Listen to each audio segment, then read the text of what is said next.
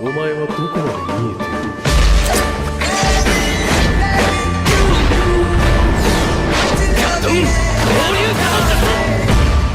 俺の死に様か。Itachi Uchiha eyed the curled-up bundle of orange on the bed with trepidation. He had been assigned guard duty for the Uzumaki, ever since the femur in his right thigh was shattered in an ANBU mission in Kusa. While Itachi was expected to make a full recovery, his supervisors had decided to err on the side of caution, and gave him an in-village mission, with minimal danger. The first few days of watching Konoha's Jinchuriki were an interesting, if somewhat tedious, chore, and the Uchiha hadn't minded doing so. Now though, Naruto was fully burrowed under 2 blankets and a thick blue comforter, furiously rubbing away the tears that kept falling down her eyes. Her angel gold hair was poking out of the top, like a spiky halo, and had the choppy, uneven, and blunt cut of an inexperienced barber. The teasing that Naruto received from her classmates about her haircut was why she was hiding away under the covers, despite the hot fire country weather outside. If she doesn't get out soon, then she may get a heatstroke, Itachi thought, unhappily. As a secret ANBU guard, he wasn't supposed to intervene with his charge, or, for that matter, form an attachment. However, Naruto was a sweet, if mischievous, girl, and Itachi could easily liken her to his foolish little brother. In the short time that he had observed her, the Uchiha realized that Naruto was optimistic, stubborn, and refused to let anything get her down, whether that be the indifference of the village or her own isolated upbringing. She rarely cried, and Itachi could admire that type of fortitude in a 7-year-old. She's still only 7 though, and children, especially the girls at the academy, can be cruel, Itachi mused. Should I? It seems that I don't have to. Naruto had stopped crying for now, and crawled out of her impromptu heat-suffused burrow. With puffy red eyes, blotchy wet cheeks, and an expression of unyielding defiance, the blonde girl shuffled into the kitchen and took out a large cardboard box. Inside, Itachi knew, were all manner of pranking supplies, from pre-made paint bombs to hijacked school supplies to homemade stained dye. That was another trait that Itachi admired. Naruto always tried to be as prepared as possible for her self-chosen crusade against bullies. It's a shame that being a Jinchuriki will push her into a frontline combat specialty, the Uchiha considered, taking out a Pocky from the package hidden in his sleeve, and taking a bite. Between her utter disregard for another person's property, advanced stealth skills, and natural talent for vandalism, the Uzumaki would make an excellent sabotager. A specialty in sabotage wouldn't get her the Hokage hat though, which was something that Naruto repeatedly, and loudly, proclaimed would be hers someday, so maybe that was for the best. Itachi didn't actually think that Naruto would become Hokage. He didn't doubt her loyalty to the village or underestimate her potential to be a kunoichi. Every other stable Jinchuriki had been S-rank after all, but the Uchiha had an estimate of her personality. Naruto thrived on action, and the minute she learned the full extent of paperwork the Hokage was responsible for, her interest in that position would drastically wane. Itachi idly returned to snacking, as he continued his silent observation of Konoha's Jinchuriki. As she began plotting her revenge against her peers, the Uchiha's previous trepidation slowly returned. Naruto's pranks occasionally straddled the line between harmless amusement and resentful humiliation, but trapping children's underclothes with poison ivy was unnecessarily cruel. It could have been one of many plans that Naruto might never employ, but, judging from the stray tear that she viciously rubbed off, Itachi doubted it. The young prodigy was aware of Jinchuriki that had been isolated to the point of madness, and wondered if he was the beginnings of one unfold before his eyes. This was a mere suspicion though, and Itachi could hardly bring it to the Hokage's attention. Even if he did, what was to be done? The Sandaime couldn't hold the girl on suspicion without validating the beliefs of all of her detractors, and the Hokage didn't have the power to force people to be kind of her. No, the underlying problem that Naruto Uzumaki would always face, that every Jinchuriki faced, was the difficulty in making a steadfast, loyal friend. I wonder if I can convince Sasuke that blonde girls are an exemption from the Kuti rule. Itachi had an unquestionable faith in the Yondaime Hokage's seal.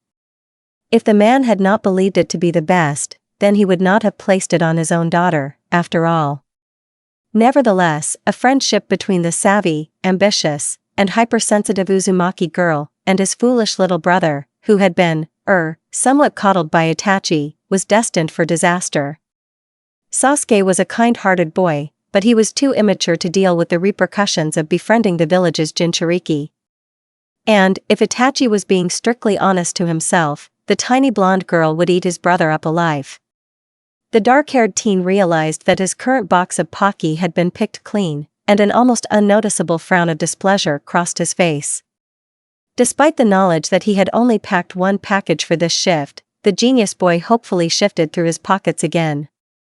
Jutsu scroll, explosive tag, kunai, shuriken, roll of bandages, a pen, his mother's usual "stay safe, I love you" note, and an idea popped into Itachi's head.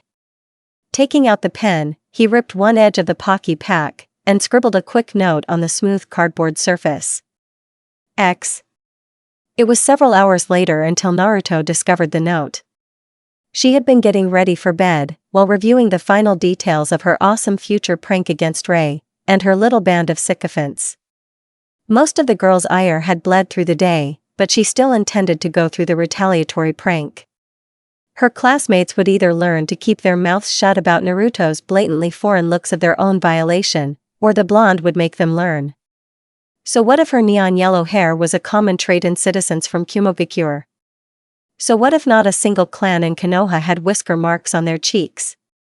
So what if she didn't know who her parents were, or that they were probably no-name refugees from the Third Shinobi War? She was Naruto Uzumaki, damn it, and she was going to be the Hokage anyway. Naruto was so immersed in her fantasies of sobbing 7-year-olds frantically clawing at themselves, that she almost missed the note on her dresser. Next to a battered hairbrush and a handful of orange candies, was a square-shaped piece of cardboard that poked her curiosity. The Uzumaki turned it around in her hand. One side had an advert for strawberry Pocky, and the other had a graceful, masculine script that far surpassed her own writing. I think your golden hair makes you look like a yosei. A yosei? Her? Someone thought that she looked like one of the immortal woodland sprites renowned for their beauty. Immediately, a deep red blush suffused Naruto's tan cheeks. She caught a strand of unkempt blonde hair, and rolled it between her fingers. The Uzumaki had never really liked her bright, eye-catching hair. It had been yet another reminder of how she was different from her classmates, with their normal brown or blonde or black hair. Even the students with more exotic colors, like Ami with her purple hair, had a subdued, dark shade, wholly unlike Naruto's searing hue. It was strange and uncomfortable and dissimilar, and, I think your golden hair makes you look like a yosei. And someone thought it was pretty enough to liken it to a mythological race of beautiful nature sprites. Naruto's blush darkened, as she studied the words on the paper again. There was a squirming feeling in her belly, but it felt nice, similar to the one Naruto got before she was about to dig into a fresh bowl of Ichiraka ramen. No one had ever complimented her hair before, but now the blonde girl had a note that proved. A note. In her bedroom. When she hadn't invited anyone over to her apartment in weeks. Naruto Uzumaki barely stifled her scream, as she spun around to look wildly around the room.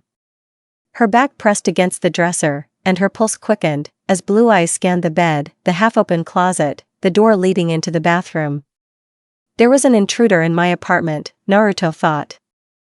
Heartbeat thudding in her ears, there was an intruder in my freaking bedroom. She wasn't the most academic of students, but Naruto had paid enough attention to the academy's tracking lessons to know that her senses were a notch above the other students. They weren't nearly as good as that boy with the purple fangs tattooed to his cheeks, but she could still learn something from them. The blonde girl took a few tentative sniffs of the air, and grimaced at the smell of unwashed laundry and rotting fruit that returned back to her. Maybe she should invest more time in keeping her apartment clean? Naruto's nose could determine a few other scents. Kunai polish, training sweat, ramen broth, and something a little like ashes and peppermint. The last two couldn't belong to the old man. He had a distinct paper and ink smell around him, and they definitely weren't hers. Unfortunately, they weren't faded scents either. Her compliment-giving stalker was in the apartment with her. Naruto was cautious, so she slowly edged out a blunt kunai from atop her dresser, and clutched it to her chest. Naruto was also reckless, because she then opened her mouth. "Come out, stalker. I know that you're here." Her reply was utter and complete silence. Feeling a bit foolish, she scowled. "Stop being a coward, and face me like a man." "I know you're here, damn it." "Nothing. Breaking and entering is an illegal offense." "Nothing. The KMPF will get involved. The Uchiha will sort you out." "Nothing. I'll gut you with my kunai." "Nothing. Please?" When there was yet another response of nothing, the blonde girl's fear gave way to a feeling of indignation. If her stalker didn't want to show himself, then she would find him.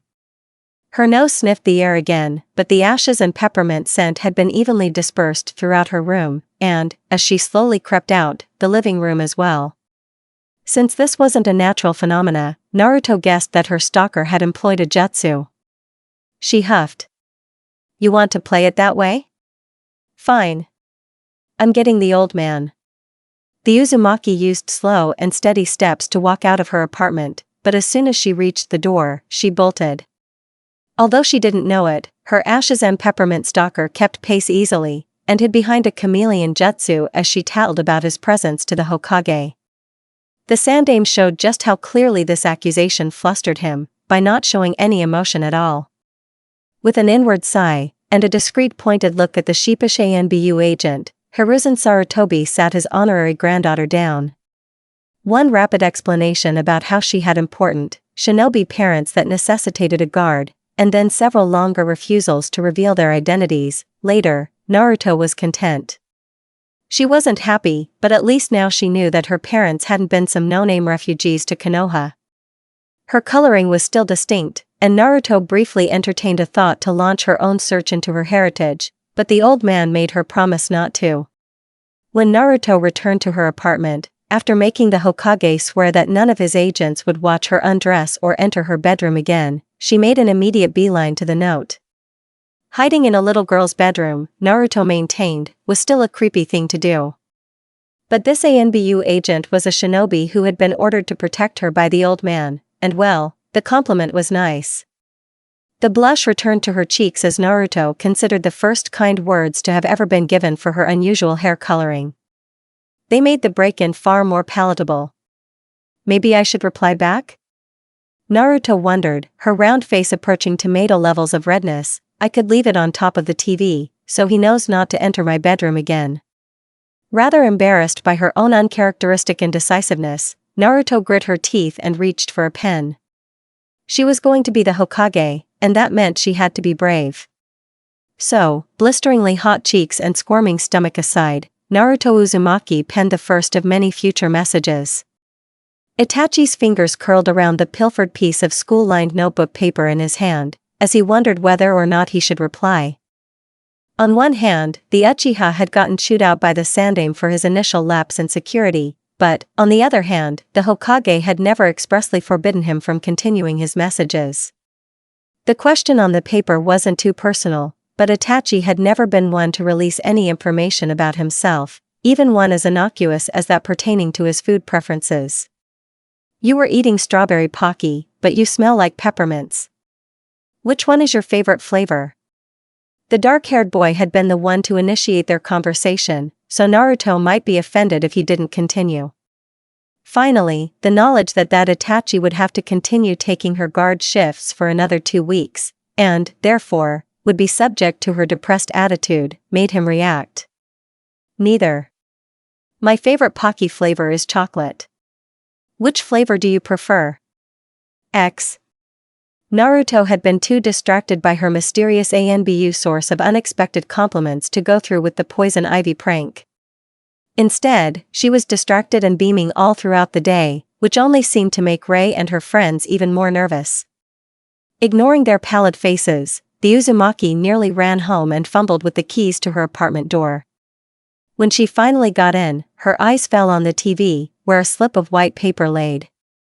As Naruto crept closer, she could see that it was an unopened box of chocolate pocky, with a note pinned neatly to the top with a senbon.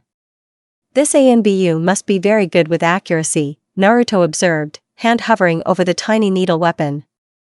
She picked up the Pocky, note and all, and fled to her bedroom, where she knew that she would be alone. Itachi Uchiha, who was forced to wait patiently in the living room, found this irritating, for reasons that he cared not to explore. Naruto carefully unpinned the senbon, and placed it neatly beside her hairbrush. She never used one of those weapons before, and wanted to observe it at length later. Then she quietly read the words on her note, with a smile on her face. It wasn't another compliment, but a question meant that he expected a reply, which was even better. Itachi was left to wait in the other room, wondering what in Kami's name, Naruto Uzumaki would spend the next hour in her room doing. She simply needed to change out of her academy clothes, did she not? How could that possibly take so long? Naruto, though, hadn't bothered to change out of her white and orange shirt or dark blue pants.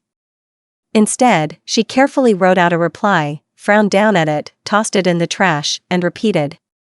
By the time she was done, a half-full trash can of crumpled balls of paper gave credence to her effort. It remained a simple question, but Naruto was still nervous as she folded it into an origami crane, and put it on top of the TV. She would proceed to glance at it every few seconds for the next hour, but it was after a moment of inattention as she made herself lunch, that Naruto realized it had disappeared. Well, the ball's in his court, now, Naruto thought, stomach fluttering with nerves. She opened up her box of Pocky, and took a tentative bite. I think that I'm making a friend. Shursui Uchiha raised one eyebrow as he came across his best friend, Itachi, in a rather strange pose. The clan's heir was staring down at a rumpled piece of paper on his lap, with a stare that was so intense that Shursui wouldn't be surprised if the paper was set aflame. If Itachi had the Mangekyo, then it probably would have burst into fire even. The older boy angled his head down as he walked forward, wanting to see the undoubtedly difficult mathematical equation or philosophical question that was stumping his genius cousin. He didn't bother to consider the ethical ramifications of poking his nose into what was certainly not his business. Shursui was a shinobi, and, more so, he was an Uchiha. This was what they did. Itachi heard his footsteps, which was typical, but then he quickly hid the sheet of paper, which was not. Need any help? Shursui offered, because now he genuinely was curious about the paper.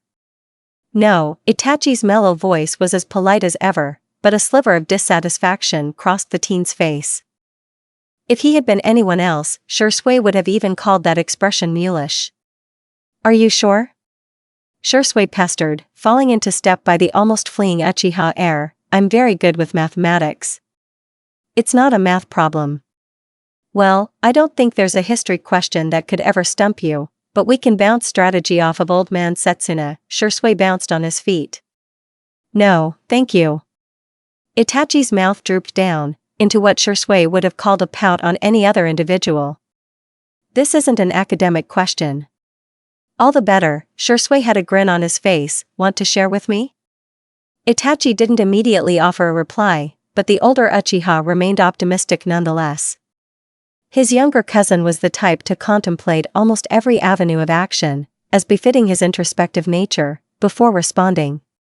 His patience was awarded when the other boy answered, almost making Shursui no shunshin trip over his own 2 feet. Shursui, what is my favorite color? I like orange Pocky, because orange is my favorite color. What's yours? Itachi had put careful thought into his response. He didn't want to choose red, because that was cliché for an Uchiha, and reminded him of bloodied shinobi and deadly fire jutsu anyway. Blue was nice, but could be linked to the Uzumaki's eyes, which might be interpreted the wrong way. Same for yellow and orange. The dark-haired teen associated green with an eccentric taijutsu master, black with assassination corpse scrolls, brown with the Doton jutsu he always had difficulty mastering, white with Uchiha morning clothes, purple with a choking body, and pink with his mother's bright cheeks when she was furious with either him or Sasuke. In the end, he had chosen a dignified, peaceful, and understated color that reminded him of the misty fog around the Naka River. Naruto did not see it that way. His favorite color is gray? I'm getting the feeling that this guy is a really boring person. There wasn't another box of Pocky waiting for her, but the note had been pinned with another high-quality senbon. Naruto carefully placed the weapon beside her sole other senbon, and penned another note. This one was far easier than the last, because the blonde girl had spent nearly the entirety of her class dawdling potential questions in her notebook. The academy sensei didn't call her out on it, since none of her teachers particularly liked acknowledging her existence, but Naruto had been too absorbed in her own giddiness to care. On another note, Rei Fukui and her friends had never been more creeped out than by the cheerful grin on the deadlast's face. My favorite food is ramen, especially the miso ramen at Ichiraku. My least favorite food is vegetables. What foods do you like or dislike? X. There was a sense of relief as Itachi looked down at the next message. This was one that didn't trigger an identity crisis to reply to. My favorite foods are cabbage and onigiri with seaweed in it. My least favorite food is steak, but that's unfortunately what I'm eating now. You should try more vegetables. They're necessary for a healthy body, and they don't taste too bad if you decide to steam or stir-fry them. What's your favorite part of the day? Mine is early in the morning, before anyone else is awake. Itachi, I told you that there's no paperwork allowed on the dinner table. The matriarch of the Uchiha clan's usual melodic and polite tone had hardened with irritation. Dinner is a time for us to come together as a family, and I refuse to tolerate any work done at that time. Yes, Kaa-san, Itachi replied, folding the paper up and slipping it into his pocket. He didn't bother to protest his innocence, as Mikoto turned her sharp gaze to her sheepish husband. That goes for you too, Fugaku, the woman scolded, put that police report away. Yes, Mikoto, Fugaku Uchiha, head of the Uchiha clan and chief of the KMPF, sighed. Good, Mikoto looked satisfied. Now, Sasuke, why don't you share how your day at the academy went? Itachi focused his attention on his younger brother's excited story, as he returned to picking at his steak. Once or twice though, his thoughts flickered to what his new pen pal's reply would be. X. Onigiri was a dish that was simple enough even for Naruto, so she decided to make a batch of them with purple cabbage and salted seaweed. There was an initial problem with her neglected rice cooker. The vegetable in question had to be tracked down at the nearest grocer, and her kitchen was a mess afterward, but it was finished. Itachi watched the young girl's attempt at cooking, feeling somewhat flattered by her effort, and took her rummaging through her fridge, as a chance to add more salt to the rice bowl. He preferred his onigiri to be on the salty side. Naruto's sticky rice balls were a little deformed, and tufts of purple could still be seen sticking out, but she was mostly satisfied. The blonde girl carefully positioned it beside her small TV, and placed her latest reply next to the plate. I know that vegetables are healthy, but I still don't like to eat them. Maybe I'll try to stir-fry them next time, and see if that tastes any better. My favorite time of the day is just before nightfall, when I can look down at Konoha from the Yandame's head.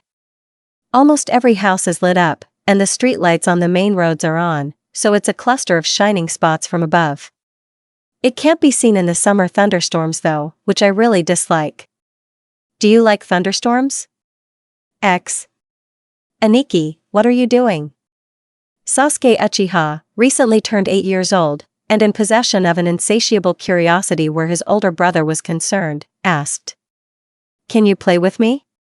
In a minute, Sasuke, Itachi answered, a gentle smile crossing his face as he saw the happy child. This injury had given him the unexpected benefit of spending more time with his little brother. I need to complete some ANBU work first. Meaning that another note had to be devised for Naruto, because any actual paperwork for the most secretive military force in Konohagakure was done in headquarters. Nevertheless, Sasuke's eyes lit up, and he tried to peer around his brother's arm. That's so cool, Aniki, was the younger Uchiha's enthusiastic reply.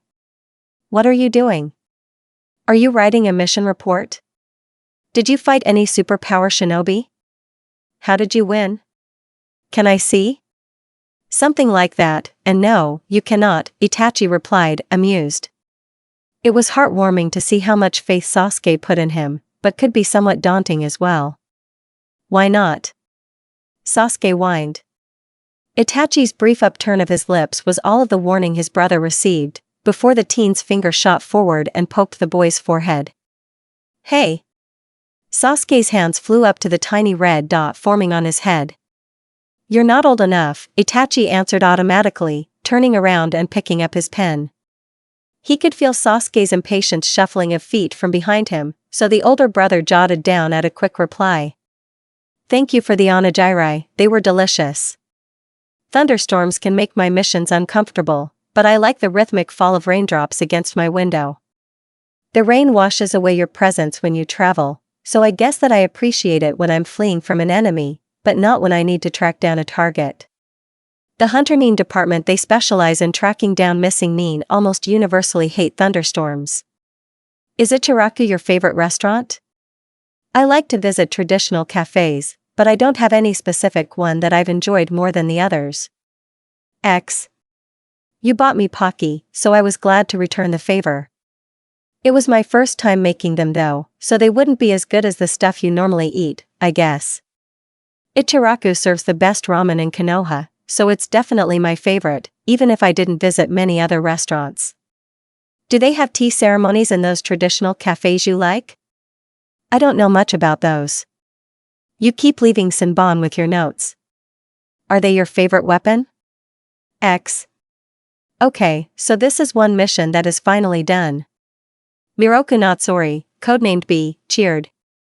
This assassination had been relatively short, since the target resided in the daimyo's court, but the corrupt noble's paranoia had made it stretch out to nearly a week's time. "Let's go to Sayuri's bar." It's Itachi's turn to choose the post-mission meal, Yugao Yuzuki, codenamed Cat, reminded him. Along with their team captain, Kakashi Hataki, codenamed Dog, these four made up ANBU Squad 6. "That's true," Kakashi hummed, non-committally, "we'll go where he wants to." "Ah, but Itachi never makes a choice," Miroku groaned, referred to his mostly silent, dark-haired companion, "we'll end up going to Sayuri's anyway." Nevertheless, it's still Itachi's turn, the purple-haired woman refuted. "Itachi, do you have any venues to suggest?" "I would like to go to Ichiraku Ramen," the Uchiha answered quietly, ignoring his teammates' reactions. Miroku's mouth dropped, Yugao did a double take, and Kakashi even looked up from his hentai to lazily blink at him. "What? You're finally offering a restaurant for the first time ever?" Miroku's voice dripped with shock. "I definitely have to see what this Ichiraku Ramen has to offer." 10 minutes later, a pretty 13-year-old brunette was blushingly handing a bowl of miso ramen to the indifferent Uchiha heir, while Miroku grinned knowingly from beside him. Once again ignoring the less than professional attitudes of his team, as even Kakashi's eye curved upwards happily, Itachi split apart his chopsticks. He took a few bites and decided that, while he had no personal love for ramen, this meal had been well prepared. Inside of his pocket lay his next note to Naruto. "I'm sorry that it took so long for me to reply. My team and I had to go out on a mission, and I wasn't able to keep in contact with anyone at the village. As for your question, Senbon are useful tools for medical purposes, but I don't use them often in missions. They have minimal piercing power, and I prefer shuriken and wire to hold my enemies down." "Why do you like to prank people?" X. Naruto Uzumaki had been far quieter than was her habit after the ANBU notes had abruptly stopped. Her morose attitude had been so uncharacteristic that Takemiya-sensei even called her up to his desk after class to ask if she was okay. The blonde had mumbled something indistinct, and then fled home. When she entered her apartment, it took over an hour until she saw the brown paper-wrapped package balancing precariously on her TV. A little shocked, she picked up the package and brought it to her room, while the bearer of an ashes and peppermint scent sat on the building across from hers. A book on tea ceremonies? Naruto thought, messily tearing the package up, and a box of senbon. She was less pleased to read the slanted script of the accompanying note, but had to reluctantly admit that monopolizing her ANBU guard's time was improbable and selfish. The blonde girl had begun to write out a reply, when she unexpectedly paused. "How honest do I want to be?"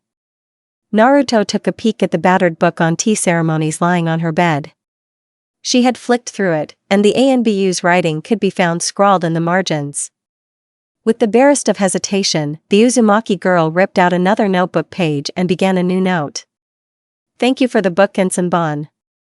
I like to play pranks because they're challenging and fun, but also because it's a good way to get people's attention. For some reason, most of the adults pretend that I don't exist, but when I prank them, they at least pay attention long enough to yell at me. Why are you sending me notes? X. Itachi Uchiha was an individual that regularly questioned his past actions and present decisions, in an attempt to secure the most beneficial future.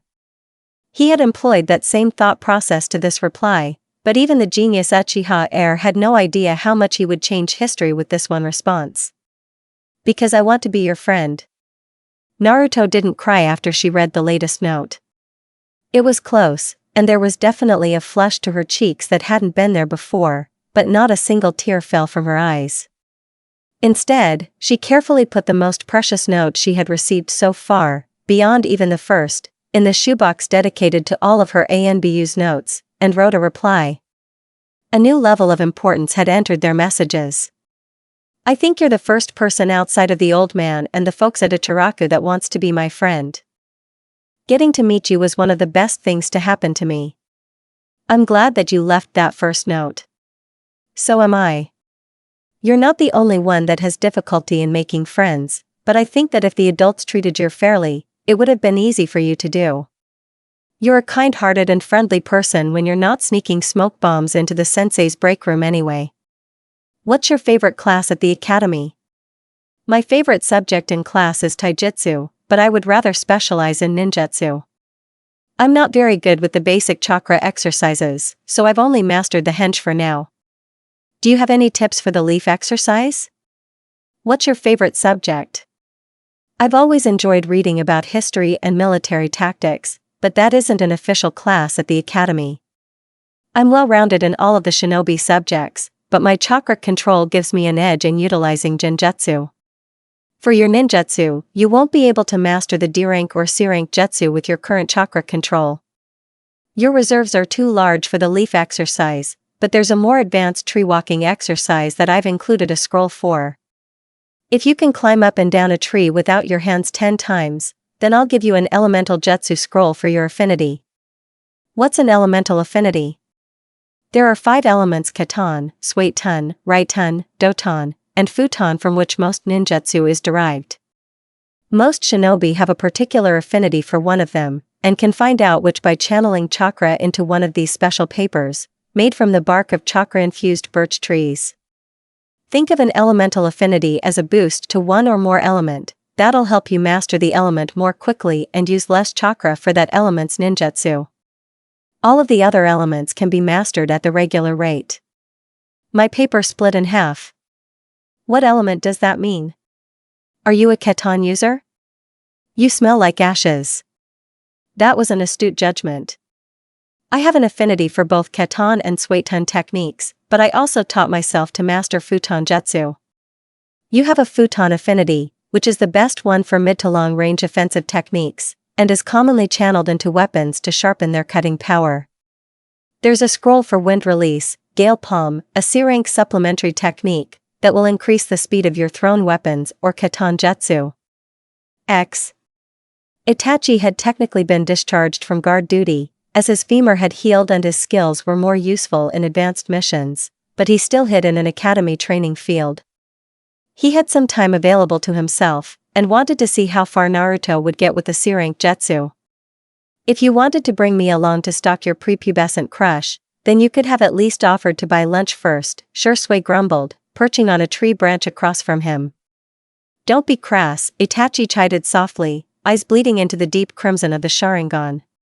His dojutsu allowed him to visibly observe the silver-tinted wind chakra the blonde girl was drawing to her palms. Her chakra control had improved notably through the tree-walking attempt, a skill mastered as much through bull-headed determination as anything else, but her hand signs were slow.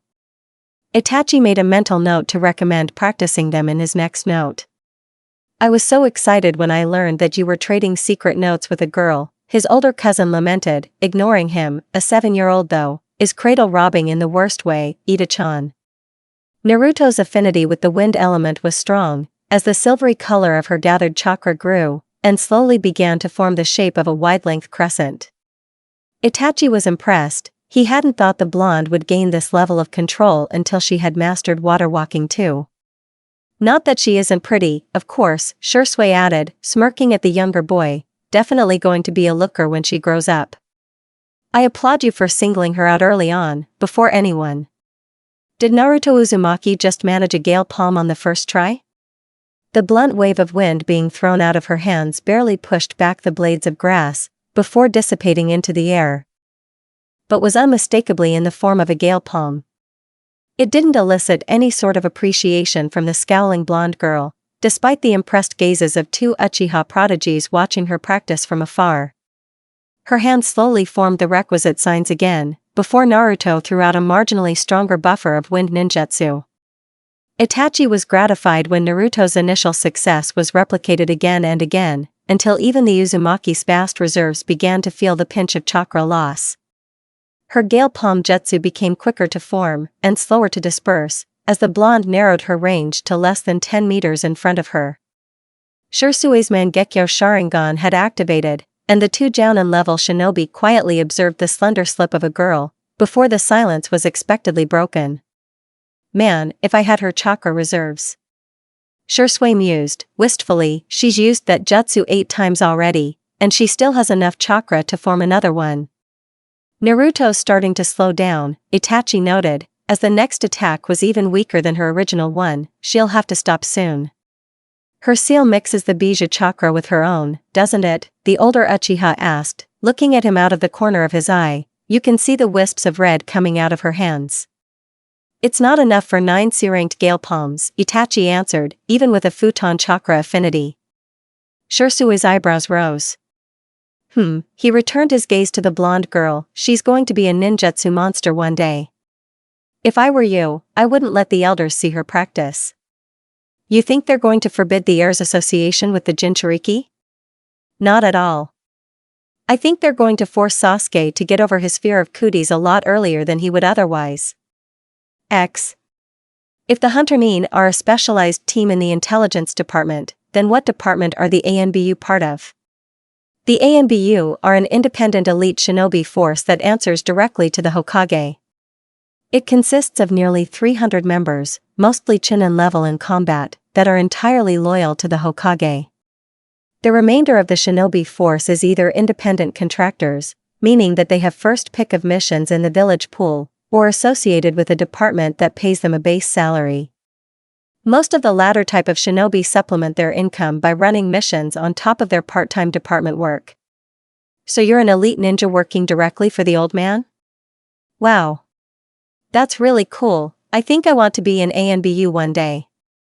So, if you're part of an independent task force, then would you know the different types of departments in Konoha? Well, I'm not that good.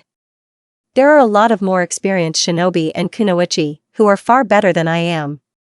You may be one of them even if you work hard and keep practicing your chakra control exercises. The next one for you to try is the water walking technique, which I included below. The intelligence department is probably the most important one, as it consists of the Hunter Nin, counterintelligence, cryptographers, diplomatic corps, and torture and interrogation teams.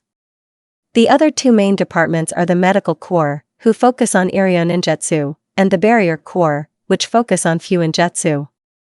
You'll find more information on them, and the other groups in Konoha, in the organization and logistics packet below.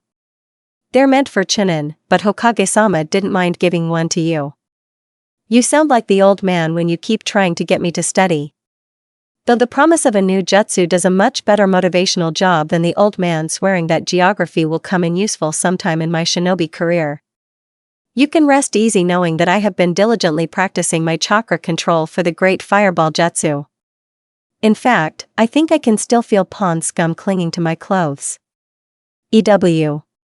By the way, do you know why the Naidame attacked Kumo from the Land of Haze during the Second Shinobi War?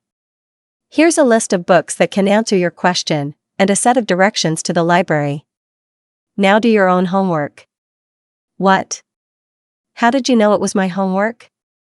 There are no ashes and peppermint scents in my apartment. So you couldn't be guarding me now. I see all. I know all. X. There was the barest hint of a smile on the Uchiha heir's face as he read Naruto's latest accusation about his non-existent Hyuga heritage. The claim of having all-knowing eyes had caused the blonde girl to jump immediately to that conclusion, though he only knew because Sasuke had the same assignment that week. Itachi hadn't made it any easier by protesting otherwise. Maybe I should claim to be an Uchiha in the next note? Itachi mused, a near-silent chuckle escaping his lips. If that doesn't convince her that I'm a Hyuga, then I don't know what will. The light pad of footsteps outside of his door had the dark-haired teen look back, but, rather than the cheerful little brother he had expected, his mother walked in. Slowly, almost casually, Itachi tried to put his note away, but Mikoto Uchiha's keen ash gaze lingered on the flash of white paper. Itachi, what do you have there? Mikoto asked, an inquiring tilt of her head suggesting that a response was to be imminent. Paperwork, her son replied shortly. Unfortunately, for all that Itachi Uchiha was a talented liar, he was not so good as to fool the Jounin-level mother that had raised him from the cradle. At home? The Uchiha woman's eyes continued tracking the paper in his hand. That looks rather short. Is it a note? Shursui asked me to meet him for a training session this weekend, Itachi answered. Why lie about something your older cousin asked you to do? And since when does Shursui leave notes? Mikoto's voice was filled with doubt. Another idea occurred to her, and a certain glint entered those ash-toned eyes. Is that message from a girl? Itachi mouth opened to form a refusal, but his mother must have seen something on his face that he wasn't aware of displaying, because she happily squealed. My little boy is exchanging love letters? That's so romantic, Itachi-chan. Who is she? The dark-haired teen's eyes flickered to the window, and his mother's immediately followed them.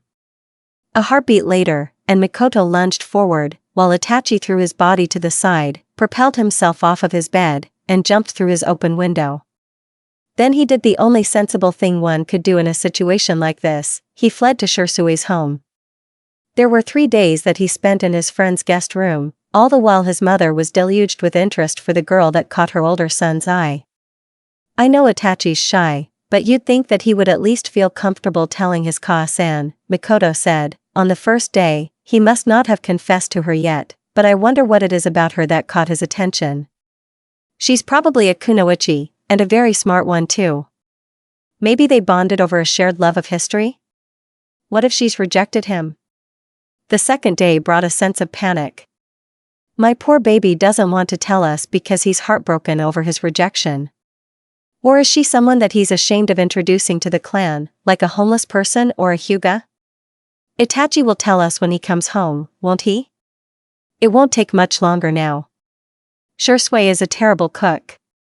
Why didn't Itachi come home yet?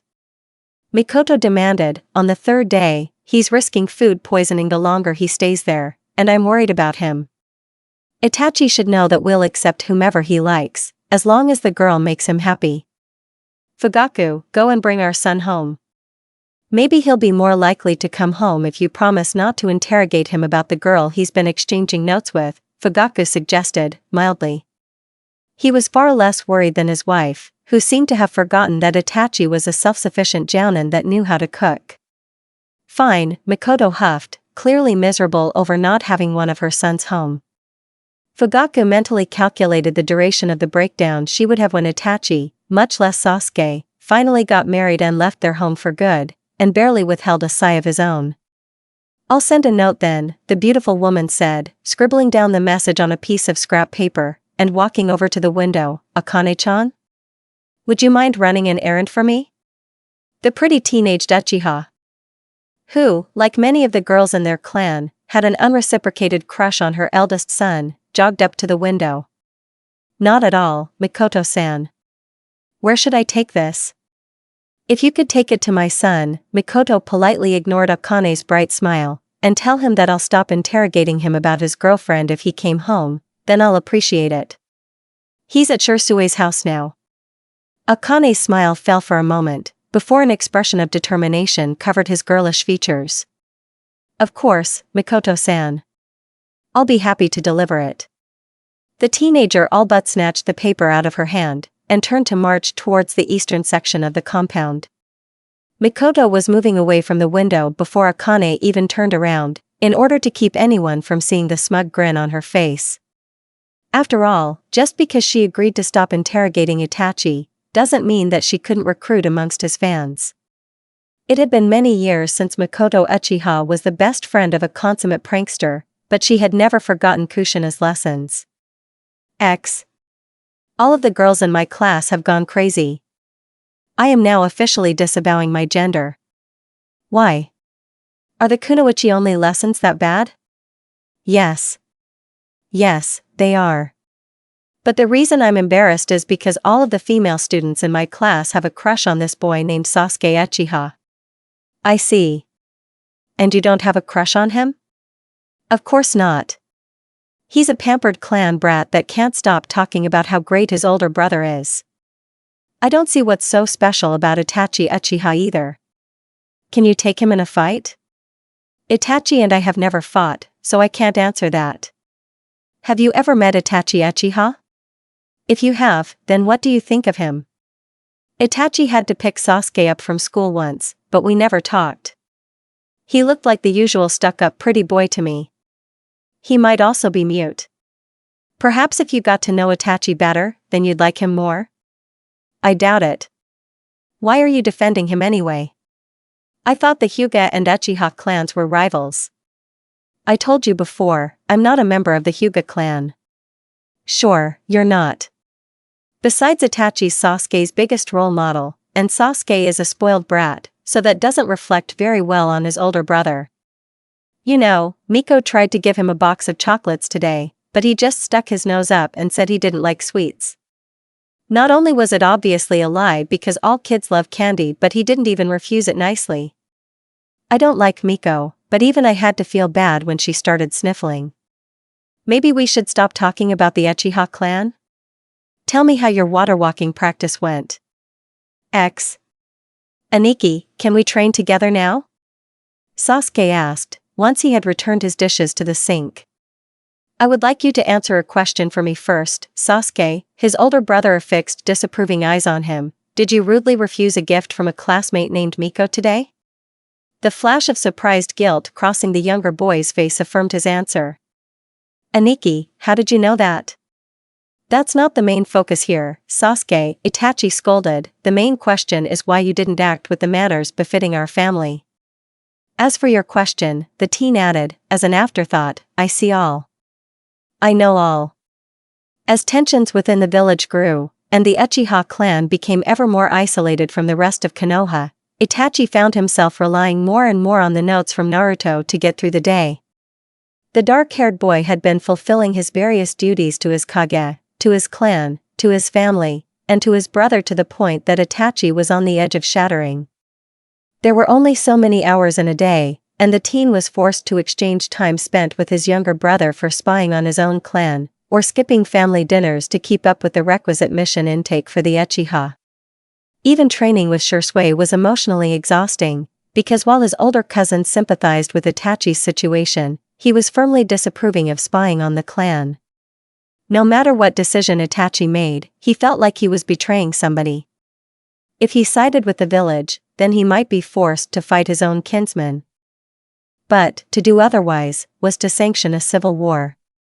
The teen knew that the Uchiha clan had legitimate complaints, because they had been slowly pushed out of village affairs for decades, but a coup d'état would lead to the outbreak of the Fourth Shinobi War. Not to mention that they were likely to be defeated during their revolt, and cause several council members, such as Danzo, to advocate for the worst possible punishment. All of these tensions were weighing down on Itachi, and the 13-year-old's response was to become ever more withdrawn in public. He had never been particularly social before, but tolerating Miroku's lewd comments or Yugao's well-intentioned mothering, through the facade of the aloof Uchiha air was maddening. In these difficult times, Naruto's innocent friendship and guileless affections were nearly addictive. She didn't know that he was the Uchiha heir or the ANBU prodigy, and thus, held no previous conceptions of him.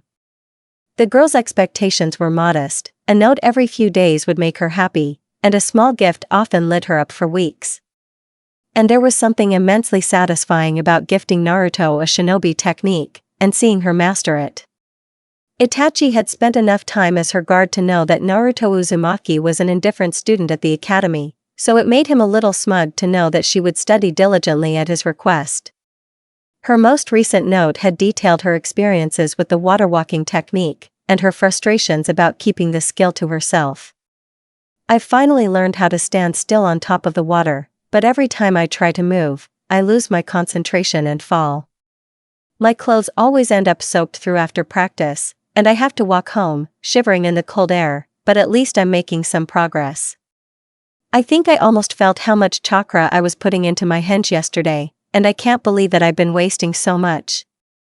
Between water walking and tree walking, my chakra control has improved by leaps and bounds, though I still can't get that stupid leaf to stick to my head. That Team Uchiha thinks he's so great, because he can balance 4 leaves now, but I bet that I'm the only kid in the academy that can walk on walls. I'd love to show him that, and wipe that smirk off of his annoying, team face, but that's impossible for now. I'm not going to get you in trouble for teaching me a Chunin skill, and it's kind of funny that all of the other kids are mocking me for my leaf, when I know that I have a way more awesome technique to practice in secret. Let the team call me inferior after seeing them.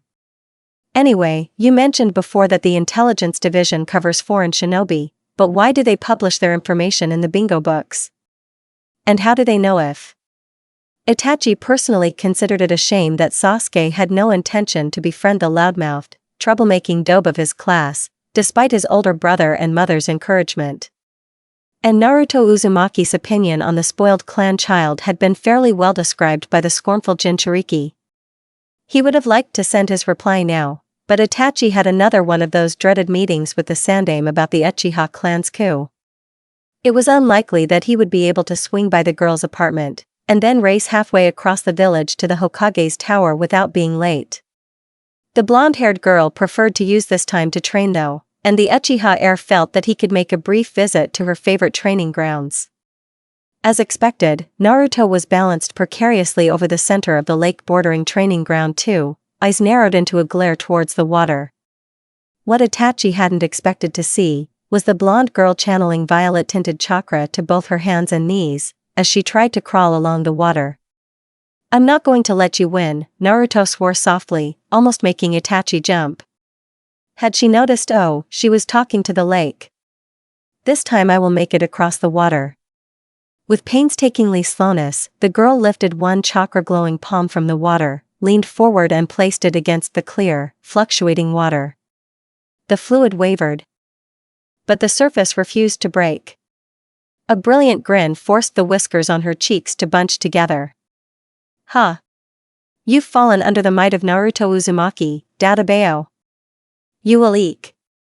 The chakra pooling under her left knee chose then to snap, causing one limb to sink into the water, unbalancing the others, and ultimately, causing the blonde's waifish body to tumble into the lake. Bubbles formed above her position, as she was fully immersed, before Naruto's head broke the surface of the water. Sputtering and rapidly blinking the water out of her eyes, Naruto Uzumaki let loose a litany of curse words that Itachi had only ever heard from Shisui before. How very ladylike of her, the dark-haired boy thought, hiding a grin. When Naruto was done painting the air blue, she swam back to land, and wrung the water from the bottom of her shirt. Then the Uzumaki bared her slightly longer than average fangs at the lake, rather like an Inuzuka, before returning to her stumble-crawl method.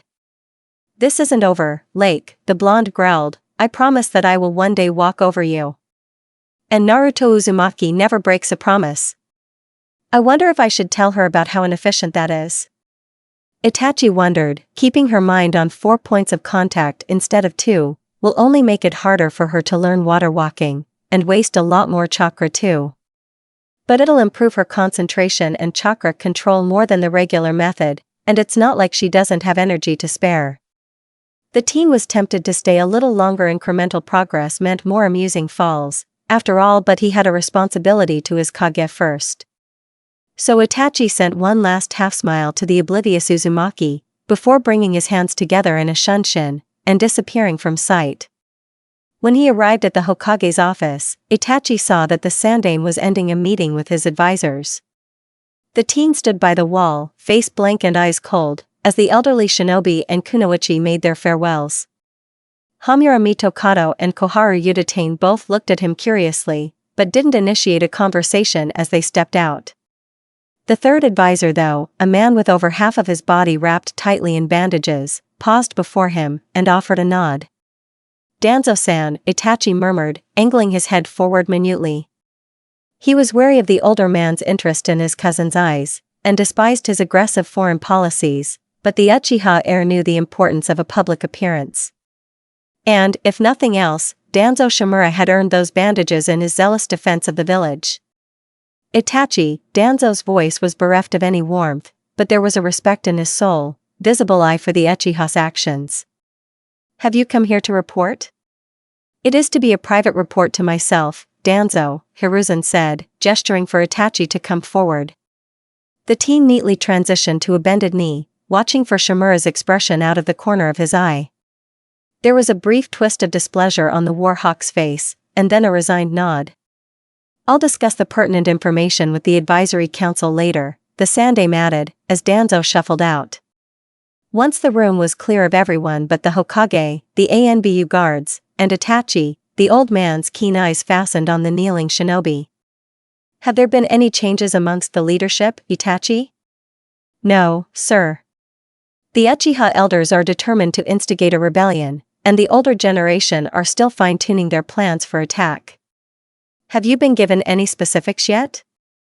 "My heir status only affords me vague descriptions of the plans. They do not trust me enough to bring me further into the council's confidence. As a whole, the younger generation are not being brought into any plans for the coup. A plausible defense for the future of the clan, then. Are there any members of your generation that will rebel against the elders' dictates during the coup?" I do not think so, Hokage-sama. Shursui is the only one both observant enough to know of the coup, and powerful enough to risk the clan's censure. Many of the other ninja are dissatisfied with the village's suspicion, and may support the clan's rebellion. "And Fugaku? My father was not one of the early supporters of the idea. But he believes that a rebellion is inevitable. He's currently working on plans to minimize the damage to the clan when they attack." It continued on for over an hour, as Itachi listlessly replied to a series of questions that he had answered over and over again. There had been no serious progress with his clan, since the last time Itachi had to shamefully acknowledge his father as a traitor to the village. And his frustration and embarrassment was merely exacerbated by his inability to save his own family from themselves. "Continue to monitor the situation, and inform me of any developments in the future," Hiruzen Sarutobi finished, signaling the end of the teen's report, "and I thank you for the work you've done." The Uchiha's mouth tasted like it was full of ash as he left the room. The Hokage's gratitude was misplaced. Itachi hadn't been able to do a single thing for either Konoha or the Uchiha. The dark-haired boy regained a shred of composure as he placed his note on Naruto's small TV. A box of chocolate Pocky laid on the black metal, presumably for him, and that drew a smile as Itachi headed back home. The air of lazy contentment surrounding the teen prodigy, as he snacked on the treats, was unusual enough that it drew the attention of several of his clansmen. "By the blessings of the kami, Mikoto was telling the truth," one of the older matrons exclaimed, astonished. "Little Itachi-chan really is hiding a girl from the clan." "Shursui claims that the girl is a ninjutsu prodigy," her companion said, conspiratorially, as Itachi's best friend, he would know, of course. "Says that the girl's a real beauty. Must have just spent some with her then," another matron contributed, laughing. "Never thought I would see Fugaku's boy so relaxed before."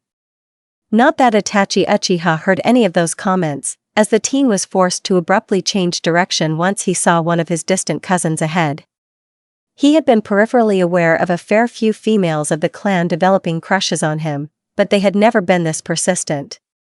For some reason, many of them were convinced that he was interested in finding a girlfriend now. "I don't know how, but this is Shursui's fault, somehow," the Uchiha griped inwardly, swearing that he would have his revenge. Shino Aburame was disposed by nature to be an observant child. That he was also a socially awkward and introverted child deepened his inclination to study his classmates from afar. He had many new peers to observe today, as the recent advancement tests had led to an academy-wide shuffle of students. His class had received an influx of new students from one level above and below his own. In this event, lied an opportunity for the guarded Aburame heir. He had been encouraged by his father, the Aburame clan head, to seek companionship amongst his peers, which was an endeavor that often left Shino unhappy. Many of these students would become his comrades in the future, but, as of the moment, they reacted with a child's instinctive disgust at his allies. This phenomenon was mostly restricted to the civilian students, but even clan children, like the Yamanaka heiress, had vocally denied the Aburame's company. Shino suspected that his distant demeanor and bulky overcoat contributed to this disquiet, but he could not compromise on these factors. Eye contact was also very important for the development of emotional bonds, as it inspired familiarity and trust, but Shino was rather attached to his sunglasses. He remained a shy child, and the thin plates of tinted glass served as a barrier between him and his fellow children's contempt. However, the Aburame still thought that he would like to make a friend, and was willing to make another effort to do so.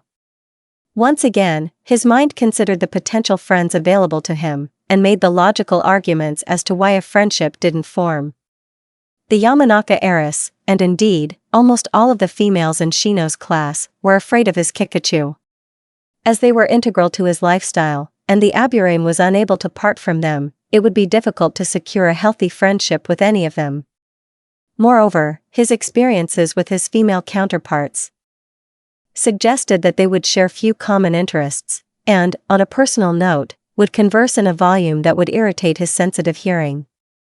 The former reason applied to many of the male civilian students in the class, as well, and the latter certainly applied to the boisterous Inuzuka. Shikamaru Nara and Choji Akimichi had neither issue, but Shino was too diligent to enjoy their more slothful activities.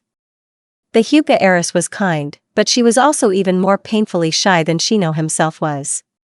Sasuke Uchiha, in turn, had been well-mannered but aloof, skilled but arrogant, and too attached to the limelight for Shino's comfort. Besides, Shibi Aburame had requested that he avoid the other boys' company for some reason. One of the few female individuals that did not seem to like the Uchiha boy and, for that matter, seemed to actively dislike him was a civilian, orphan girl. Naruto Uzumaki was the loudmouthed, troublemaking dope of the class, but, from Shino's observations, she should have lost that title months ago. The blonde girl may have been demoted from the class above them, but that was due to her decision not to take the advancement exam, not because she failed. Her class standing was still low, but the dubious honor of the dead last title belonged to the genius slacker Shikamaru. The Uzumaki wasn't nearly as loud or disobedient as the older students claimed either. Shino had seen one ingenious prank attributed to her so far, but the girl was a lone wolf that hurriedly left the academy as soon as the bell rang. Shino wondered where she was going, and why she was in such a hurry to go there.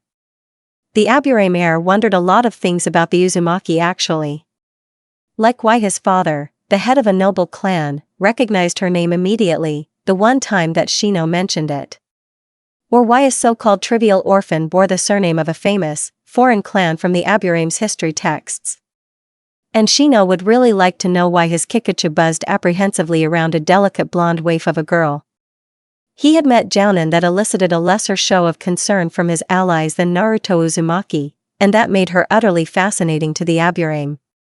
She's not the best student, but she's not a fangirl either, Shino mused. Her chakra pools are large, and she's determined to become a powerful ninja, so it is likely that she will graduate.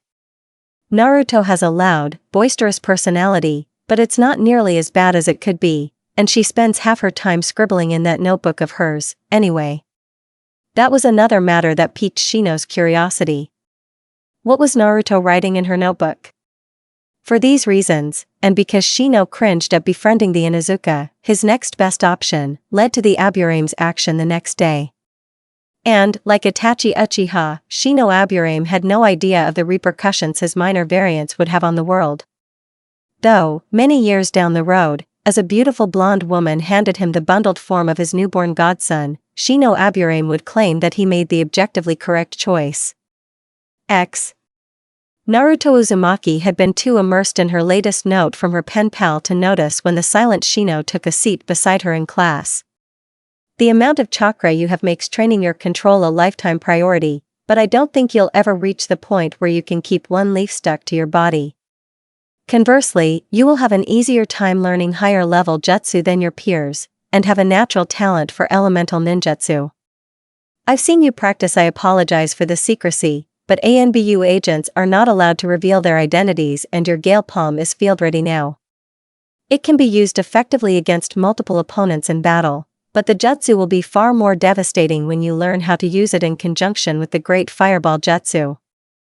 On a side note, your vocal display of displeasure during the water walking exercise is another effective tool against enemy shinobi. I would still caution you to keep those skills to yourself for now. Deception is the cornerstone of shinobi life, and a hidden ace or two may draw the line between survival and death one day. Also, while the Hokage has not explicitly forbidden your training, it would not be to our advantage to flaunt your knowledge. And I'm sure that the Uchiha boy did not mean to belittle your shinobi skills. The bingo book only publishes the basic information available to almost every shinobi village, and does so for multiple reasons. One benefit is that Konoha receives more prestige if another village labels a leaf nin with a high ranking, and vice versa. Another benefit mitigates diplomatic crises by clearly labeling missing nin, and yet another is to provide incentives for the successful capture/death of Konoha's enemies. They're also a good way to spread intelligence of foreign shinobi amongst the ranks, which lowers the risk of coming across specialized opponents on the field. The blonde girl couldn't help but compare this half-page of detailed information, genuine encouragement, and even restrained teasing, to the one-lined compliment of her first note. The Uzumaki still treasured the first kind words to ever be directed at her messy, tangled, neon yellow hair, but was even more glad to have reached this level of closeness now. Though the Yosei comparison was never too far from her mind, as her initial reaction to this note had proved.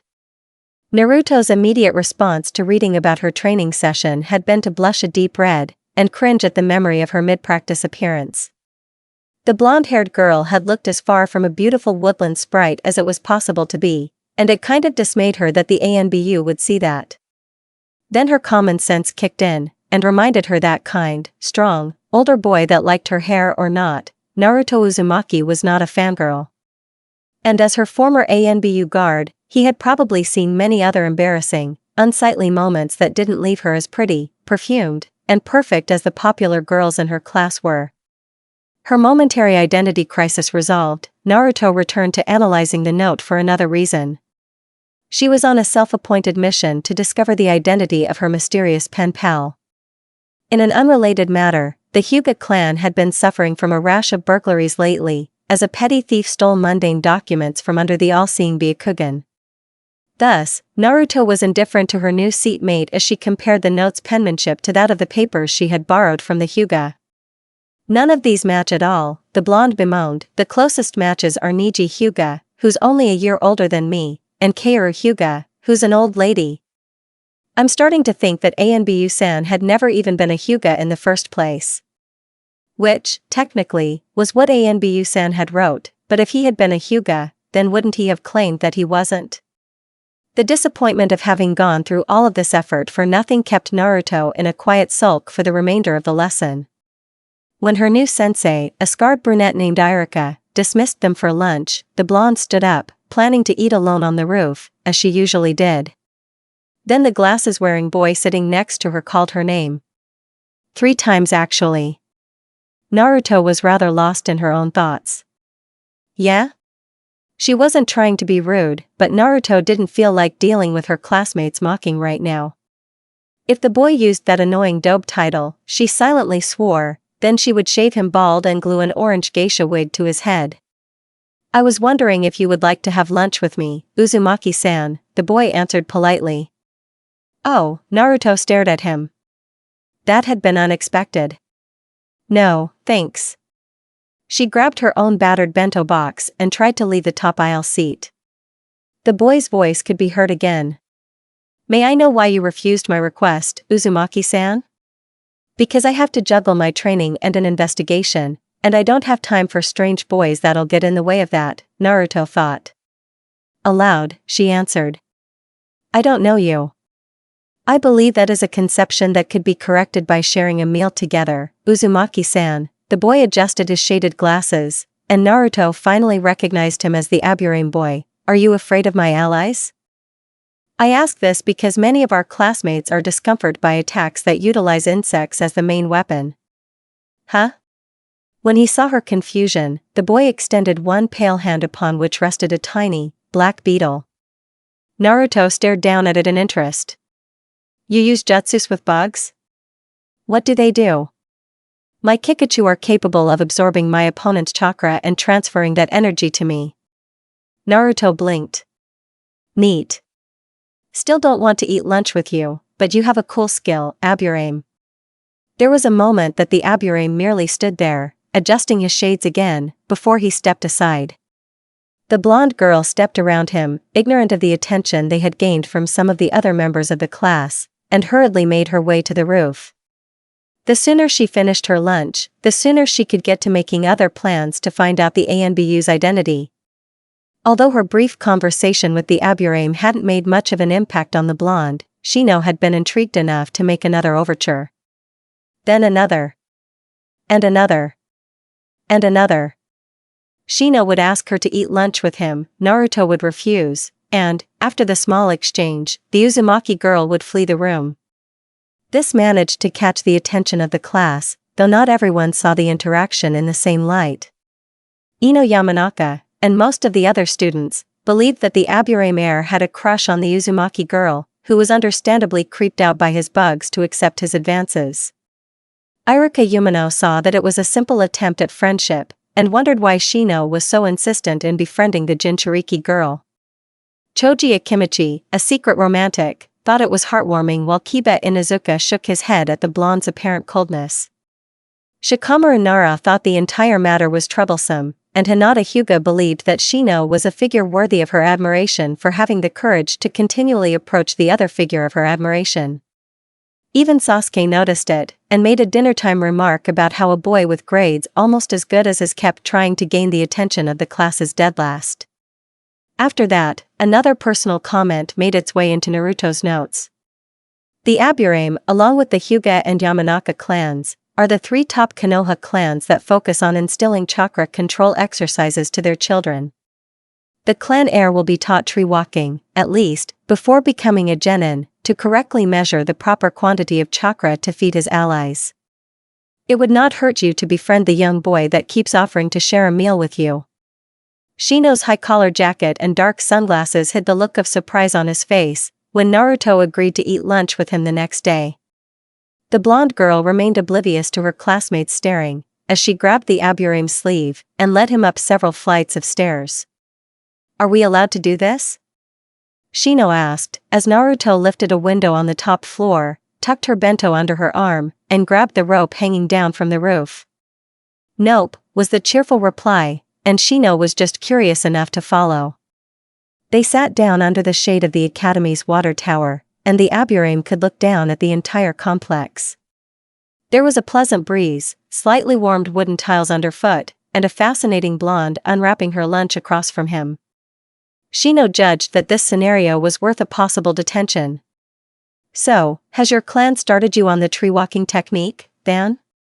She knows about an advanced chakra control technique, Shino observed. Uzumaki Naruto is a very curious girl. Shursui Uchiha had never liked the police draft Uncle Fugaku would pull every time the KMPF found itself with more cases than available officers. Mostly because it was a pain to break into police headquarters every time, in order to burn his own name slip from the random draft pick. However, this time fate in the form of an irate Itachi had worked against him, and his name had been drawn. Specifically, every single slip in the lottery had Shursui Uchiha written on it, which was the kind of blatant meddling that the higher-ups would ignore because this was a ninja clan and only one officer was needed anyway. Shursui had yelled at his younger cousin, Itachi had snapped back, and, after a confusing exchange of accusations, they agreed that this was Makoto Uchiha's fault. But the damage was done, and Shursui had been slotted for the Hyuga burglary case. As a means of apology, Itachi had offered to help him with it, and the older Uchiha was vengeful enough to accept. Now, the two teens were facing Hayashi Hyuga, who seemed remarkably unconcerned about the thief that was making a mockery of the clan's dojutsu whilst stealing his family's possessions. And the thief mainly stole grocery lists? Shursui repeated, in disbelief. He checked over his notes again, and saw the absurdity of the stolen documents. To-do lists, old receipts, homework papers, and teen poetry could hardly bring down the powerful Hyuga clan. I believe I've already said that, Hayashi responded, taking a graceful sip of his tea. Many of them have been returned, but we suspect that the thief plans to steal from us again, tonight. I see, the messy-haired teen said slowly. Hayashi-sama, do you happen to know who the thief is? The head of the Hyuga shrugged. It was quite possibly the only gesture of confusion that Shursui had ever seen that managed to be graceful and confident. My suspicions are unfounded, he demurred. I'm sure that any information you offer could be of help to us, Shursui said, barely stopping himself from gritting his teeth. My own experience does not lend itself to an investigative mindset. Despite Hayashi's level tone, Shursui had the feeling that the older man was laughing at him. Then the man's unnerving pale eyes swiveled towards Itachi, and a smirk crossed his face. I will leave you to your work in peace then. Asshole wants us to stay up all night watching his house, the older Uchiha thought, grumpily, as Hayashi stood up, and gave them graceful nods of farewell. I did not think that Hayashi-sama would be so petty, Itachi noted, silently mimicking his older cousin's actions, as Shursui stood up, stalked outside, and jumped onto the roof. The two sat near one another, on the senju-grown trees next to the house, prepared for a long night of nothing. A short individual, dressed entirely in black, with a few strands of blonde hair escaping from her hat, sneaking across the Hyuga grounds was not what they had expected. Itachi? Why is your girlfriend stealing grocery lists from the Hyuga? Shursui asked, once he had broken through his shock. She's not my girlfriend, Itachi corrected, having instinctively pressed into the dark pools of shadows formed by the trees. And I don't know what she's doing here. I don't think Uncle Fugaku could bear to meet his future daughter-in-law in a prison cell, Shursui continued, blithely. Though I can see why it would be the height of teenage rebellion for a police officer's son to date a noted lawbreaker. She's not my girlfriend, Itachi sighed, and we can't arrest minors. You can't just give her special treatment because you like her, Shursui hissed, ignoring him. We have time-honored traditions for this, and you haven't even extorted the bribe money yet. When there wasn't another refusal of the relationship that Shursui fully expected to occur one day, the teen turned to where his cousin had been hiding. Itachi wasn't there anymore, and a brief scan of the horizon showed him stealthily following the Uzumaki girl. Since his night had quickly turned from boring to amusing with the blonde's appearance, and this was technically his job at the moment, Shursui decided to follow. The messy-haired teen thoroughly enjoyed the next 2 hours of watching Naruto return various useless papers to the Hyuga clan members, while teasing his younger cousin about the pretty thief that had stolen his heart. Itachi bore the teasing with all of the stoicness he was known for, while inwardly questioning how his means of revenge had backfired so badly on him. Unaware of either Jounin-level stalker was Naruto, who completed her tasks and then happily swiped the plate of cookies conveniently left out on the clan head's kitchen table. Hayashi Hyuga cloaked his eardrums in a thin layer of chakra, temporarily increasing their sensitivity, and allowing him to hear the elder Uchiha's jibes to the younger one about his love life. It was rather amusing, and even more so, when they saw the baked goods that Hayashi had instructed his chef to leave out for Minato's daughter. The head of the Hyuga clan had been momentarily taken aback when one of the branch members on patrol had entered his office with the news that an academy student was sneaking around the premises and stealing old papers from the clan. The strange choice of theft, as well as the identity of the thief, had led the man to seek Hayashi before apprehending the girl. Hayashi had responded by telling his concerned clansmen that it was a test he had devised on securing important documents, and that they had failed terribly. Naruto had managed to break into 5 houses, before she was caught by a lucky guard, after all. Then he decided to use these strange, but harmless, thefts for his own advantage. The main one was that he was able to increase his clansmen's own perceptiveness and vigilance, with minimal loss. Another advantage was that he would be able to draft an Uchiha policeman to stay up all night for an academy thief, which was petty, but amused him greatly. And when Itachi Uchiha was one of the 2 police officers sent to him unusual, since he had only expected one, Hayashi was able to explore a growing suspicion. According to his daughter, who had the poor, if occasionally useful, habit of stalking the Jinchuriki, the Uzumaki was receiving notes from an ANBU member with a masked description matching the Uchiha heirs. Hinata was intensely jealous of this unknown ANBU, who was able to interact with her idol without the awkwardness of face-to-face conversations, and complained extensively to him. Well, complained in a manner that only his kind-hearted daughter did, wherein she tearfully hiccuped vague threats and ate her weight in cinnamon buns. Hayashi had formed his own suspicions from that, and this night had proven them true. Fugaku's boy was indeed romantically inclined towards the blonde girl, and, in a stunning display of forward thinking, was courting her before any child her own age would think to do so. Since the child had repeatedly rebuffed Shibi's son, the Uchiha clan had indeed managed to secure the girl's affections, and subsequently, the Namake's name, fortune, and clan techniques. It was a shame that Hayashi hadn't thought to push Niji in that direction before. Well, it was too late to make a play for the young girl now. His nephew was a talented boy and a prodigy in his own right, but he wasn't ANBU at 11 Itachi Uchiha either. 1 point to you, Fugaku, Hayashi admitted, grudgingly. Stealing the Yandame's daughter, before she even graduated the academy was a masterful move. Shibi Aburame had been having a strange day. This had occurred precisely 12 minutes after he reached the 4th floor of the Hokage Tower for the weekly meeting of the Konoha Council. The man with the high-collar tan coat had taken the second seat on the left side of the sandame, signifying his clan's noble status and prolonged dedication to Konoha, when Hayashi Hyuga coughed gently next to him. Shibi had turned to offer his greetings, as was customary between the 2 men with complementary abilities, whose clans had worked extensively with one another, when the first oddity occurred.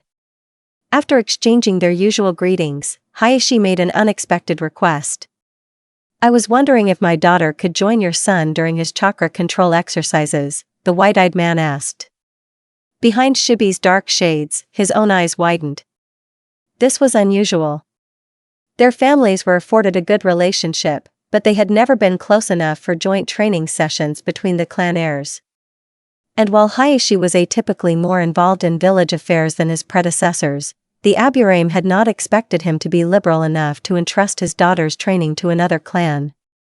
However, alienating the Hyuga clan head over this simple request would be unwise, so Shibi agreed. "My son practices tree walking every Monday, Wednesday, and Friday after school," Shibi informed him. "He has previously done this within the clan, but prefers to practice on training ground too now." Hayashi nodded, appearing unsurprised. Shibi would have marked this as another oddity, if not for the Hyuga's well-known penchant for gathering information. The man had one of the most intensive spy networks within the village, surpassed only by Danzo Shimura and the Sandame himself. "I will inform my daughter that she is to seek out your son after class," Hayashi replied. Shibi inclined his head forward in lieu of an answer. "I must congratulate you for having your son befriend Minato's daughter early, even if Fugaku's boy got the march on all of us." "Thank you," Shibi said, politely. He wondered when his son made a connection with Naruto Uzumaki. Shino had not informed him of a developing friendship yet, but he did seem pleased when they discussed his work at the academy last night. One part of the statement confused him though. "Fugaku's boy? The elder one is courting the girl," Hayashi elaborated. "Did you not know?" The Aburame shook his head in the negative, and the other man gave him a sympathetic glance. "Yes, I was surprised when I heard the news too. I wouldn't have even considered the potential of a connection until she was much older. Shame that Fugaku had the foresight to preempt us all now." "He must have been subtle about the endeavor," Shibi observed. The older man had not heard a whisper of the Uchiha heir interacting with the Yandame's daughter before now, though both parties were prominent enough to be raised under the public eye. Fugaku must have successfully hidden his plans for a long time now, if the courtship had progressed to the point where Hayashi wasn't making an attempt with his own clansmen. Stealing the Namake's name and legacy from under our very noses, Hayashi's voice contained a mixture of envy and reluctant admiration. I wouldn't have even known had my daughter not been enamored with the girl. And by then Fugaku's boy had progressed to leaving love letters and sharing basic training techniques. Then you would like to ingratiate your daughter with the next Uchiha matriarch? Shibi summarized, having inferred that his son was training with Naruto Uzumaki outside of the clan. The white-eyed man gave an elegant shrug. They say that Itachi Uchiha is the greatest genius of his generation, Hayashi said frankly. He holds the highest scores in academy history, next to Minato Namake's, and now he is courting an Uzumaki Jinchuriki. Surely you see the parallels Itachi and Naruto have with Minato and Kushina? Shibi was not able to reply before the meeting was called. As the other counselors discussed tax incentives for textile merchants and participating in the Kumo-chinen exams though, the Aburame's mind was immersed in the previous conversation. There were implicit connections between all of the previous Hokages. The Nidaime had been the Shodaime's brother and the Sandaime had been the Shodaime's student. Even the Yondaime had been the personal apprentice of the Sandaime's student, and the husband of the Nidaime's illegitimate granddaughter. The top candidates for Godaime were Danzo Shimura, student of the Nidaime, the Sannin, students of the Sandaime, and Kakashi Hitaki, student of the Yondaime. Should this pattern hold, then future Hokages would also be drawn from this interconnected web of teachers and students, a web that the Uchiha clan were firmly excluded from. Moreover, there were certain prerequisites that Shibi knew were attached to the Hokage position. A minimal A rank on the bingo books, support of the Jounin Council, and the favor of the daimyo were all public expectations. Privately, the Hokage also needed international notoriety, extensive knowledge of Konoha's military, leadership experience, and the loyalty of the Kyubi Jinchuriki. The last point, namely the blonde's choice of wife, had tipped the scales in Minato's favor when the council was deciding between Orochimaru and the Namake's for Hokage. Now Fugaku was pushing his eldest son, who had already been favorably compared to the Yondaime previously, on the man's only daughter. Should that be a long-term ploy for the Hokage position? Then the Uchiha head's matchmaking was even more bold than Shibi had originally believed. It was well known that the Uchiha had never quite forgiven the village for choosing a succession of Senju-aligned Hokages, but now, rather than fight the other founding clan directly, they were capitalizing on the Senju's history to push the Uchiha into power. It was a brilliant move. Shibi was even more impressed by the fact that Fugaku chose the young Jinchuriki as his entry point into the nexus of village power. The Aburame had never believed the rumors about the Uchiha setting the Kyubi on Konoha, because if Fugaku Uchiha had been capable of taming Bijou, then everyone would have heard about it, from the man himself, but this involved another level of daring. Few could give credence to those rumors, if the Uchiha clan were not only protesting their innocence, but publicly aligning themselves with the Jinchuriki in question. The Aburame was confident that if there was any truth to those Kyubi rumors, then the Sandaime would have swiftly shut down those matchmaking schemes. To think that we hadn't even sensed a hint of his plan, until he had already pulled it off, Shibi thought, admiringly. I shall have to congratulate Fugaku, when he's ready to publicly claim his success. And that Shino's first friend would be the Kyubi Jinchuriki and the Uchiha genius girlfriend was a stroke of luck for my family. Said Stroke of Luck was scowling over her breakfast cup ramen, as she read the latest note to arrive from her possibly not a Hyuga pen pal. Was sneaking into the Hyuga compound really necessary? I told you that I wasn't a Hyuga before, and that my identity needed to remain secret for work. Stealing miscellaneous papers and snacks from the Hyuga clan and the clan head, no less, won't help your curiosity, and I would prefer if you decided to drop the investigation entirely. Breaking in and stealing from the compound of a noble clan is a felony offense, Naruto. You could have gotten into serious trouble if Hayashi-san wanted to press charges. And it would have all been for nothing, because I am not a Hyuga. But how else could you have known? Naruto mentally wailed, how would you know what houses I was breaking into, if you're not living there? And why do you call him Hayashi-san? The blonde didn't know which part of the note was more upsetting at the moment. The realization that she hadn't gotten away with her burglaries after all, or the knowledge that her ANBU friend was upset with her. though the latter was partially negated by the Uzumaki's belief that her pen pal was trying to mess with her head. Either he was a Hyuga, who was badly pretending not to be a Hyuga, or he was a non-Hyuga pretending to be a Hyuga, who was badly pretending not to be a Hyuga. Regardless, his rebuke had done nothing to deter her investigation. Naruto was still maddeningly curious about the true identity of her first friend. It's not like I know what his mask looks like, the blonde thought, miserably. Hanging out together in real life wouldn't risk his ANBU identity. Does he not want to be seen with me in public? The idea that their fledgling friendship wouldn't hold up to the public scrutiny made an uncomfortable squirm develop in Naruto's stomach. She wanted to ask the ANBU if he was ashamed of her, in her next note, but also didn't want to risk an unhappy reply. And now she was doubting her first friend, which only made Naruto feel more guilty and miserable.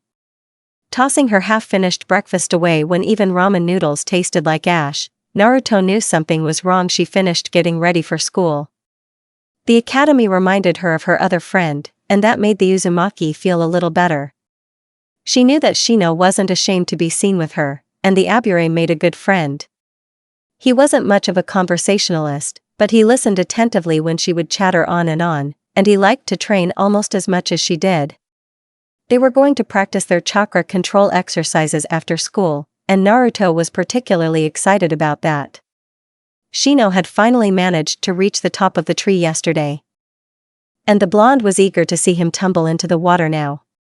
He had found her own mishaps hilarious with that glasses adjusting, amused huffing that Shino preferred, and this was just revenge in Naruto's opinion. Most of her class had gotten used to their unexpected friendship, so no one looked over as Naruto cheerfully bounced over to the Abure's seat. Ready to swim with the fishes, bug boy? I really hope you don't understand that reference, Shino muttered, before tipping his head upwards. Oh Naruto. Have you had a good morning so far? Nothing too interesting, the blonde replied, shrugging her shoulders. They exchanged a few more pleasantries, before Iruka-sensei came in and shouted the rowdier kids into submission. What followed was a geography lecture that was dull even by Iruka's mind-numbing standards, and Naruto didn't feel the least bit remorseful about doodling in her book. From the corner of her eye, she could see that Shino was diligently taking notes, and wondered not for the first time what made her quiet friend such an eager student. It couldn't have been a clan air thing, because Shikamaru was blatantly sleeping in the front of class. Naruto perked up when the lunch bell rang, and the two friends made their way to the rooftop lunch spot. None of their senseis bothered to punish the two for eating in an area explicitly banned for students. Having almost every authority figure in her life determinedly pretend that she didn't exist did have its benefits. I was experimenting with a new cake recipe, were the first words out of the blonde's mouth, as she dug a crumbly yellow slab out of her bento box. It's pineapple and lemon flavored, and very sweet. I brought some over for your Kikachu. With some of the citrusy lemon filling oozing through the top, being overtly sweet may have been an understatement. However, the platoon guard of Kikachu sweeping out of Shino's sleeve to carry the treat away suggested that this was preferable. A giggle escaped Naruto's mouth as the Kikachu's ticklish wings brushed over her palm. Cooking was one of Naruto's favorite hobbies, but her inventive nature made the results come down to a flip of a coin. Some of her dishes were surprisingly delicious, while others made raccoons avoid her building's trash. Her winter melon and shrimp soup had been a hit with Shino though, so Naruto made a thermos for him every now and then. Thank you, Shino replied, on behalf of his allies. How are you intending to study for this week's exams, Naruto? I ask, because I've seen you draw violent scenes in your notebook during class rather than pay attention to Iruka-sensei's lecture. It's doodle therapy, the blonde defended. If I skewer stick figure Sasuke on paper, then I'm not tempted to punch the team's face in, whenever he starts talking about how great his clan or his big brother is. Sasuke does bring that topic up often, Shino admitted, but how do you intend to pass the test? Well, I do happen to have a totally awesome best friend, who can actually stay awake through Iruka's lectures, Naruto said slyly, widening her naturally large blue eyes. He probably has all of these great notes about Kusa something or the other and Taku what's it that he can share with me. Takigakure is our main ally outside of the 5 great shinobi villages, the Aburame began lecturing, Before he paused, you would know that if you had taken the time to pay attention in class, Naruto. I will not be sharing my notes with you. You need to face the consequences of your actions. Naruto made a face. Why does everyone say that to me? Because you are a talented student that refuses to apply herself, Shino answered. On what basis do I make that claim? Because I've seen you learn advanced chakra control techniques, and use a C-rank futon jutsu effectively. You are only hurting yourself by relying on me to help you pass tests. But Iruka is so boring, Naruto whined, though a pleased glint did enter her eyes, and I'll learn everything from your notes and lectures anyway. Come on, Shino, you know you love to show off how smart you are.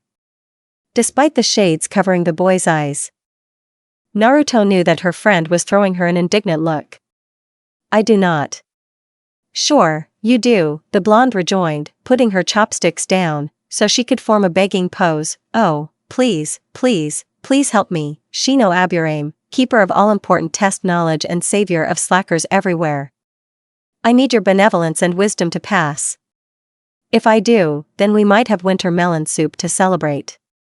Shino adjusted his glasses, and Naruto knew that he was wavering. In order to push him just that little bit further, the blonde jutted her lower lip out, in a pout that always convinced Aji-san to empty his wallet for ramen. When the brunette sighed, the Uzumaki knew that she had won. Fine, but this is the last time, Shino grumbled, as though this wasn't the third incarnation of this promise. I'm enabling your bad habits, Naruto. And you are being well paid for your sacrifice, the blonde promised. Look on the bright side, Shino. Shoving all of this useless knowledge into my head is the greatest exercise of patience ever devised by man. By the time we graduate, you could take over your father's place in the village council. Why would anyone want that? Shino asked, genuinely baffled. It would be an even bigger headache than getting that leaf to stick on you. Naruto shrugged. They had managed to attach one to her eventually. On her feet, where the least amount of chakra could be channeled. I am willing to encourage good behavior another way though, Shino said, the undercurrent of his voice filled with anticipation. Do you remember those old clan texts I mentioned before? The blonde nodded, dubiously. Yes, but why would I care about your clansmen's diaries? One of the duties of the Aburame clan heir is to read as many journals as they can, Shino explained, pushing his bento box away, and taking out a rectangular-shaped parcel from his jacket pocket. Last year, I read one by Aburame Matsuko, a Chunin from before the Second Great Shinobi War. She wasn't involved in any significant battles, but did travel extensively throughout the Land of Water and surrounding countries as a Sutin-using tracking specialist.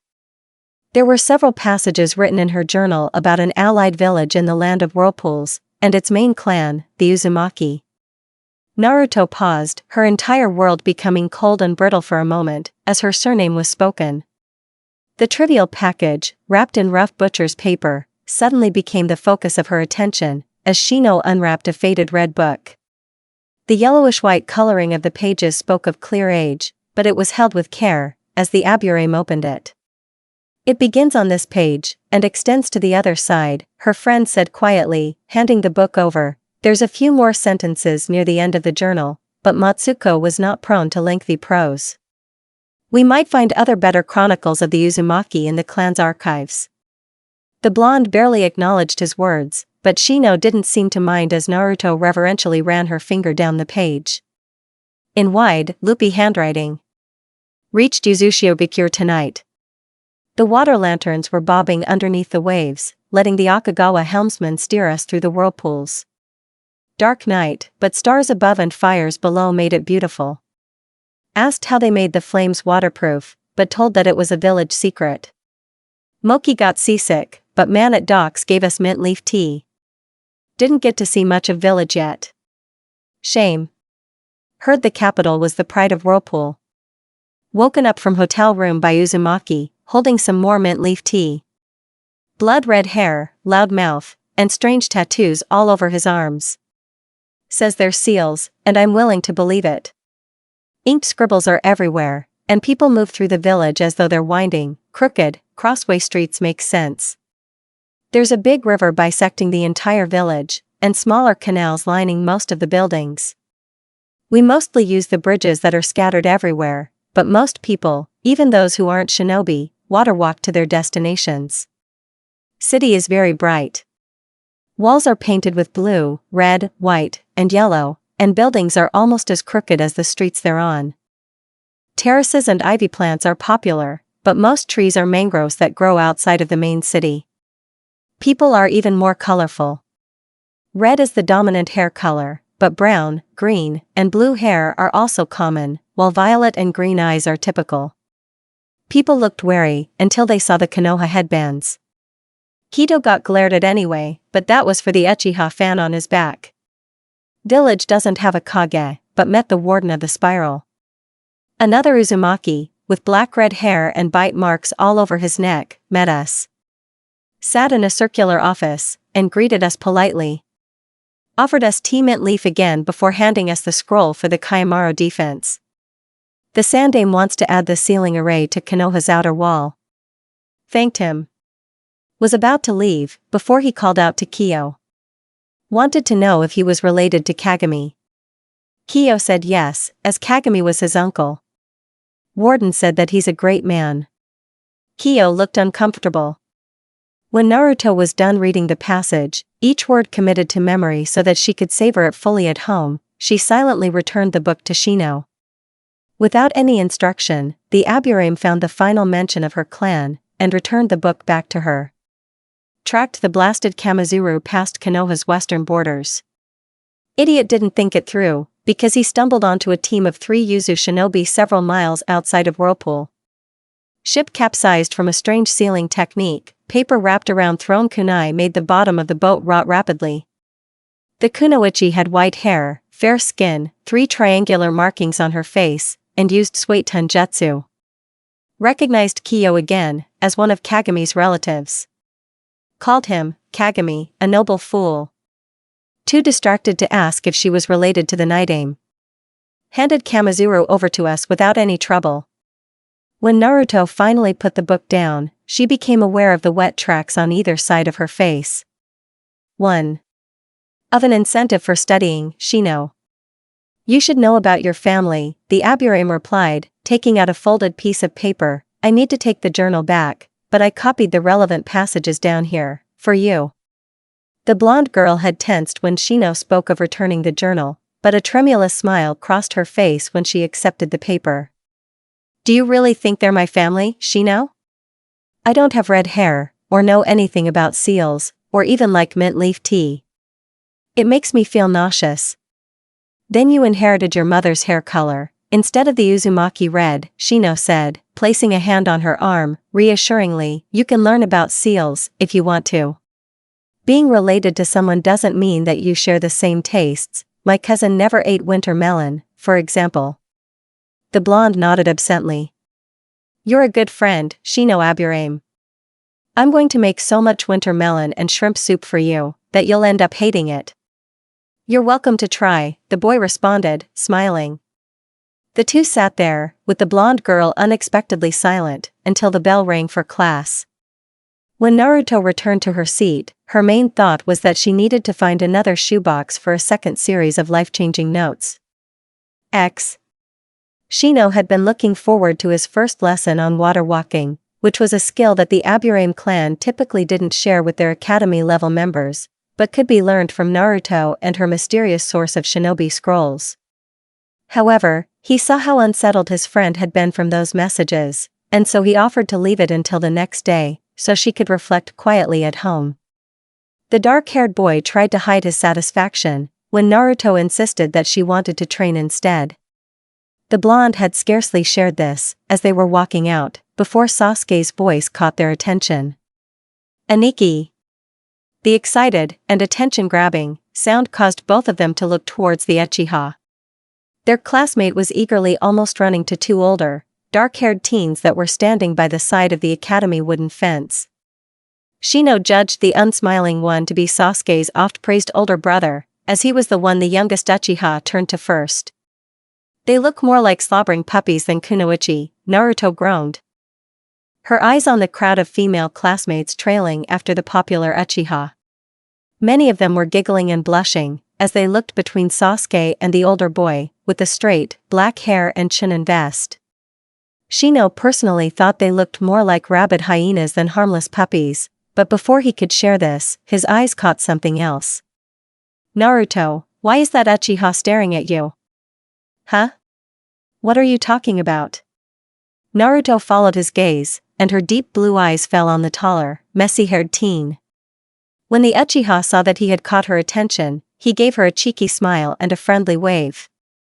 Are you sure he wasn't looking at you? I do not believe so. Why do you ask?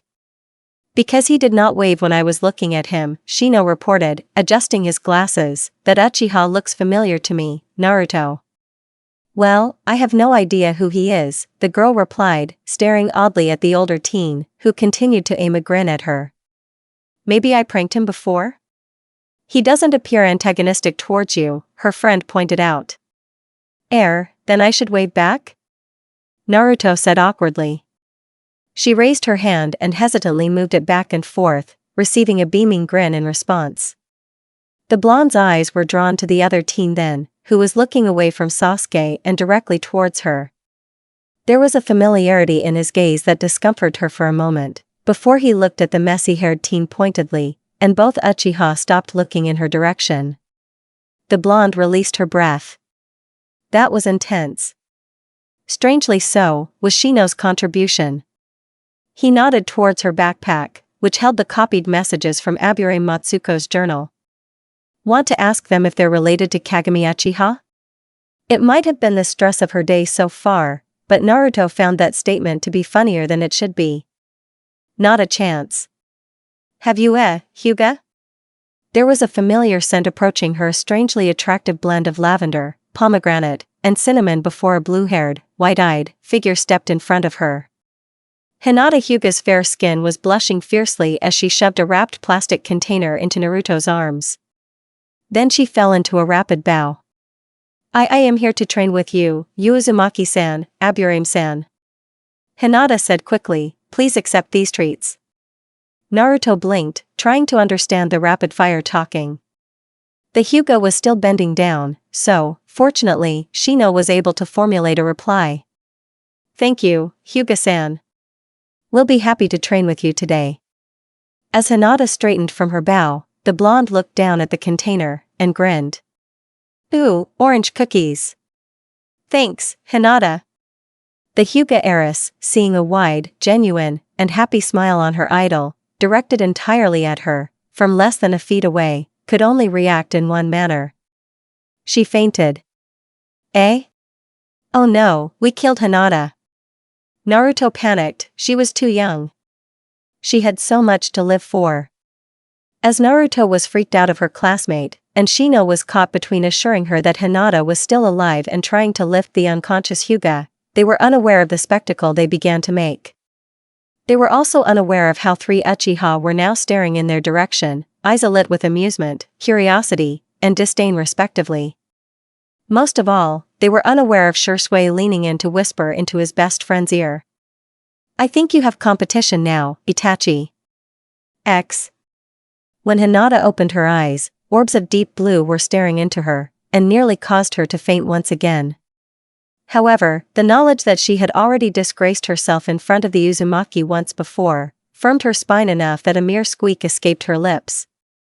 You're awake, Naruto grinned with relief, apparently unaware of the backflips that Hinata's stomach was making from her closeness. The blonde rocked back on her heels, and the Hyuga became aware that she was leaning against a leather object. Presumably a book bag, since she could feel the sharp end of a pen digging into her neck. We are glad to see that you have not suffered any lasting injuries, a male voice could be heard, and when Hinata turned her head, she saw Shino standing there. You may have temporarily been overcome by heat stroke. Naruto suggested that we place you under some shade for relief. Naruto helped me? Hinata thought, a tint of red entering her cheeks. I shouldn't be surprised. She is such a kind person. The bluinette recalled exactly what she needed help from, and felt her embarrassment ratchet upwards. I fainted in front of her. She must think that I'm terribly weak. You mentioned training with us, so we brought you to training ground too, Naruto added, gesturing to the shrubbery around her. It was pretty easy since you were so light, Hinata.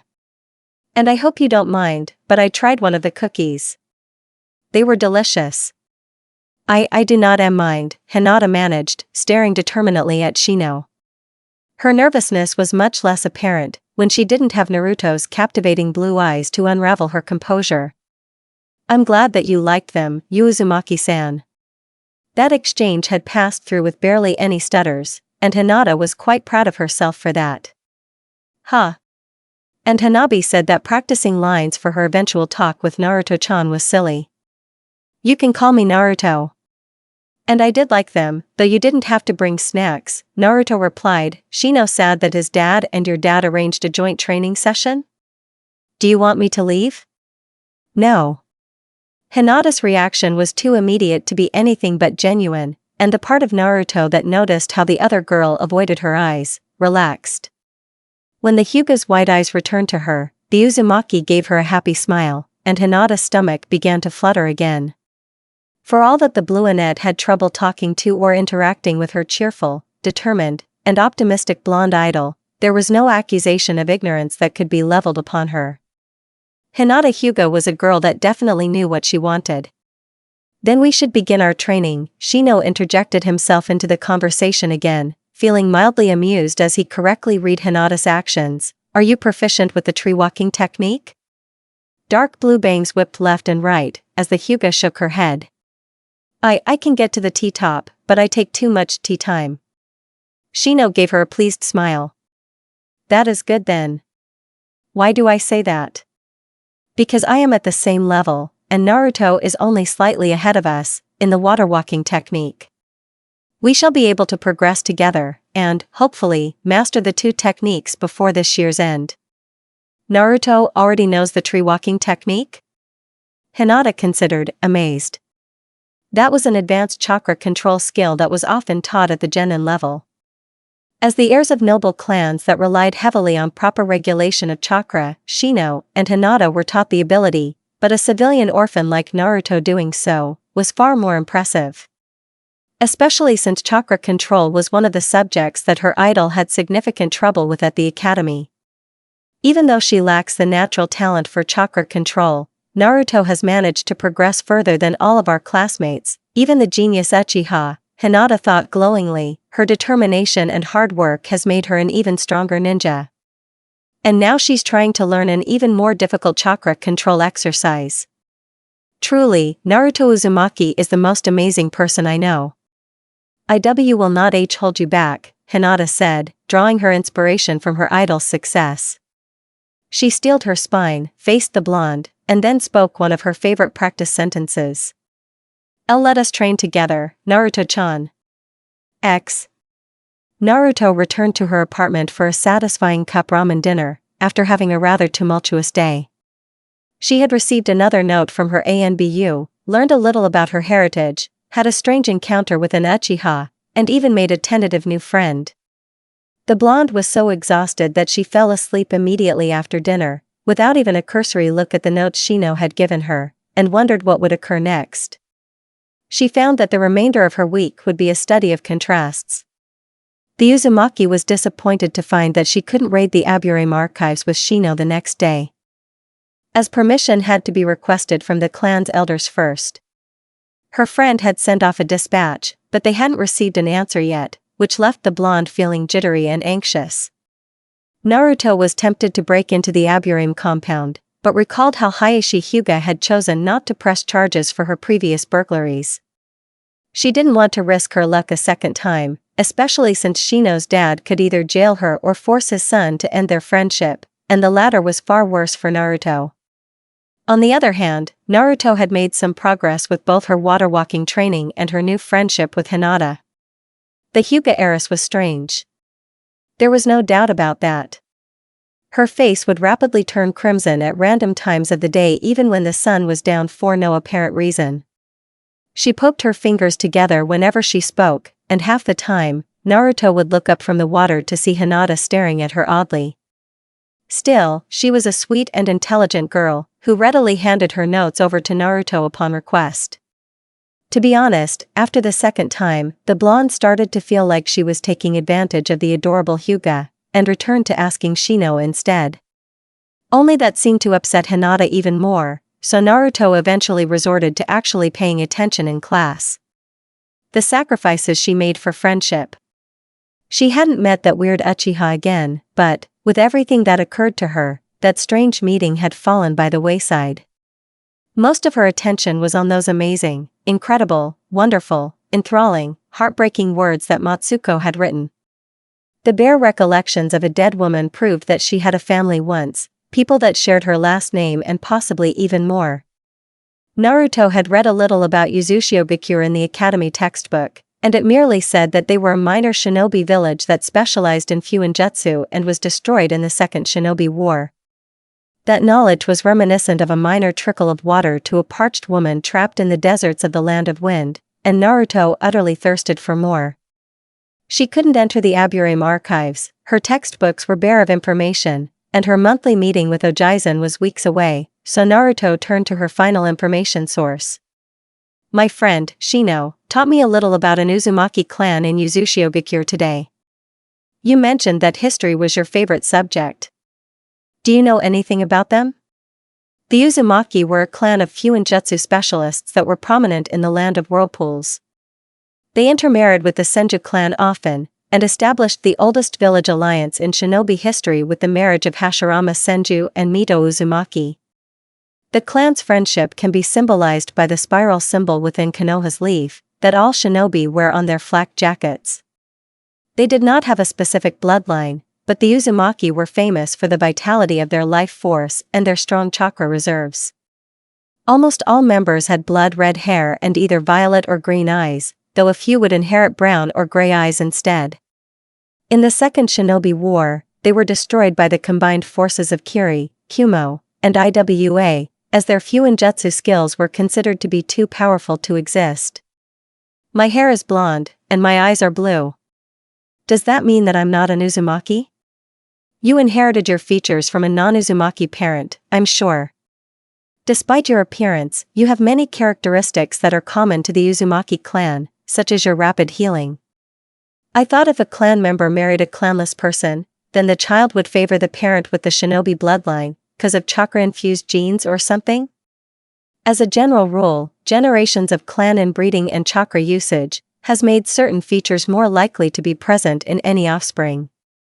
However, should your other parent also be from a clan or possess large quantities of chakra, then you could favor him or her instead.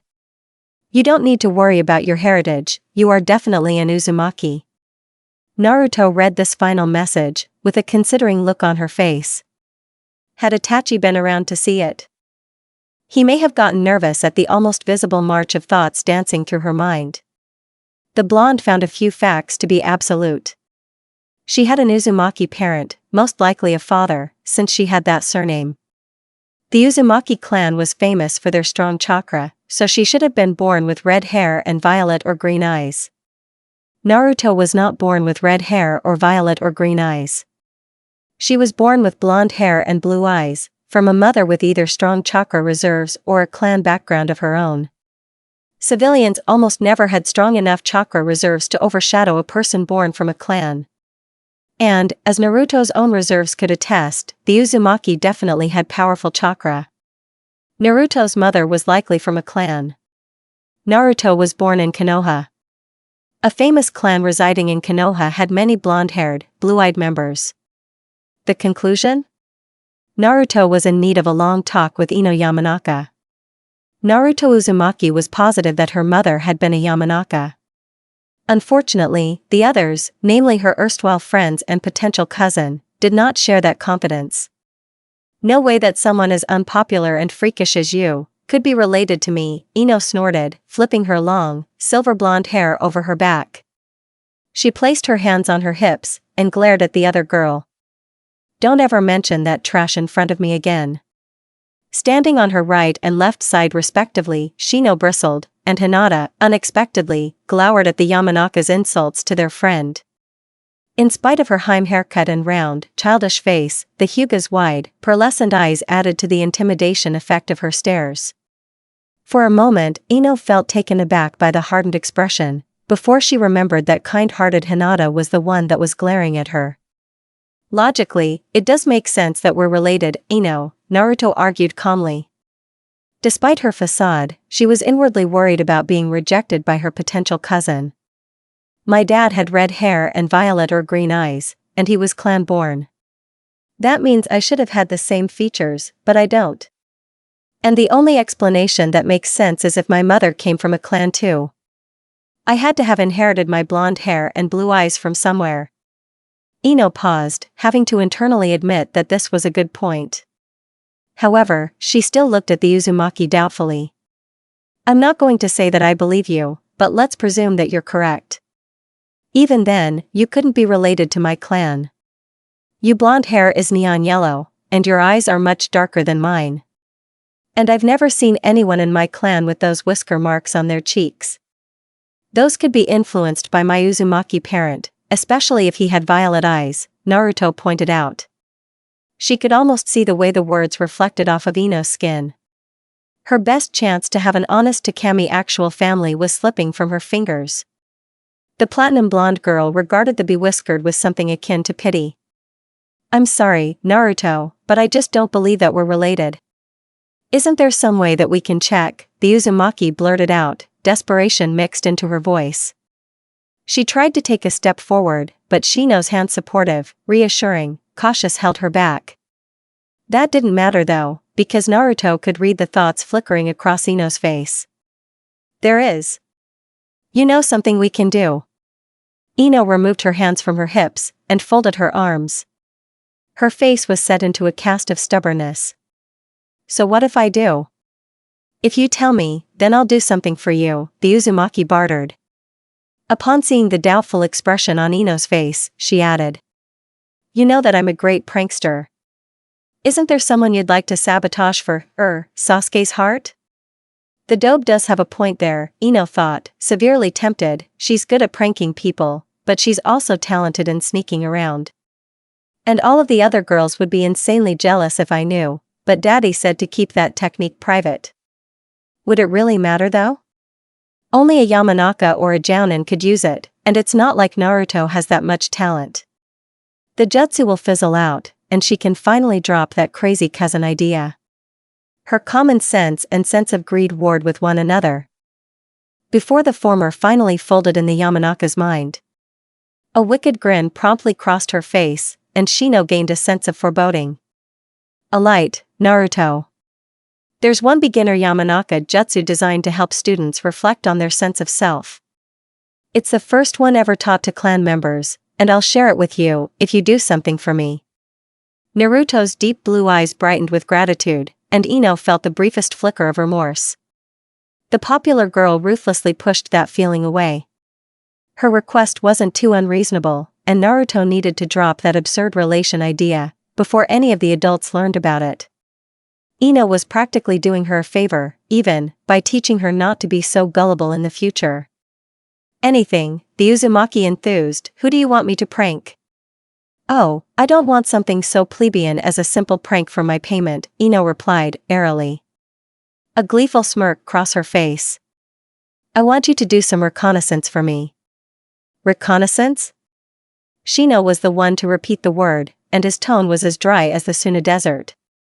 There's been an ongoing bet in our class over what type of underwear Sasuke likes to wear, Ino elaborated. Personally, I'm confident that he's a boxer's man, but I need proof. And you're going to win that argument for me. Naruto stared at her blankly. You think I can convince the team to share his underwear with me? Ino forcefully kept herself from scowling at the insult to her beloved crush. No. I think you can sneak into his house and steal a pair of underwear for me. Fangirls are scary, was the mutual thought of both Shino and Naruto. Why doesn't she just ask a Hyuga to use the Byakugan on him, was Hinata's question. She was able to relate it through her stutters, and received a slightly incredulous, mildly contemplative, and mostly impressed glance from Ino in response. Why didn't I think of that? Ino wondered aloud, before shaking her head. The silvery blonde ponytail swung rapidly through the air. No, only visible proof of his underwear is acceptable for me. If you want that Yamanaka jutsu, then you have to sneak into Sasuke's house and steal a pair. This left Naruto in a conundrum. She had absolutely no desire to cross a noble clan, solely for the chance to rifle through the personal undergarments of a boy that she despised. But then, would she have another chance to prove her matrilineal lineage? Most adults didn't like her, and the Yamanaka ones might refuse to test the blonde on principle. Ino was the only young Yamanaka she knew, and her best means of proving her heritage, before she faced the mind-walking clan. There was always the chance that the Yamanaka might reject her, even after she proved her heritage, but Naruto resolved to cross that bridge when she came to it. Now, her goal was to secure that basic jutsu, and prove that she did have family left in this village. Fine, Naruto said, a determined jet to her chin, I'll steal Sasuke's stupid underwear for you, but you have to give me the jutsu in exchange. Ino chuckled. Deal. Nice doing business with you, Dobe. As the Yamanaka turned to flounce away, Naruto took a moment to deeply hope that the other members of her mother's clan weren't so difficult to get along with. Then she sighed, and turned towards her second oldest friend. Want to scold me? Naruto asked, resigned. Shino nodded. Might as well do it now, then. By all accounts, Hinata would later relate to her sister, it was a very thorough rebuke. The end of Naruto's most recent message did not inspire great confidence in her pen pal. I've been considering a lot of strange incidents in my life lately, and I think I've come to a conclusion that explains all of them. One of my classmates promised to help me prove my hypothesis, if I agreed to do something for her. You would disapprove of the agreement I made, so I'll wait until I'm done to explain it to you. Then you can scold me as much as you like, though I should mention that Shino has already made it clear in no uncertain terms what a terrible and reckless idea it is. Now, if only you listened to the aburame, Itachi mused, unexpectedly frustrated as he rinsed his hair. The soapy white bubbles swirled down the shower drain, as the dark-haired teen took a moment to enjoy his hot shower. She can't have learned about the Kyuubi, could she?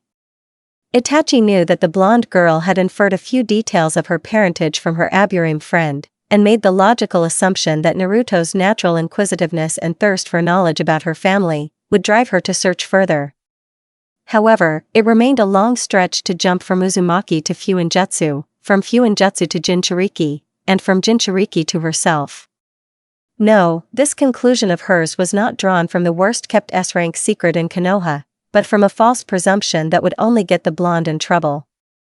How am I supposed to look out for her, if she doesn't tell me anything? The Uchiha griped, stepping out of the shower and beginning to dry himself. She didn't even mention Shirsui's flippant wave, and that should certainly be the type of strange event that Naruto would previously discuss with her pen pal.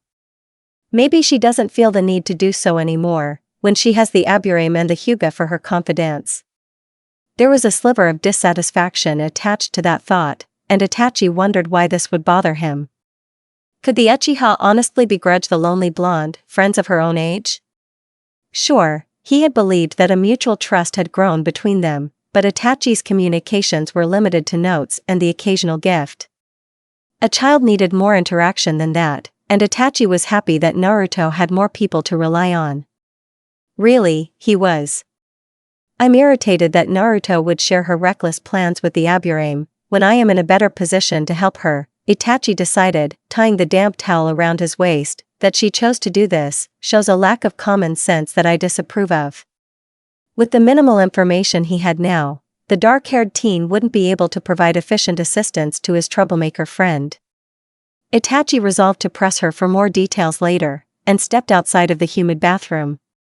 His hair was still dripping, and a mere towel clinging to his lank form provided modesty, as his clothes were left in his room. Itachi had never had a problem with this previously, as the private quarters of his home did not afford visitors, and he lived with only his immediate family anyway. It was to be expected that a panicked blonde missile chose this moment to barrel into the half-naked Uchiha heir. Sneaking into the Uchiha compound was far easier than Naruto had expected it to be. That was probably because Shino's Kikachu had found a few trees that could be easily climbed to get over the compound's wall, and Hinata's Byakugan estimated the best routes to avoid random Uchiha. Naruto hadn't allowed either of her friends to do the actual breaking and entering with her, using the argument that 3 people were easier to catch than 1, and neither had mastered the tree walking skill yet, so they hugged her outside of the walls. Honestly, the blonde simply wanted to give them plausible deniability, as their actions would reflect poorly on their entire clan, whereas she was pretty much disliked by everyone anyway. "Grab the underwear quickly, and get out," Shino instructed, crinkling his nose. "Don't waste your time by setting up a prank for Sasuke." "Gee, good luck," Hinata added, poking her fingers together. "I hope you do well, Naruto-chan." "Huh, this is nothing for Konoha's prankster queen," Naruto boasted. The blonde hid her nerves under a wide grin and a flashy thumbs up. Shino smiled, and Hinata strangely flushed bright red. Naruto was seriously starting to worry about the health of that poor girl. She made a mental note to talk to Shino about it later, as she scrambled up the tree, half climbing and half clinging with chakra, and then jumped down on the other side. There was a muffled thumping sound as her feet hit the packed ground, and Naruto internally winced as her adrenaline blew that mild sound into an attention-grabbing shriek. Trying to ignore the somersaults of her heart, the blonde made the first right at the corner, and mentally recited the instructions Hinata had given. "Left, 2 blocks forward, duck into an alley, make a right, tree walk over that house, climb down this drain pipe, make a right, a left, and then another right, and, for the love of Kami, keep your head down." The neon yellow locks were tucked into a cap, her distinctive orange jacket had been traded for a plain gray one, and baking powder discolored the whisker marks on her cheeks. Not that any of this was necessary, as Naruto didn't come across a single Uchiha. Well, almost. Shursui paused, when he was body flickering to the hot springs, to wonder why the Hyuga thief was sneaking around the Uchiha compound, and heading towards the main house. "Should I say something?" Shursui wondered idly. "Nah. Aunt Makoto would never forgive me if I got in the way of her future Uzumaki Uchiha grandkids." The messy-haired teen was running late for a date. Hey, someone had to cheer the girls up, after news got around that Itachi was taken, so he opted not to follow her now. He still had plenty of ammo from her previous heist to tease Itachi with, after all. When Naruto reached the massive house near the back of the compound, she took a moment to pause and admire the grandeur of the 2-story, traditional style, cream-walled and blue-tiled home. Okay, so Sasuke's still a team, Naruto decided, but his arrogance makes so much more sense now. It didn't excuse him, of course. The blonde suspected that both of her friends lived in equally ornate homes, and they didn't act like the youngest Uchiha did. Shino based his pride on his intellect and budding shinobi skill, while Hinata eschewed humbleness and skipped straight into an inferiority complex. Sasuke's home had a private courtyard surrounding the house, with another wall that Naruto had to tree walk over. When she landed on the other side, she saw freshly cut grass, a pebbled walkway, and a small torii leading to the backyard. The Uzumaki was even willing to bet that the Uchihas had a koi fish pond back there. Ignoring the possibility, Naruto slowly crept closer towards the eastern side of the house, scanned the wall for opened windows, and slowly pumped chakra towards her feet. Today's my lucky day. Naruto was delighted to find that the sole open window led into Sasuke's room. Team's room is very ordered, his mother probably cleans it. The clothes are all folded neatly, and his underwear is, haha. Pinstriped boxers in the bottom drawer, and ooh, does that one have polka dots? What's the most embarrassing one for me to return to Ino? As Naruto Uzumaki began to dig through her classmate's underwear drawer, she was unaware of the dark-haired woman approaching the room. Mikoto was a Jounin-level kunoichi that had specialized in genjutsu, which led to her developing sensor nin abilities. She had been chopping vegetables in the kitchen, when a vaguely familiar chakra made itself present in her baby's room. Thank Kami that Sasuke is at Nori's house today. Mikoto armed herself with a kunai, and silently headed towards her son's room. She could hear the whisper-thin shuffles of cloth being moved, and wondered at the aim of a shinobi that went through a pubescent child's drawers. Eliminating the head's youngest child with a contact skin-based poison, or maybe a pedophile? The door's hinges were well-oiled, so the intruder didn't look over as Mikoto stepped into the room. Her head did jerk over though, when Mikoto abruptly gasped. "Naruto. Blake." Mikoto's extensive experience with Kushina speak translated this to "this isn't what it looks like, it's not my fault," and blame Minato. Though since Naruto was crouched on the floor, with a pair of what appeared to be Sasuke's undergarments in her hands, perhaps the Uzumaki found another boy to blame everything on. The Uchiha matriarch inwardly squealed. Kushina's daughter has a crush on my son. Naruto didn't bother to stick around and question why Sasuke's mother was standing there, beaming scarily at her, when she could escape instead. She wasn't quite ready to throw herself out of the second-floor window. Her tree walking wasn't that good, but she could slip around the woman too. And that was what Naruto chose to do. Mikoto Uchiha made no attempt to catch her, as the blonde girl grabbed a random pair of boxers, skid around her body, and ran down the hallway. Sasuke's room was at the very back of the hallway, so the blonde passed the master room, Itachi's bedroom, a guest room, and 2 closets, in her bid for the stairs. Almost there, Naruto's body flooded itself with adrenaline. She took a brief peek back to see that Mikoto wasn't chasing her. I only need to The body was tall. And warm. And wet. And fell over backwards when the blonde girl's weight fully unbalanced his body. When Naruto regained her sense of self a moment later, she peeked up and was met with an unsmiling face. Her nose detected a sharp peppermint scent that prickled something at the edge of her memory. Ink-toned eyes stared down at her, with a familiarity and warmth that the Uzumaki was entirely unaware of, as she noticed the pale, wiry arms holding her to the teen's body. Which naturally drew her attention to the droplets of water on his torso, wherein Naruto realized that she was sprawled across Sasuke's mostly naked older brother. Eep. Sasuke's mostly naked older brother kindly did not say anything, as Naruto shoved her body back, and scrabbled to her feet, even though she was pretty sure that she had kicked his stomach. I'm sorry. Then, she slid around him, and continued running out of the house. Even with her near-overwhelming agitation over being caught, and the physical stresses of running, Naruto spared a thought to how she must have looked stealing underwear from the youngest Uchiha son. Sasuke's mother and his, mostly naked, older brother must think she was crazy.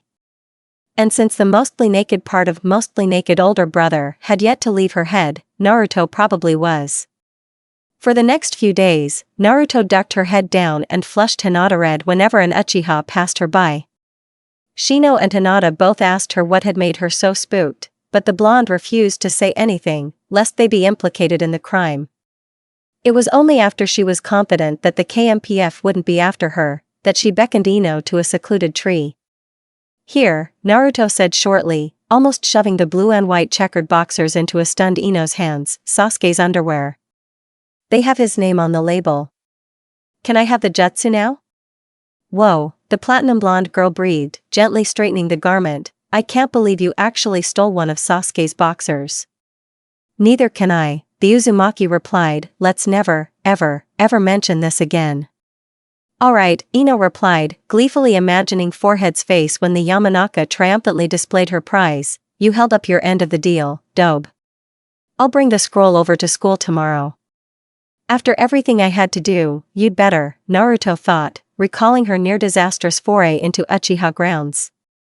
Then she remembered Sasuke's, mostly naked, older brother, and blushed. Again. The remainder of the day when Naruto Uzumaki was found rifling through Sasuke Uchiha's underwear was a strange one for the Uchiha household.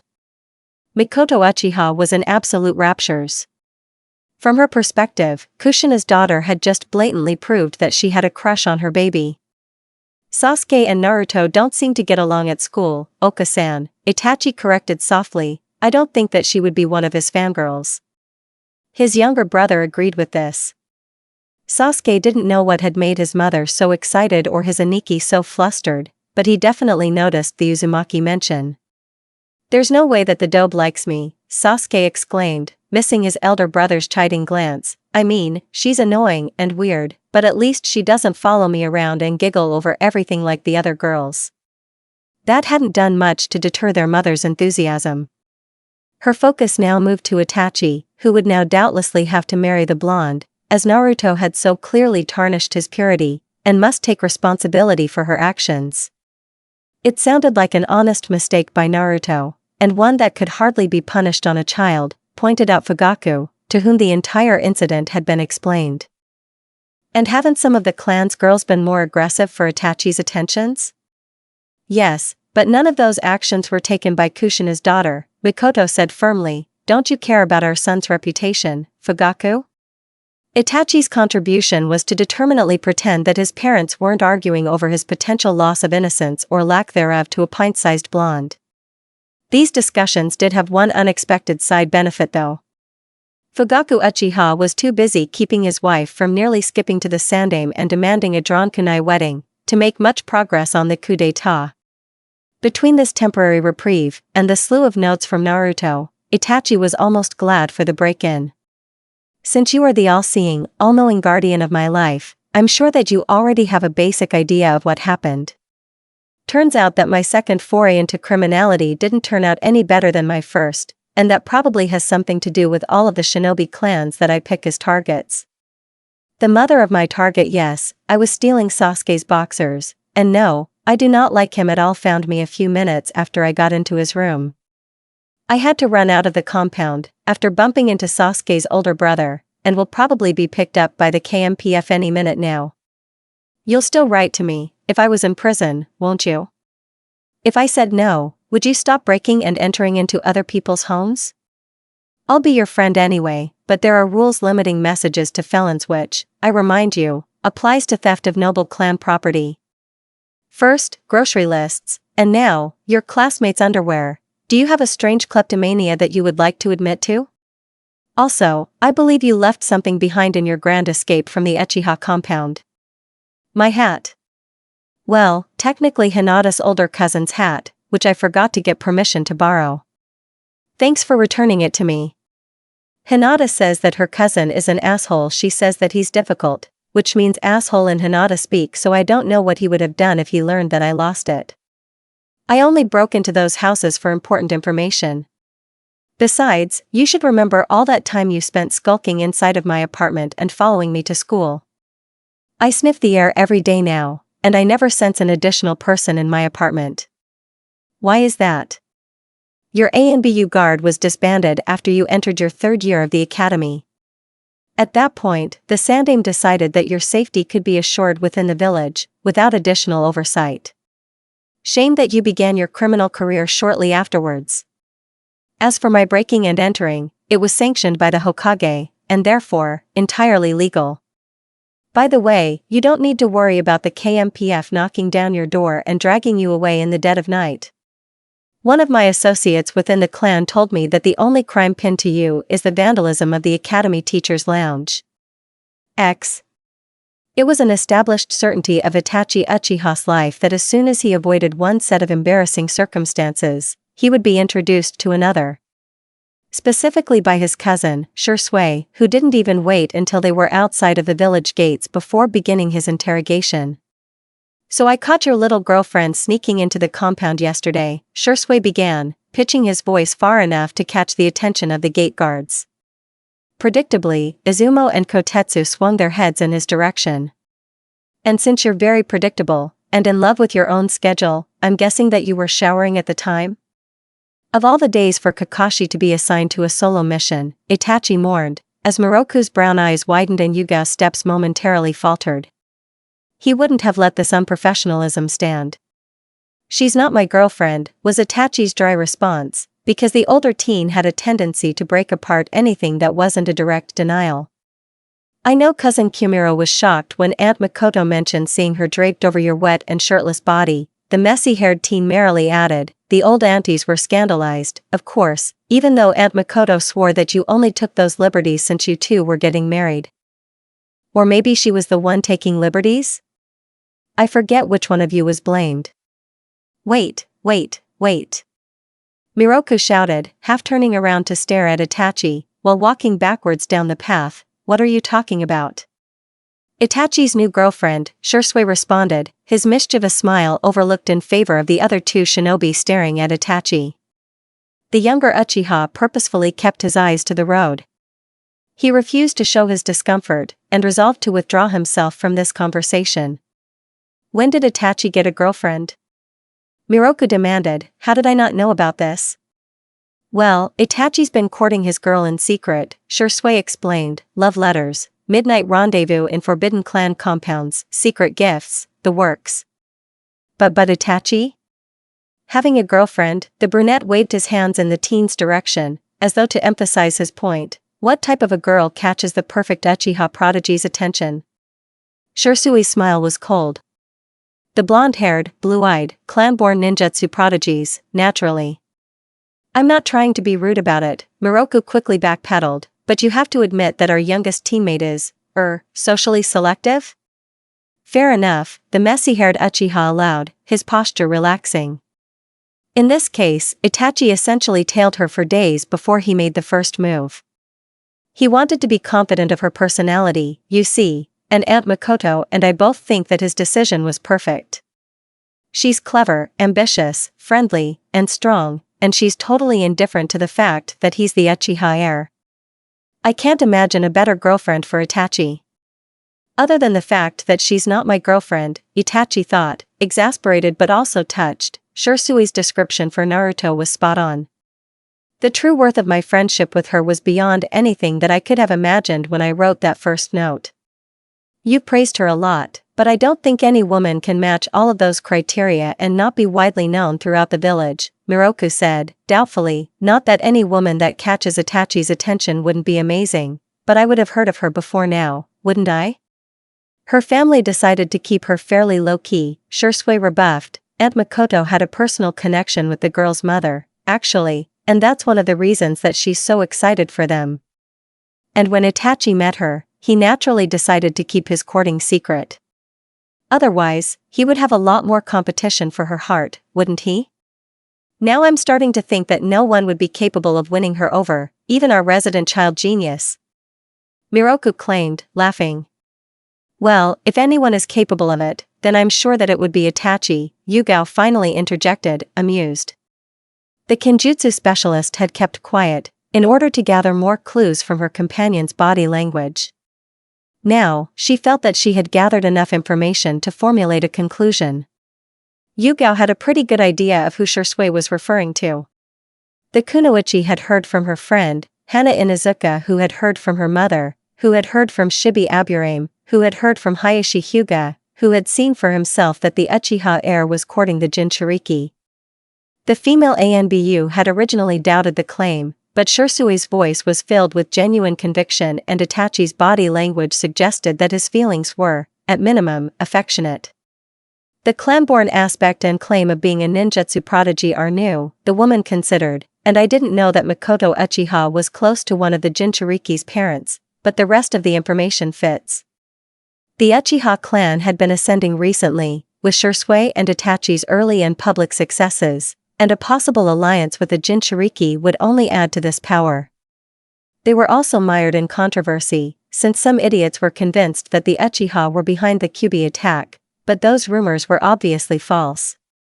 The Sandaime wouldn't have allowed a courtship to progress otherwise. After this mission was over, Yugao would have to make a visit to her mother.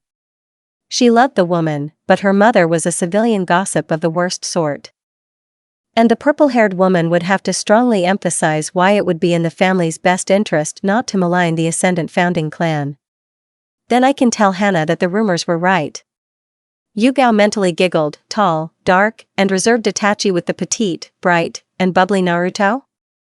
And exchanging secret love letters? That's so cute. I have the best friends in the world, Naruto reflected, sitting cross-legged on her bed.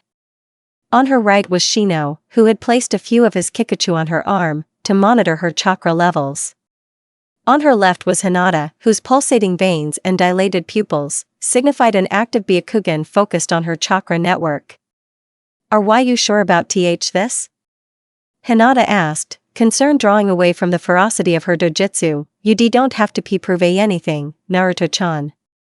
I need to do this, Hinata-chan, the blonde replied, reaching out and taking one of the Hyuga's hands in her own. She predictably blushed a fierce red, which Naruto politely ignored. After her own experience with Sasuke's, mostly naked, older brother, she had a better idea of why Hinata acted that way. The Uzumaki would have to talk to her best female friend about this, but not until she saw this Yamanaka hypothesis through. Then we'll support you through it, Shino promised, though his tone was resigned at best. Not only did he doubt her relation to Ino, but the boy was convinced that if they were related, then the Yamanaka clan had done her a disservice by not acknowledging her in all of these years. If one of their members had a child, then they would know, the Aburame insisted stubbornly, and if you were that child, and they chose to ignore you, then their actions were ill-mannered and abhorrent. They would not deserve you. Naruto tried not to think about that either. She had gotten very good at ignoring things that she didn't want to face these days. Thanks, guys, the blonde squeezed Hinata's hand once, and then did the same for Shino. Then her hands slowly formed the seals of the mind-body inner mirrors of reflection technique. Mi, Tatsu, Saru, Na, Ashi. Her chakra built up, anticipatorily swirling for a release Tori. Mind-body jutsu, inner mirrors of reflection, Naruto murmured, before her world went dark.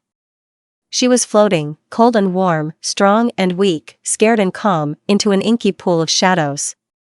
Her entire mind seemed encased in a box of cotton fluff. The lazy drawl of her thoughts became mere wisps outside of her grasp.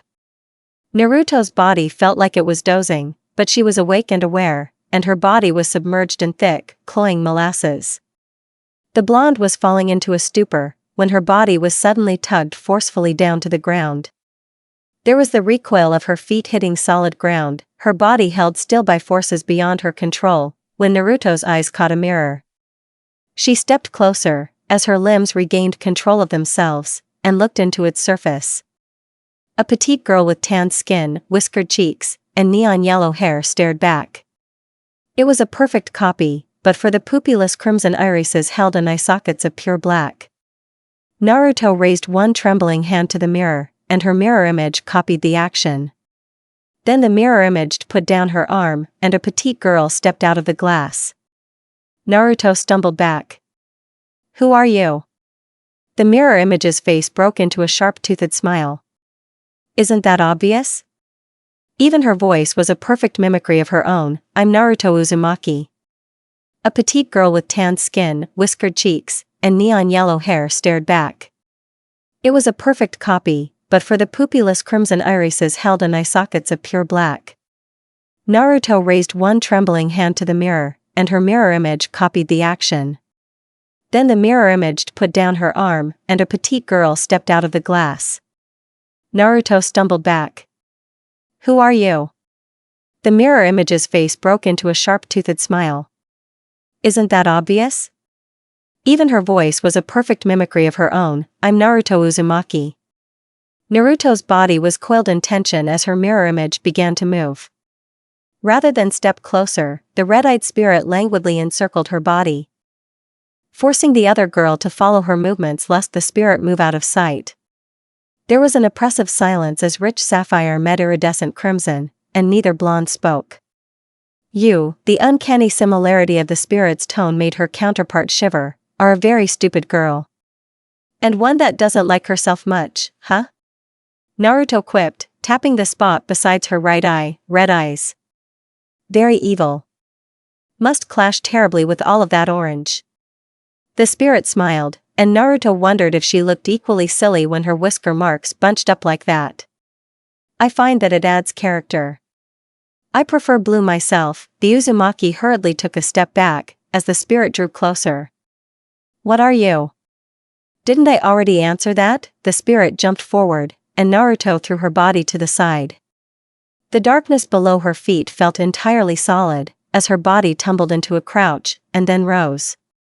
She looked warily at the spirit, that hadn't moved to attack when she was down. I'm you. And more. Under the Uzumaki's stunned gaze, 4 pale gold, glowing chains burst out of the spirit's body and rushed towards her. She barely dodged the first one, when the second slapped her aside, and the remainder fastened her arms to her body. The chain slunk around her solid, burning, unyielding, and the blades lay ominously against her collarbone, visible against the shared pale gold hue of her skin. Naruto screamed. There was a single, high-pitched shriek of terror, before the sound tapered off.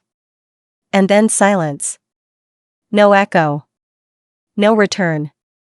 Naruto was left with pools of darkness, dim lighting, and the iridescent crimson eyes of her merciless mirror image. "What are these?" the blonde demanded, each word extending her vocal box to the warm tongue of the blade. "What are you?" "Come on now," the spirit frowned, "I expected better from myself. Tell me your suspicions, and I will give you a true answer." "We've never liked to lie." "She's holding me captive, and wants to play mind games," Naruto thought, terrified. "Her chains can kill me at any moment." "They can, but I won't do so," her mirror image admitted, her smile returning at the obvious horror in those blue eyes. "You deserve so much more than a quick, painless death, Naruto.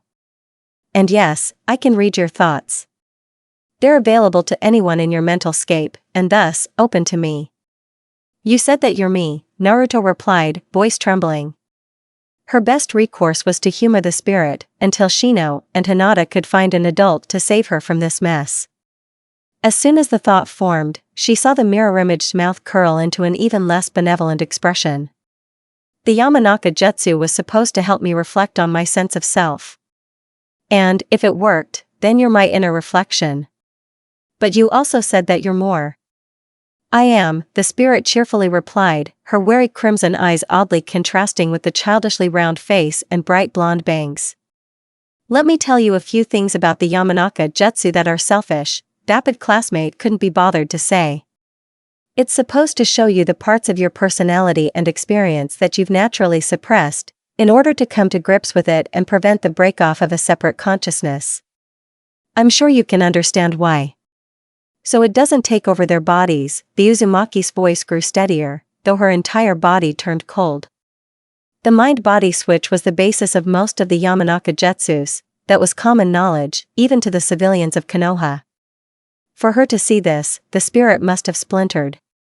"I'm more than just a splinter, thank you," the mirror image voice became positively glacial. It could have matched the icy pit forming in Naruto's stomach. "We've lived a harder life than that spoiled little clan princess, Ino, haven't we? I represent everything that we've gone through, the life that you're so happy to ignore. All those times they shunned a child barely old enough to walk or speak. Every ugly thought, every moment of anger, every wish that we made for someone to give a about us." Her iridescent crimson eyes flashed, and the darkness broke around her.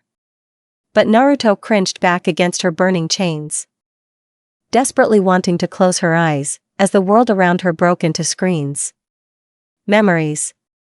Ugly, bitter, unhappy, sad. And her body refused to close her eyes. Skinny arms wrapped around the thin, orphanage-issued pillow. Lightning crackling outside. Scared and crying, but none of the matrons came. They would never come. A spring festival, and the sense of good cheer and beginnings in the air.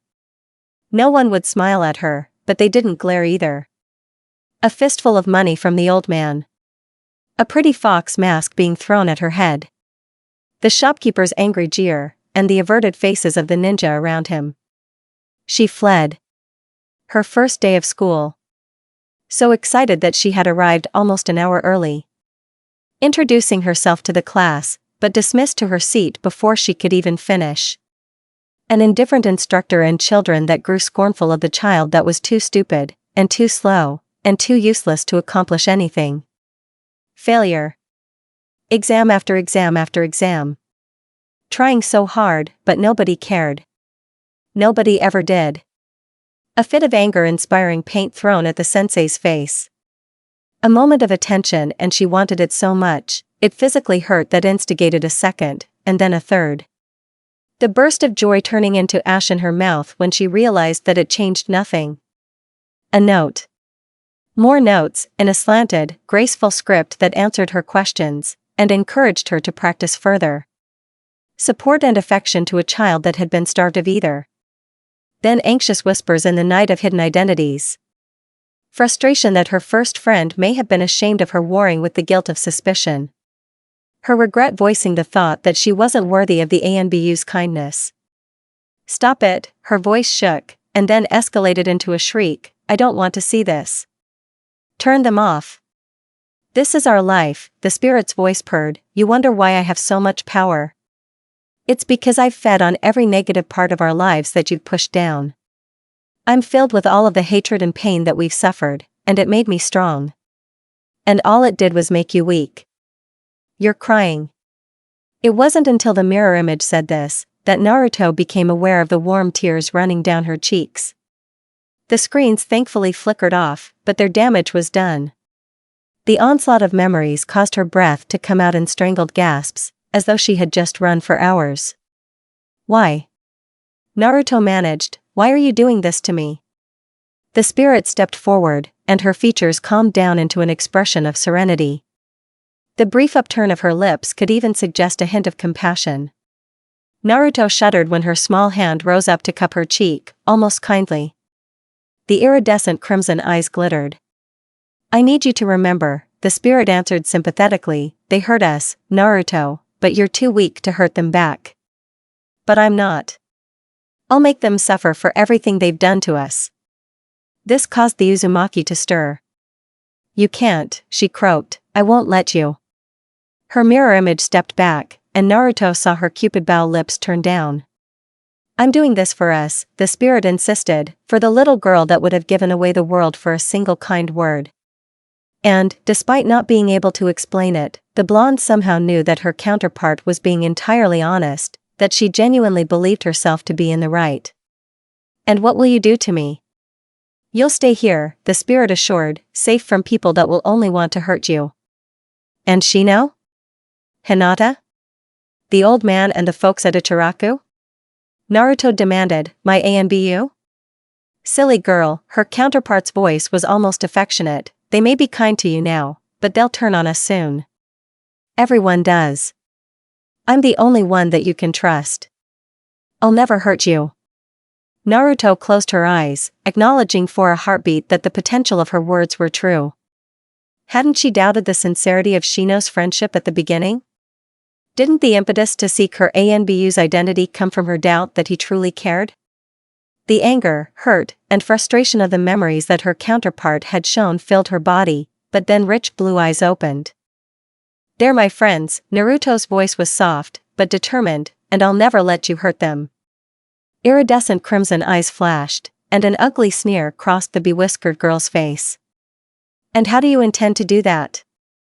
The pale gold chains tightened around her body, causing Naruto's breath to catch, and the blades jangled threateningly. The adamantine sealing chains are our inheritance from our mother, the spirit informed her, an Uzumaki bloodline that was vaunted to hold down beings as powerful as the bijou. If you weren't so busy chasing after the Yamanaka parent that we don't have, then maybe you would know this.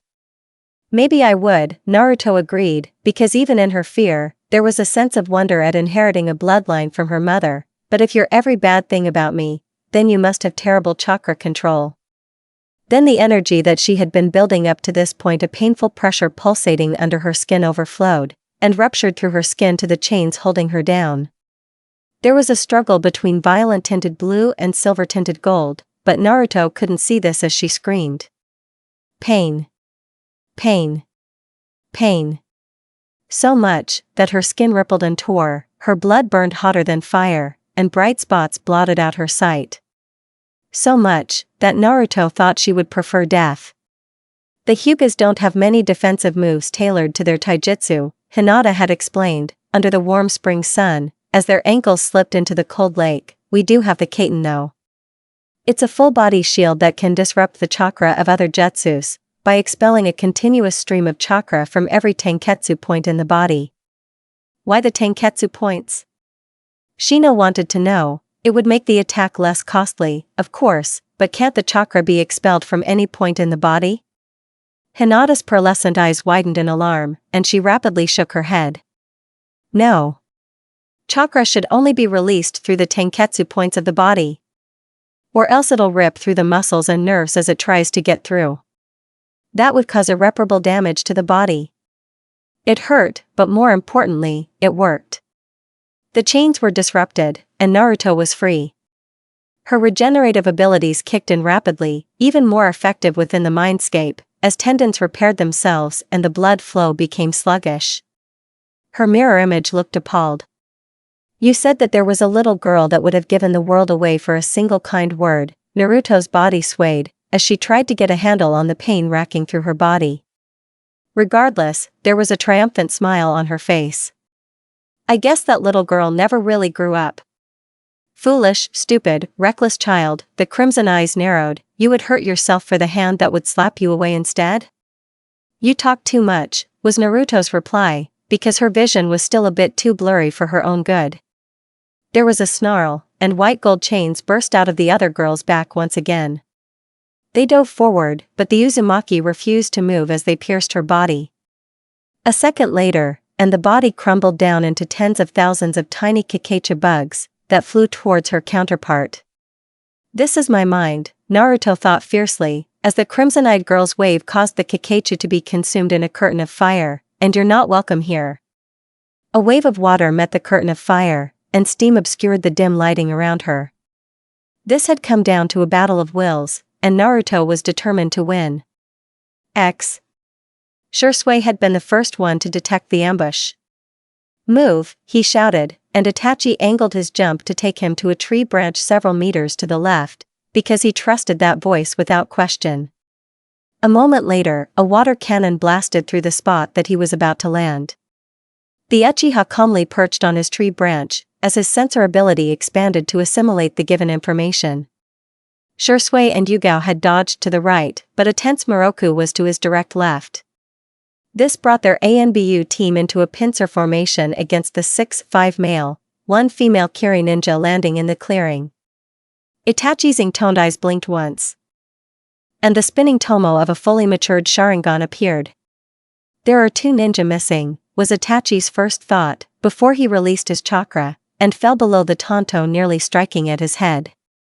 1 chakra-laden foot against the bark propelled him back up, and the Uchiha fell into the rapid strike movement of a Jounin-level taijutsu match. Ninjutsu specialist, was his second thought, as the man tried to jump away, but the Uchiha followed closely behind, and refused to allow him an advantage. His eyes began to analyze the movements and his hands gracefully parried each strike, but Itachi's attention was on his sensor ability, to discern where the creator of the water bunshin had hidden. Why are they risking the treaty, was this third thought, as he nearly forced himself through the watery body, and across 7 trees in 2 jumps. Itachi's arm jutted forward, and the warm, thick, familiar copper scent of blood assaulted his nose. Stomach wounds were never instantly fatal, so the dark-haired teen had to jump backwards, and avoid a furious rain of kunai from the man's partner. What are you doing here? Yugao shouted furiously, one hand forming hand seals, while the other used her katana to hold back 2 of the male nin. Our villages have a kami-ed treaty. No problem to us, if you're dead, one of the nin stated. Kiri doesn't have a Sharingan after all. A shriek of pain then, as Yugao spit out a beach ball-sized ball of fire directly to his face. Suggesting that they do have a Byakugan? Itachi mused, sending a human-sized great fireball no jutsu to the kunai-happy Kiri nin across him. Damn it, this was one of the worst times for an ambush. They were half a day of travel away from the land of fire borders. Their mission had just recently been completed, and Itachi's body couldn't handle a second soldier pill to replenish his quarter-filled reserves. Once again, the teen was forced to deal with the frustration of completing high-level missions on a 14-year-old's reserves. At least that fireball took one of them out, Itachi acknowledged, his regret carefully filed below the forced detachment of battle. The next 17 minutes left the dark-haired teen insensate, as he fell into the patterns of battle. A thin shuriken cut on his left thigh, a water whiplash on his arm, a handful of bruises, a cracked toe on one of his ribs, and yet, Itachi simply kept on moving. Genjutsu required minimal chakra, and his Sharingan enhanced the scope of visual illusions, as the Kiri ninja, who was foolish enough to look an Uchiha in the eye, was forced to find out. Vines splaying him below a red sky, red ants running across his body, his skin shriveling under the relentless heat and strips of flesh torn away to feed the crows, and Itachi's blade to his throat became a mercy. Then the Uchiha drew back, coiled his chakra in, and released another pulse to the field. 8 ninja, of mostly Chunin level had come in. 5 of them were dead, 1 Jounin level ninja was fighting Yugao, and another one was surrounded by the dozen after images of Shusui's body flicker. The final one was being matched, Katan Jutsu against Suiton Jutsu, by Moroku, on the forest floor. Itachi's hands quickly snapped through the first futon jutsu that he had ever learned, and the only jutsu that he had ever gifted Naruto with. He may not have the blonde chakra reserves or powerful wind affinity, but his gale palm was enough to triple the size of Moroku's next Katan jutsu. The brunette's opponent wore goggles, but the expression on his face turned slack as the fiery wall of chakra threw his body back and led to his death. Itachi averted his eyes. The rancid smell of burnt flesh had always sickened him. Miroku turned to him, with a relieved look. "Looks like we made it through." The dark-haired teen would have replied, but his Sharingan was still active, and the barest flicker of his consciousness drew his attention to one of the dead bodies. His first opponent, the water ninjutsu user with the deadly stomach wound, had thrown a kunai, and, as Itachi's arm automatically rose to deflect it, he noticed that it hadn't been aimed at him. Itachi's voice soundlessly screamed, as the man thought he'd killed, the man that he was supposed to kill, threw a kunai that skewered through Moroku's neck. The cheerful, flirtatious, and quick-witted teammate, whose eyes opened wide in a moment of surprise, and then glazed over. Dead. Miroku was dead. Because he left an enemy alive. Itachi. Shirsui's voice made him look up again, and Itachi couldn't know that his appearance had suddenly changed. The three tomo in his crimson eyes had spun and merged and separated, as three spiraling curves formed around a black pupil. Tears of blood fell soundlessly from his eyes, the entire world falling into sharp clarity, before chakra exhaustion finally took him. As the Uchiha heir slumped down in exhaustion, he didn't feel his cousin's arms catching his falling body or hear Yugao's equally worried shout of his name. Miroku was dead. Inoichi Yamanaka didn't even bother to give his cringing daughter a second look, as he accepted the hastily made sandwich from his wife, and rushed back to the hospital. Despite the fact that he had already given her a thorough reaming for the sheer and utter stupidity of giving out a clan technique, much less for another child's private clothing, Inoichi was still furious. Ino's selfish and thoughtless actions had caused a massive cluster. That was known to almost every shinobi clan in the village. The Nara and Akimichi clans knew, of course, due to the treaty that required Inoichi to share any potential political mishaps with the allied families. Two of the other noble clans, Aburame and Hyuga, were informed, due to their heirs' involvement in the matter. The Uchiha clan, having been an inadvertent party to that disastrous bet, were informed of the events. And if the Inuzuka weren't aware by now, then they certainly would be within a matter of days, with the gossip involved. Inoichi had been forced to convene an emergency Yamanaka council, after his initial prognostic of the Uzumaki, and his kinsmen were understandably angry. Their clan didn't have bloodline-specific abilities, but had gained some level of prominence through techniques that they had developed through laborious and deadly trial and error. Since anyone could steal their hard work, they put many mental and physical failsafes on their scrolls, and impressed countless warnings on their shinobi to keep those jutsu secret.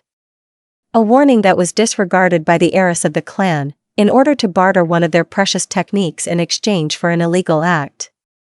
Even members of the clan that despised the Jinchuriki were calling for Ino to be removed from the heiress position for her decision.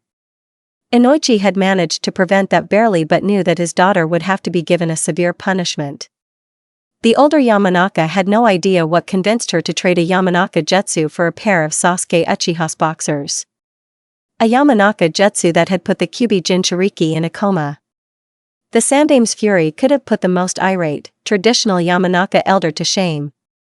The venerable man had managed to hold his expression during the children's explanations, the Aburame's pragmatic, but worried summary, and the Hyuga's stuttering, but forceful answers, but the adults didn't receive that allowance. Everyone had been at fault.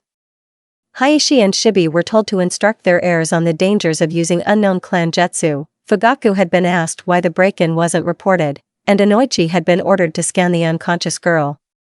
Had his Kage's ire not been enough to shame him, the image of the tiny blonde laying pallid and still against the stark white bedsheets would have. Inoichi didn't like looking at Naruto Uzumaki often.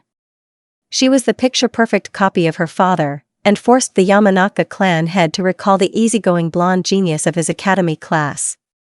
She spoke and moved like Kushina Uzumaki, and the blonde man was almost tempted to check his back for a kick-me sign. Inoichi never saw the Kyuubi, but he couldn't see Naruto Uzumaki either. Have there been any changes to her vitals? Inoichi asked, once again inserting the barest thread of chakra into her forehead. And receiving the same impression back. The inner mirrors of reflection jutsu had taken, and there was nothing to be done, but allow it to run its course. Breaking it could shatter her mind, but Inoichi wondered if that was not the kinder path should the Uzumaki girl be facing her literal demon. No, sir, the nurse's reply was just as rote, because the Yamanaka had asked this many times before. Withholding a sigh, Inoichi nodded, and took a seat beside the bed. He would spend another night here, in the hope that an opportunity would present itself to insert his own consciousness into the girl. This entire cluster was a series of terrible news to him. Well, except for the assurance that Makoto Uchiha refused to press charges. Thank Kami that the girl Ino had tricked was also being courted by the woman's eldest son. Because I want to be your friend. The wind howled and spun into a tornado that tossed all of the rock projectiles back. But then arrows were pressing down on her, and Naruto's body melted into another puddle of water. You should know about your family. I copied the relevant passages down here, for you. Concentric rings of glowing pink energy pinned her counterpart's leg to the floor. The crimson-eyed girl stumbled, and Naruto had the chance to raise a pillar of stone that brought her away from the quicksand on the floor. Let us train together, Naruto-chan. Nets of golden light, golems of lava, daggers of glass, and glowing chakra chains that were far more versatile than they had any right to be. Naruto could feel exhaustion press down on her, as the two blondes continued to mentally batter one another with no end. Her only saving grace was that the crimson-eyed spirit was also tiring. I can't have a battle of attrition with her, the Uzumaki admitted, frustrated that her most powerful trait had been negated. We have access to the same amount of chakra, and I nearly crippled myself at the beginning of our fight. Her body was enfolded into the cloak of shadows, giving her a chance to pause and catch her breath. The mirror image paused too, fingers twitching and crimson eyes warily tracking the darkness, as she momentarily rested.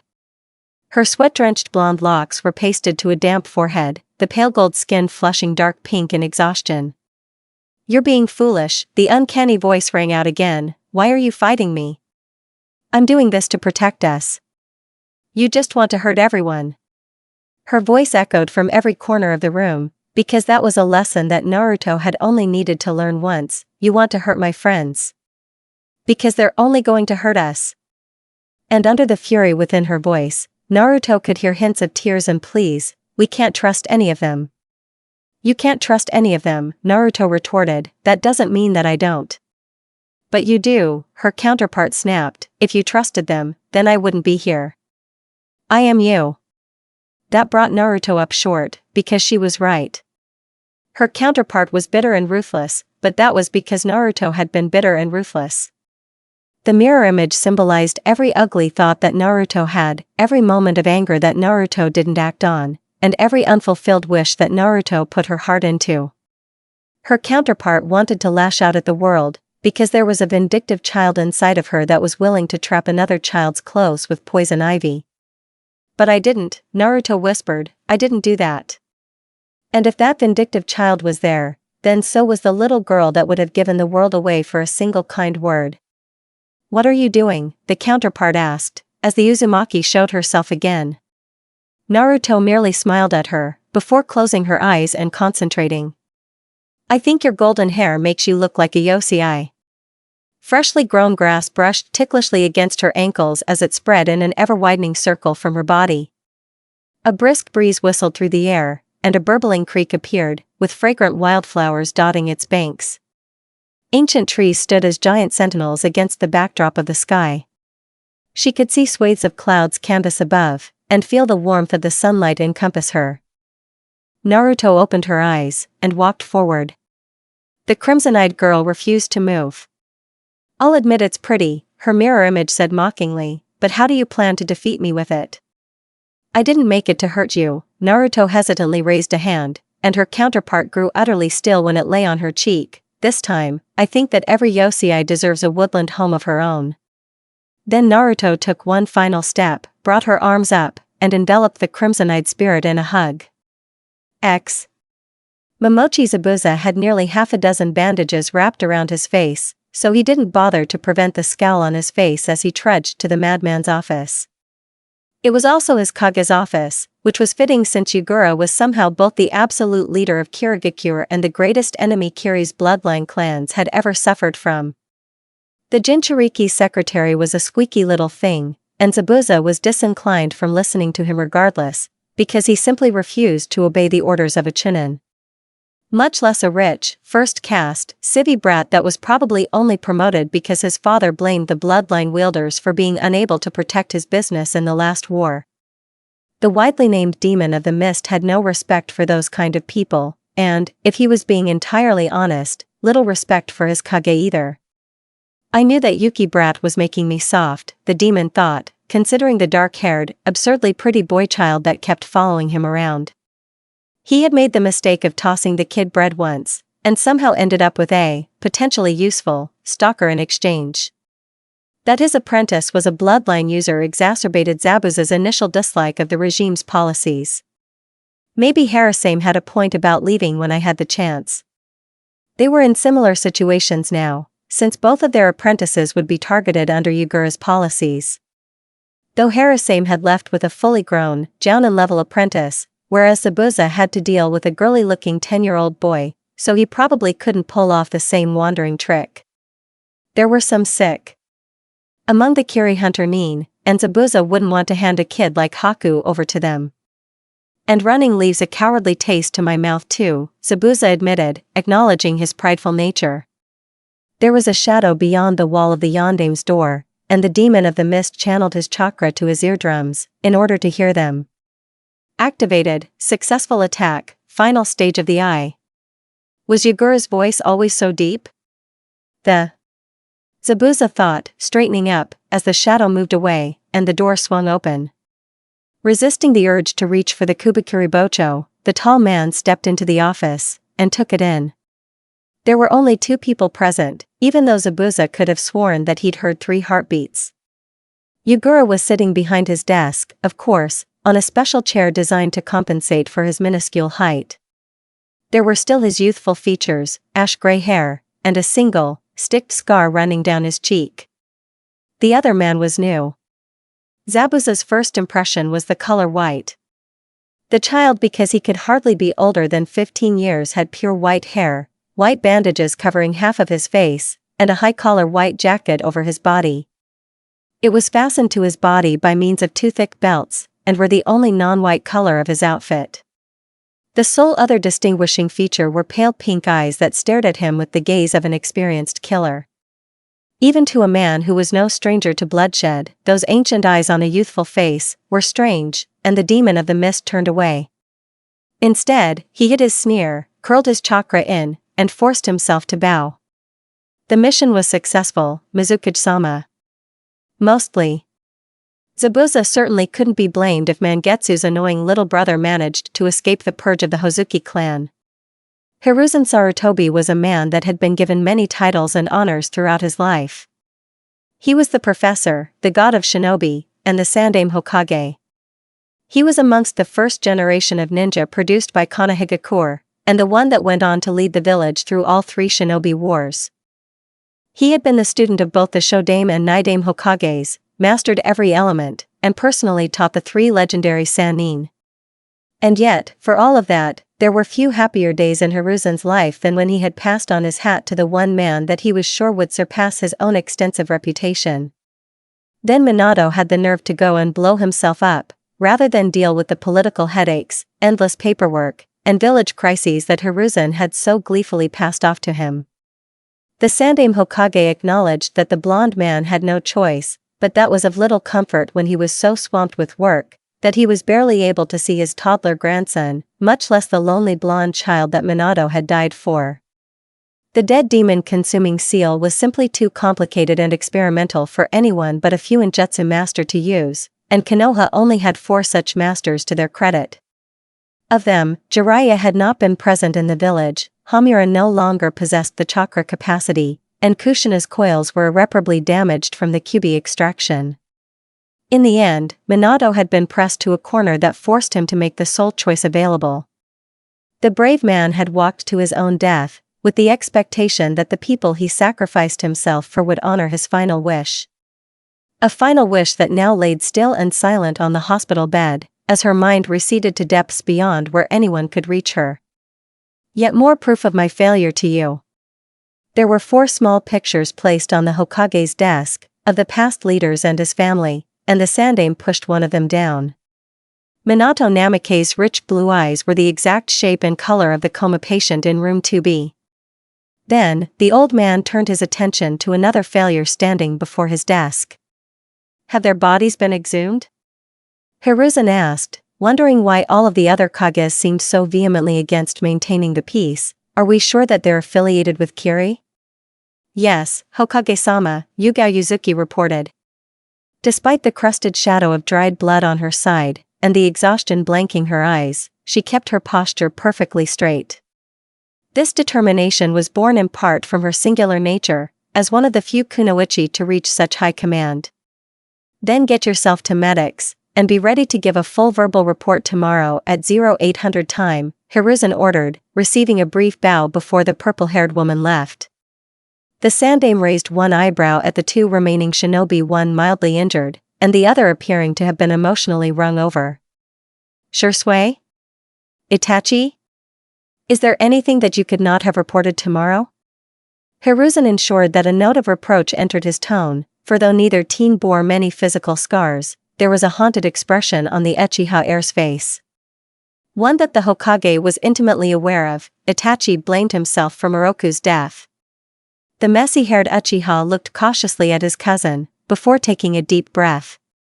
Hokage-sama, we would like to request that this information be kept confidential.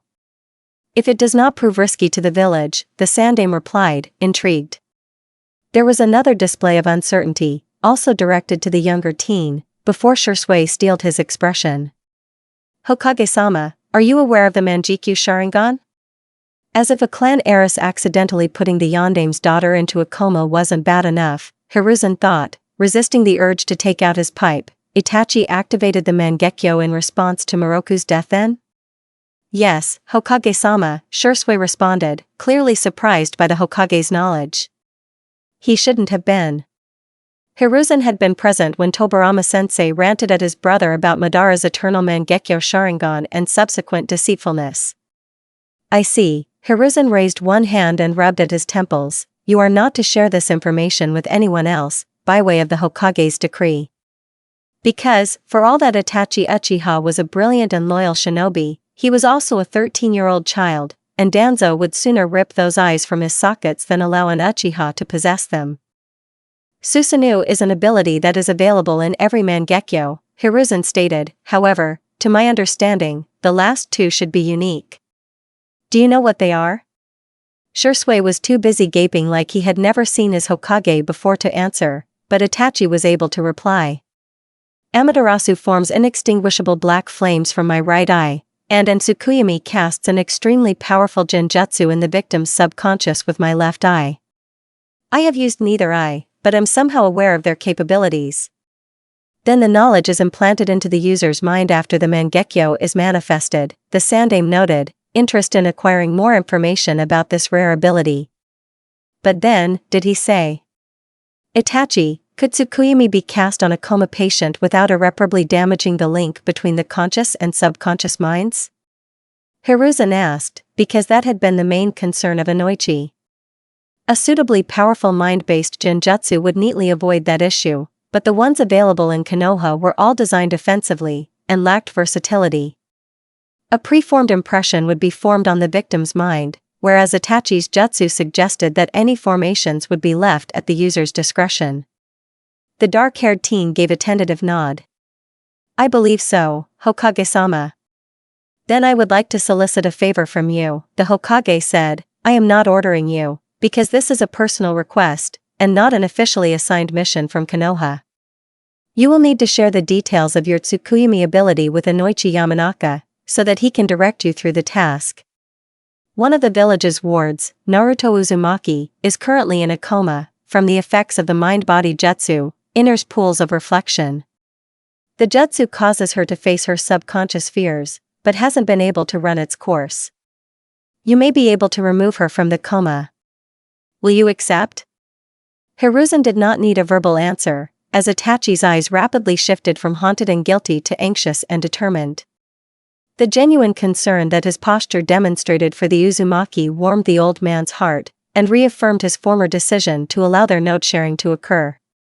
Even with the added difficulty of the courtship rumor spreading throughout the village, Itachi's impact on Naruto's life had been immeasurably good for the young girl. I would be happy to do so, Hokage-sama, the Uchiha heir swiftly replied. May I start now?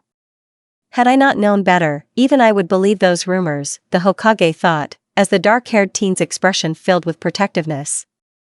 Yes, of course. And Itachi? Thank you. I leave for less than 5 days, and she puts herself into a coma. The callous nature of Itachi's words were quickly undercut by his almost desperate urge to move past the Yamanaka by the door, and rush to the tiny form buried under the wide expanse of the hospital blanket. It was the memory of Miroku's glassy eyes, and Shursui's gentle push on his back, that caused the Uchiha to break his nature. Foolish little girl, the words were barely breathed, and yet deafening in the silent room. Itachi's long, tapered fingers skimmed the sweaty bangs clinging to the blonde's forehead. The teen didn't have particularly large hands, but they dwarfed the Uzumaki's, when he carefully took her right hand. He was blissfully unaware of the other reactions in the room. I really need to invest in a camera, was Shursui's immediate impression. A few years from now, and the rumors might not be false anymore, the Sandaime mused. I knew they were together, but it's one thing to rely on hearsay, and a completely different matter to see their love, Inoichi thought. Fugaku's matchmaking may be politically driven, but the Uchiha genuinely cares for the Uzumaki. Hiruzen was kind enough to draw the attention away. Inoichi, can you give me a report on Naruto's condition? I can't measure any brain waves from her, but her vitals remain stable and her heartbeat, to our knowledge, has not spiked once during her coma. In my professional opinion, Naruto Uzumaki is fully immersed within her subconscious mindscape, and does not know how to leave, Inoichi reported. With a grimace. External interference by a mind walker could possibly shred the link between the Uzumaki's conscious and subconscious minds, as the Yamanaka jutsu fight against one another for dominance. The Uzumaki's mind doesn't have the training necessary to split her consciousness and employ 2 mind-body jutsu at once. Does she have the fortitude to deal with a second consciousness by way of a Jinjutsu broadcasting a mental avatar? The Hokage asked. Inoichi's face showed conflicting emotions: surprise, curiosity, anxiety, and optimism as he gave a tentative nod. An additional consciousness should not be an undue burden at her age. It would have to be an A-rank Jinjutsu, at least though, to break through the mind's natural mental barriers.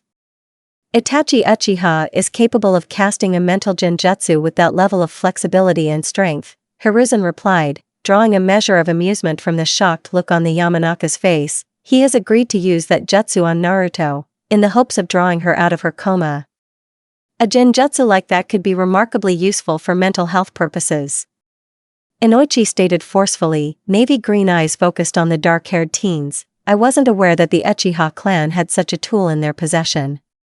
This is a personal jutsu, Yamanaka-san, and not the property of the Uchiha clan, Shursui replied, crossing his arms. Itachi was the one to develop the jutsu, and it can only be used by his eyes. At 13 years old. The tall man breathed, making Itachi feel uncomfortable by the lie. He didn't want to be praised for an ability that had taken neither skill nor desire to obtain. I do think that this technique may be the best way to draw the Uzumaki out. Good thing that Itachi's here then. Shursui replied brightly, diffusing the awkwardness for his younger cousin.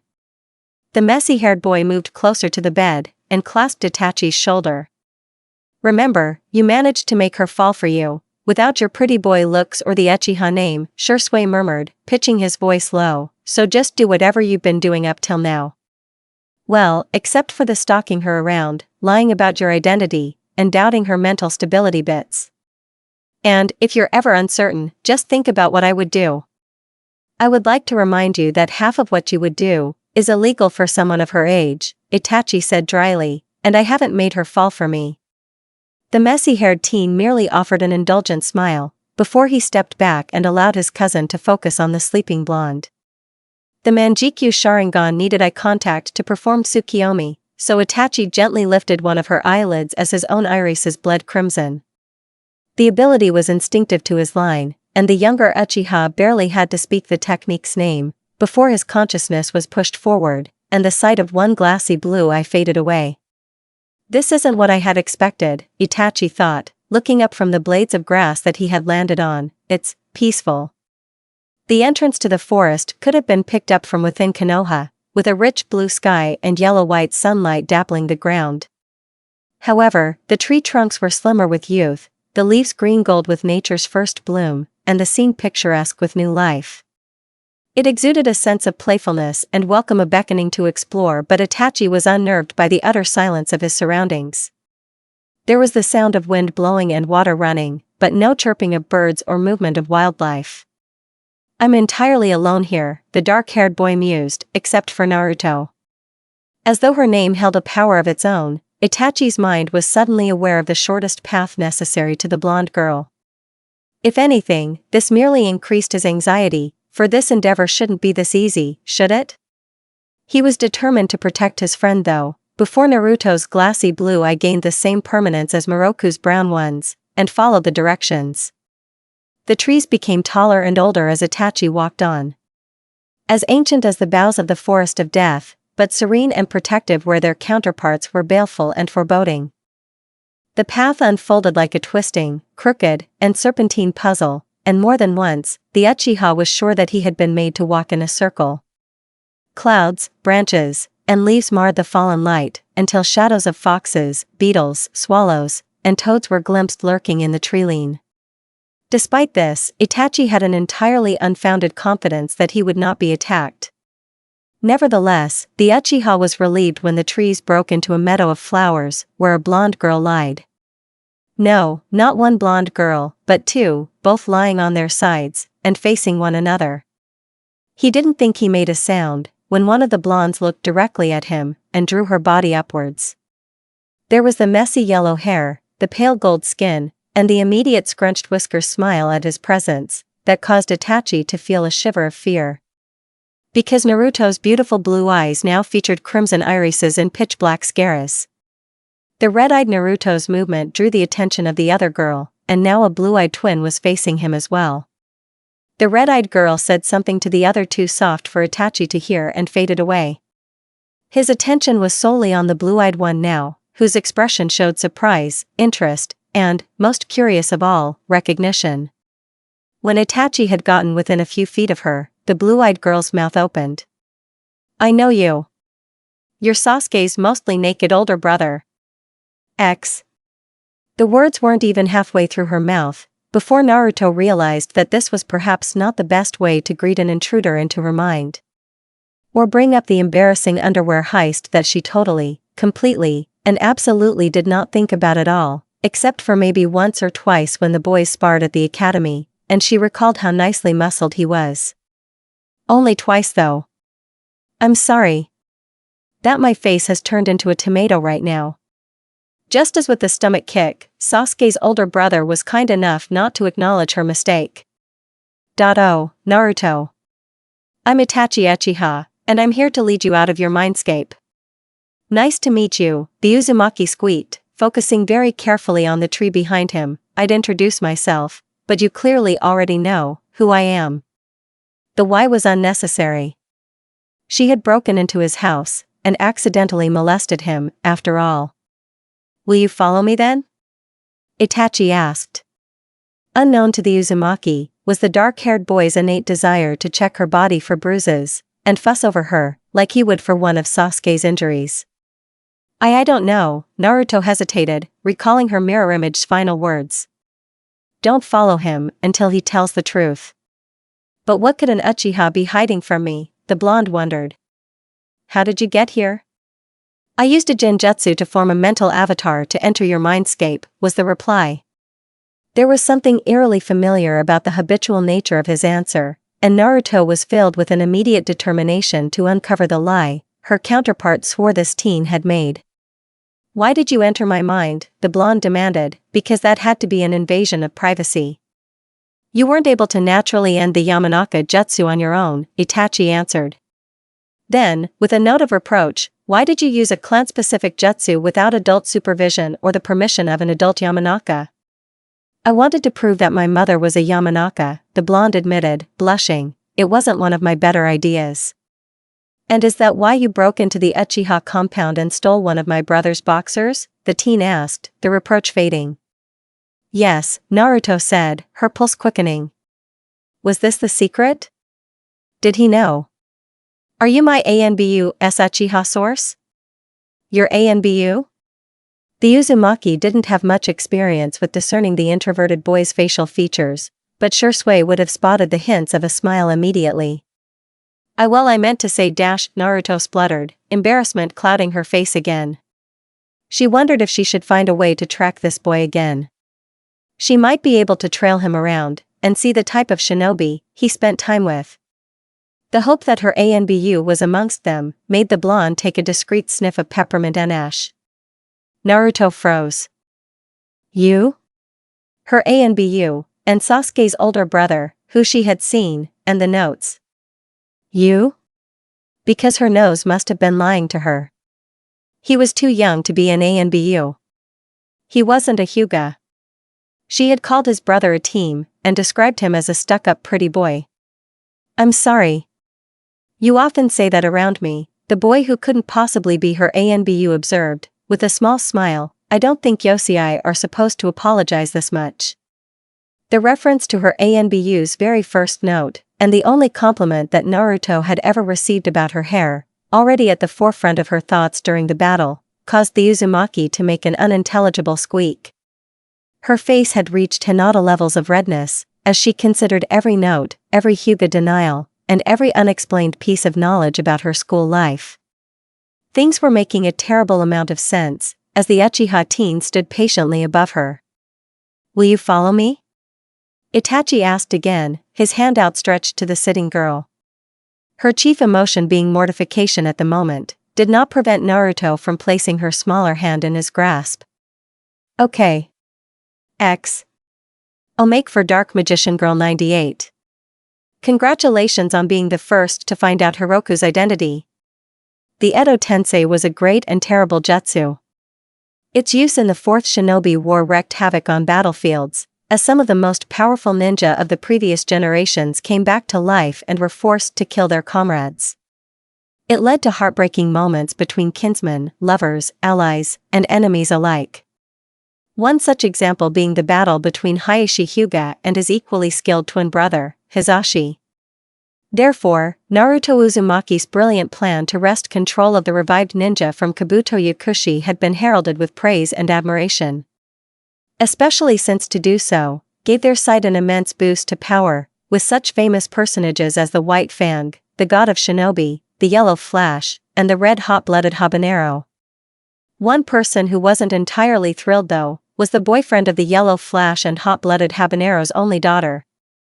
Especially when said powerful individuals flashed over to see Naruto, and found him standing by her side.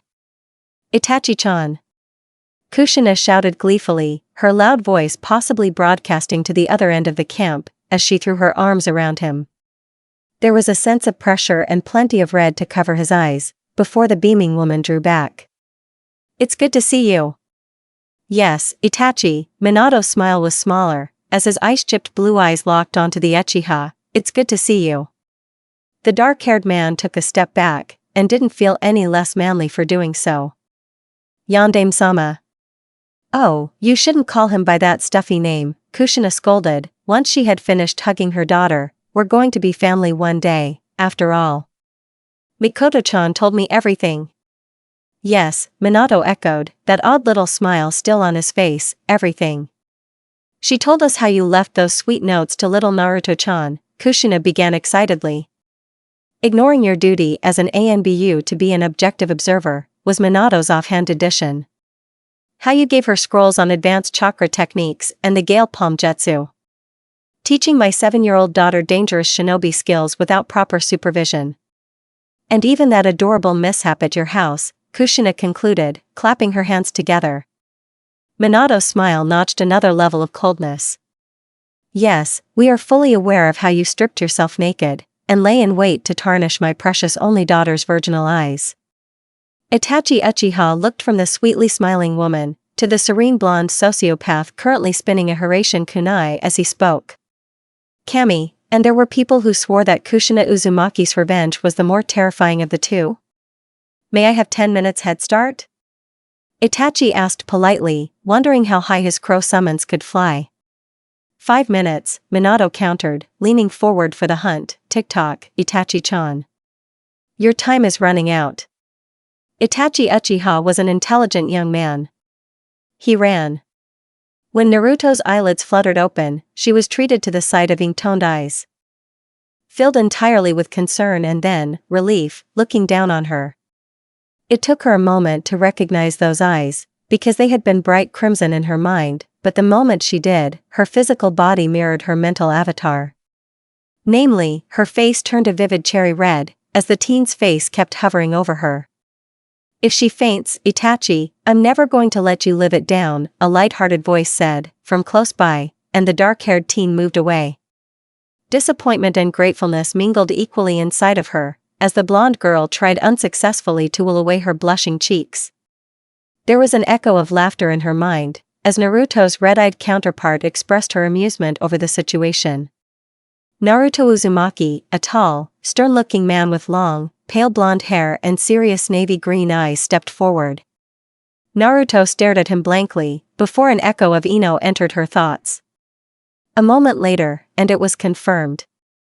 My name is Inoichi Yamanaka, and I am the mind specialist assigned to you. You've just woken up from a 4-day coma, and I would like to perform some scans to see how you are. Had she been a full civilian, the man may have eased her more gently into the situation. As it was, Naruto's academy training had briefly covered handling emotional distress after succumbing to injury. Yes, Yamanaka-san, Naruto croaked, her voice unusually dry and raspy, may I have water? This proved to be an expected request, as a glass of cold water was pressed into the blonde's hands, a moment later. Naruto slowly took a few sips, grimacing as the icy liquid brushed down her sandpaper throat, and observed the rest of the room. Inoichi Yamanaka was pressing a hand glowing with pale green chakra to her forehead, and the feeling was almost ticklish over her bangs. The Sandame was present, smiling reassuringly at Naruto, and standing a few feet away from the Yamanaka. And her Anbu the Uchiha that is, Itachi or, well, the boy that was making her horribly confused and didn't even seem to know it, had moved to the other end of the room. By a familiar messy-haired teen, that had probably made the teasing comment, and was now waving enthusiastically to Naruto. Her limbs felt like an entire case of Sanbon had been driven through them, but the blonde ignored the pinprick feeling, and twitched her hand back and forth. That must have been good enough, because when the Yamanaka moved away, the messy-haired boy stepped forward. Hi. I'm Shursui Uchiha, and his voice matched the one before. You may remember me from some dashing waves at the academy. Silent and creepy back there is my cousin. He's not creepy. Naruto rasped out immediately, glowering at the boy. She may not know what to do about the recent Itachi revelation, but she wasn't going to allow anyone to insult her Anbu. The Anbu. She wasn't going to allow anyone to insult the Anbu. There are entire shinobi squads that would disagree with you, Shursui replied. Naruto's scowl deepened. They're not very bright then, are they? And neither are you was implied. I think we'll get along just fine. The messy-haired teen was grinning even more brightly, as he stepped away and the Hokage took his place. Dado Naruto-chan, the old man said affectionately, and a softer smile crossed Naruto's face when she saw him. This was someone that she didn't feel conflicted about, so the blonde eagerly threw herself into the hug that he offered. Ojizen, it's good to see you. Naruto drew herself back, and looked at him critically. You look particularly old this afternoon. Do you want to hand the hat over to me now? I think I can keep the Hokage's seat warm for another few years yet, Naruto-chan, Hiruzen chuckled, ignoring the expressions of indignity, inoichi, awe, sure-sway, and fond exasperation, Itachi. Are you here to yell at me then? The blonde asked, a dejected expression crossing her face. Before you say anything, I want you to know that all of this was my idea. Shino and Hinata didn't break into the Uchiha compound, or approve of my trade. They both tried to convince me not to use the jutsu. You should have listened to them then, the Hokage sighed. Making the blonde wince, however, I do believe that this was a mistake born of ignorance, rather than malice, and there has been plenty of rebukes to be shared around. The scroll has been returned to the Yamanaka clan, and you have been in a coma for almost 4 days. I believe that is enough punishment, though we will need to have a long talk. Naruto's shoulders fell. I thought that I was related to the Yamanaka, and this jutsu would prove it, she confessed, tightening her palms, Yamanaka-san. I am so sorry for my actions. I shouldn't have taken one of your clan jutsu, and used it. And Uchiha-san, I'm sorry for breaking into your clan compound. I shouldn't have done that either. Uzumaki-san, the gruff voice, caused her to look up. To her surprise, the stern-faced Yamanaka's body was bent almost parallel to the floor, in a deep bow. It is I who should be apologizing to you. My daughter knew the risks associated with our clan jutsu, and shared it with you, with the full expectation of your failure. She entered a foolish deal with dishonorable intentions, and I assure you, that Ino will be fully punished for that. It is to your credit that you managed to get as far with the mind-body jutsu that you have, and, moreover, I think the Yamanaka clan would have been lucky to count you amongst our numbers. Naruto stared at the other blonde, and her throat felt like it was closing into itself again. No one had ever suggested that she would make a good addition to any family. As a friend, yes. As a student, once or twice. Even as a Hokage candidate, once by Ojaizen. But a family member. The messy-haired boy saved her from a humiliating reaction for the second time, by drawing her attention before she could start bawling. Well, the Uchiha clan isn't prepared to dismiss any charges, he chirped, with a friendly nudge towards his younger cousin. Our matriarch has suggested that you can earn our forgiveness, by taking responsibility for your actions, and marrying this young, sad, and lonely wet blank ouch. I was just joking, Itachi. The Uchiha clan will not be pressing any charges, Itachi said, reassuringly.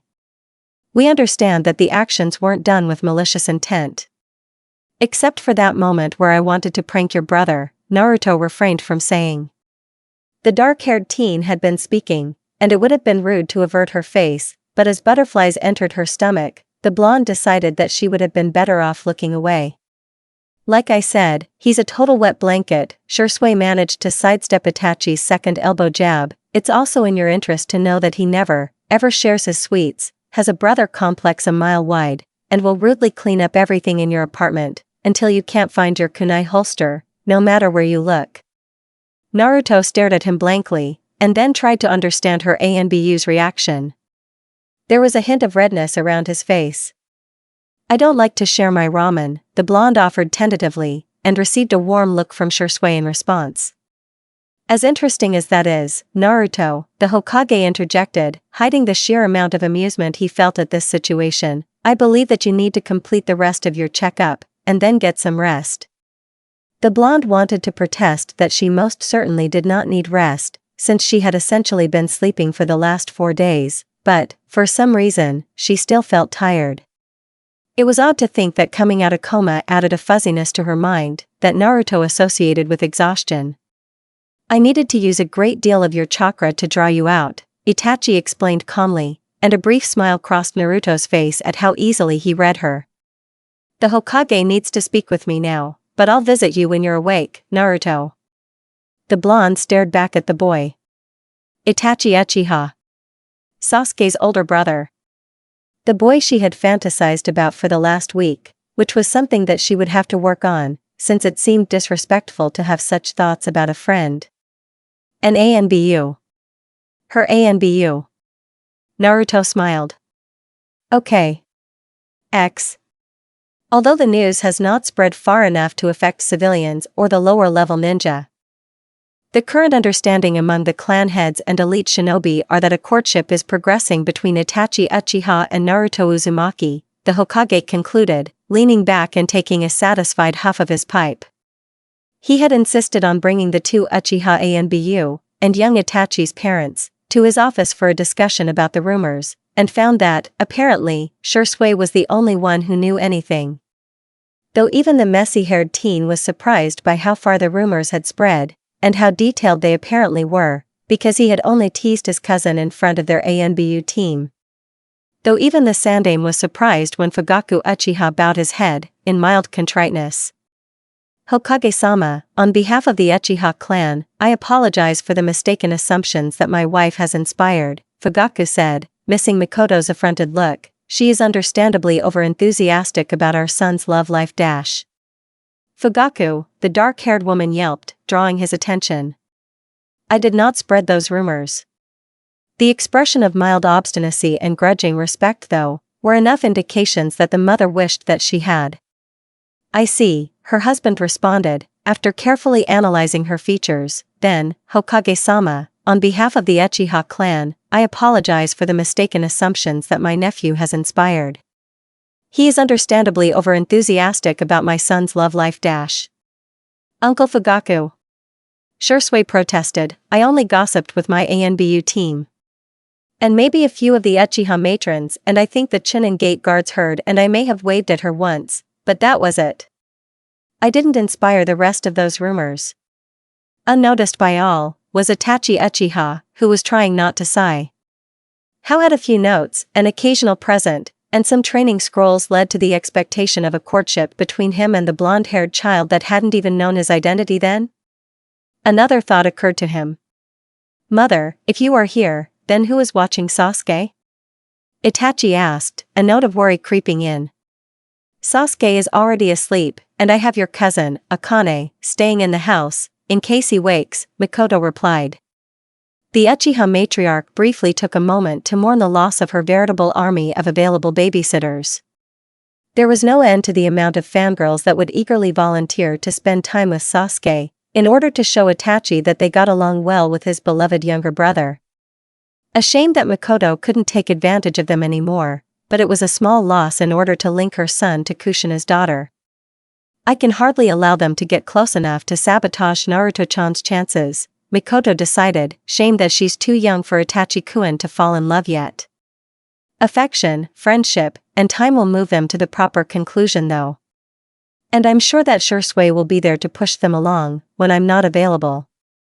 He's such a good cousin.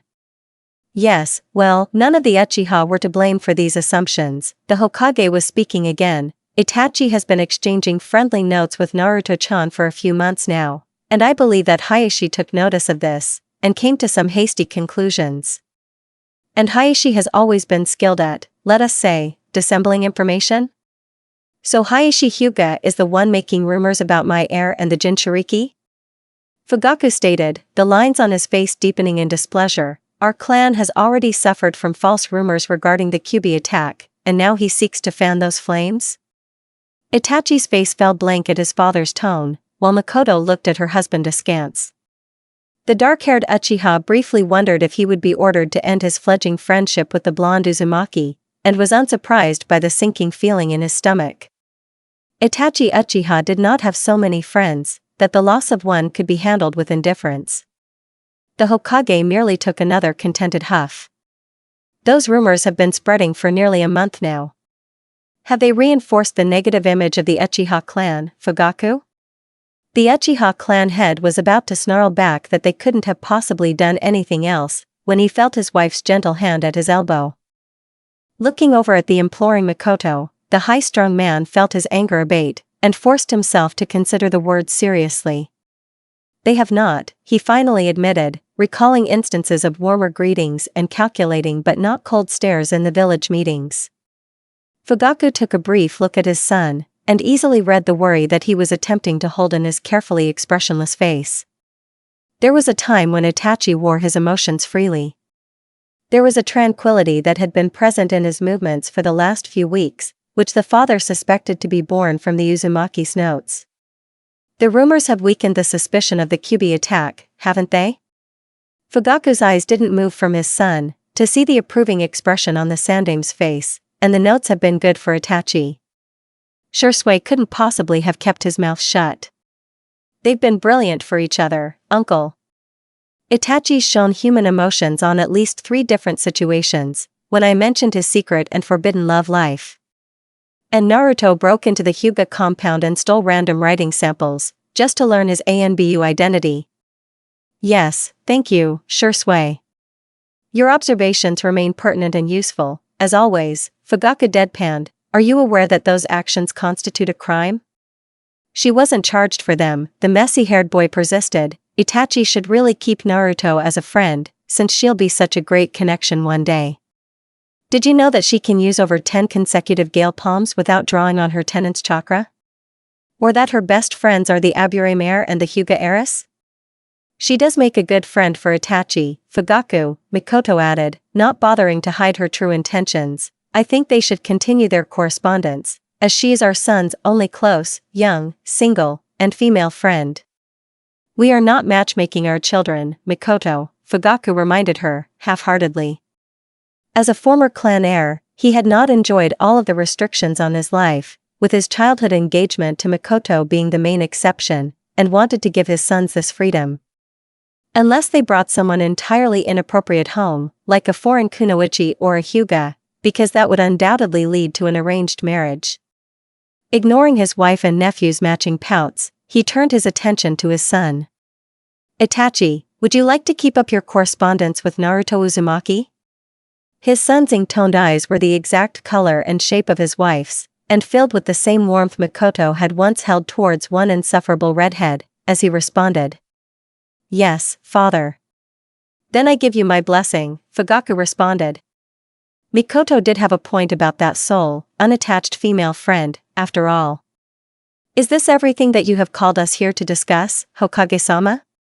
It is not. Hiruzen's eyes became pieces of granite, as he lowered his pipe and affixed a sharp stare to the younger man.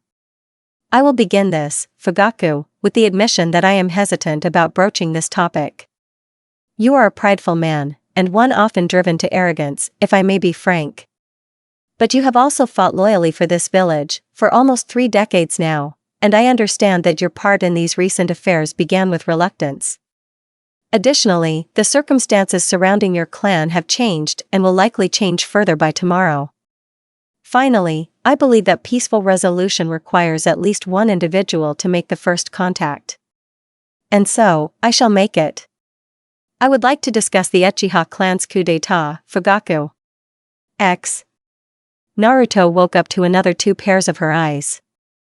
One was wide, pearlescent, had no pupils, and looked blind. The other was hidden behind a set of shades. Hey guys, the blonde managed to croak out. Naruto-chan. Hinata wailed, practically throwing her body atop the blonde's prone form. Her thin and surprisingly strong, Naruto-noted arms enclosed her for a moment, before the blue-haired girl recognized her own audacity, and sprang back. Typically, her face bore a crimson cast. Naruto, we are relieved to see that you're awake, Shino responded, adjusting his shades. And hovering worriedly above her bed, why? Because you have used an unknown jutsu from another clan without considering the full repercussions of your actions, and could have died as a result. We are also very upset with you. For the same reason. I'm not upset with you, Naruto-chan. Hinata burst out, aghast.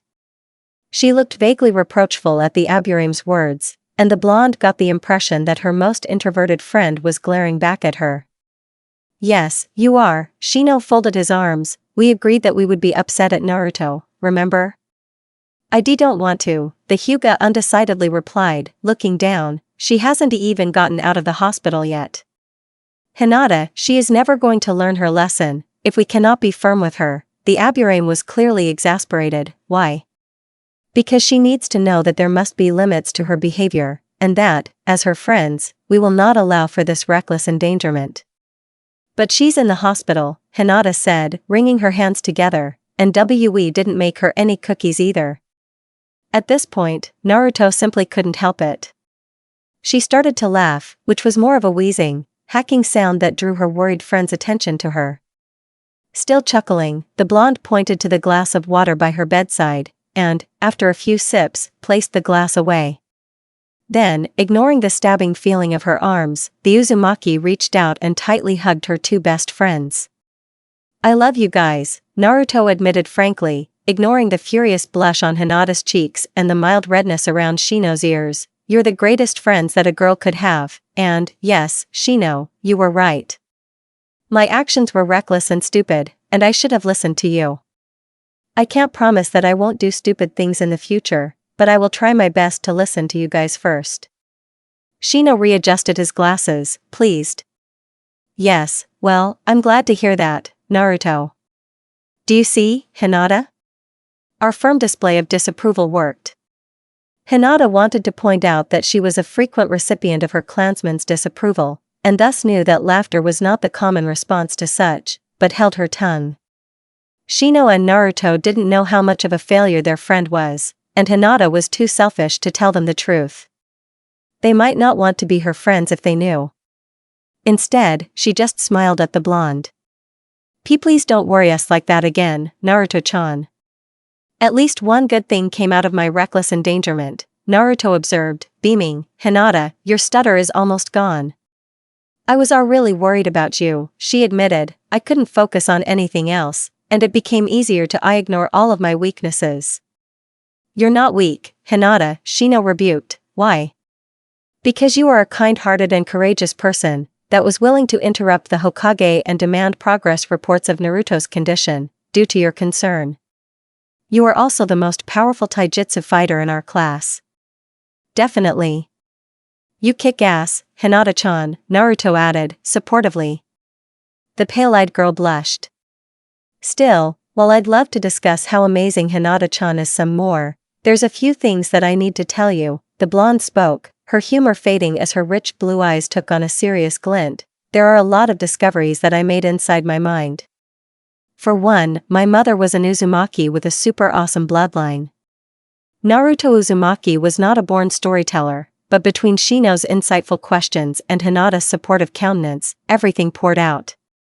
She covered the discovery of Yami Naruto, gave detailed descriptions of her mental battles, and mentioned her very first friend. There were tears to be forced back, as she talked about her childhood, and happier ones to be wiped away, when she explained her mysterious source of training scrolls. It wasn't a full disclosure because the notes themselves were a secret only between Itachi and herself, but her closest friends were told most else. It took almost an hour until she was done. "This is a lot to take in," Shino finally sighed. "I will have to take some time to think over matters, but I assure you, Naruto, that this does not change anything between us. I believe that you are a good person, who has been dealt a bad hand in life, and that it is an honor to be your friend. This only strengthens our opinion of you," Hinata said. "You are a strong person, Naruto-chan." "Thanks," Naruto sniffed, thankful that her friends ignored the tears rolling down her cheeks. They made her look silly. "I just wish that Aji-sama would tell me more about my parents, so that I don't have to do stupid stuff like this to learn about them." "Why won't he tell you anything?" Shino asked, adjusting his glasses. "This is most unusual. He said that I'm too young," the Uzumaki explained. "He promised to tell me after I became a Chunin. And maybe he'll change his mind?" Hinata suggested softly. "After this event, he may decide that it's too risky to leave you uninformed." "I'll ask him," Naruto replied, a hint of mischief entering her eyes. "The Hokage wouldn't want to encourage my risky experimentation after all." Fugaku Uchiha remembered Minato Namikaze and Kushina Uzumaki. His early impression of Minato had been negative, due to his elitism and the blonde's status as a poor, clanless orphan with foreign features. Fugaku had considered him a fool for pursuing Kushina Uzumaki, when they were born into entirely different social circles. The Uzumaki was, from her paternal side, the niece of the Uzumaki clan head, and the third in line to inherit, should both of her cousins die prematurely. From her mother, Kushina descended from a line of the Nidaime, and while that may carry negative associations with the civilians, clans were more focused on lineage. And the redhead had a powerful lineage, culminating in a rare bloodline and being personally handpicked for the role of Jinchuriki.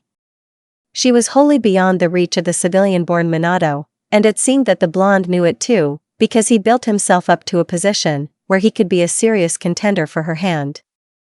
Fugaku suspected that this was unnecessary on his part, since Kushina genuinely loved him and routinely and publicly flouted social convention. However, he respected the man for proving him wrong and for making the masses fear the Namikaze's name.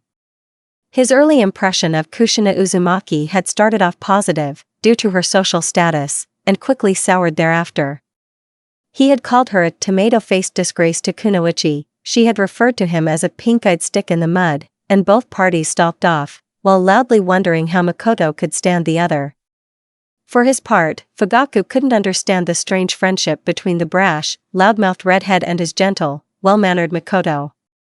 As he grew older though, and subsequently more mature, the Uchiha realized that his wife adored the friend who couldn't care less about her status, who added energy, and illegal acts, to her proper life, and who punched Mira Uchiha out for insinuating that she wasn't worthy of being engaged to the clan heir. After a few years, Fugaku had even come to like both of Naruto's parents, causing his opinions of their relationship to change. Now, he couldn't understand how the brilliant and mild-mannered Minato could possibly want to marry the walking headache that was Kushina Uzumaki. Unlike her husband, Makoto had been an early supporter of their potential relationship and one of Minato's first advocates. She found his unpolished manners charming, his stammered compliments sweet, and his obvious fascination for Kushina's hair strange, but ultimately harmless. After the kidnapping incident had occurred, she had convinced him and the Sannin Jiraiya to set off fireworks in the lobby, so she could sneak the red-faced Kushina to Minato's hospital room. Since they had been discharged the next day, while holding hands, Fugaku presumed that Makoto's machinations worked. Now she was practically dancing around in the kitchen, as she prepared a batch of cookies for Shursui, of all people. Meanwhile, Fugaku was left to quietly sit in his office and ponder the Hokage's words. The meeting had not been pleasant. When the Sandaime had mentioned the coup, Fugaku had been worried. When he started discussing the tactics they were planning, Fugaku grew suspicious. When he admitted that Itachi, his eldest son, his clan's heir, had been spying on them, Fugaku turned cold. And then the conversation veered unexpectedly, as Hiruzen Sarutobi discussed not his family's treason, but the mental and emotional toll that Itachi had been suffering under, as he tried to prevent a civil war. Fugaku had been tempted to hit the man, as the Hokage discussed Itachi's growing stress marks, his alienation from his family, and even the Manjikyu Sharingan that he had obtained last night. It was only Makoto's hand, pressing bloody crescents into his arm, that kept him from reacting. When the Hokage took a pause, Fugaku turned and looked at his blank-faced son. "Why?" he asked.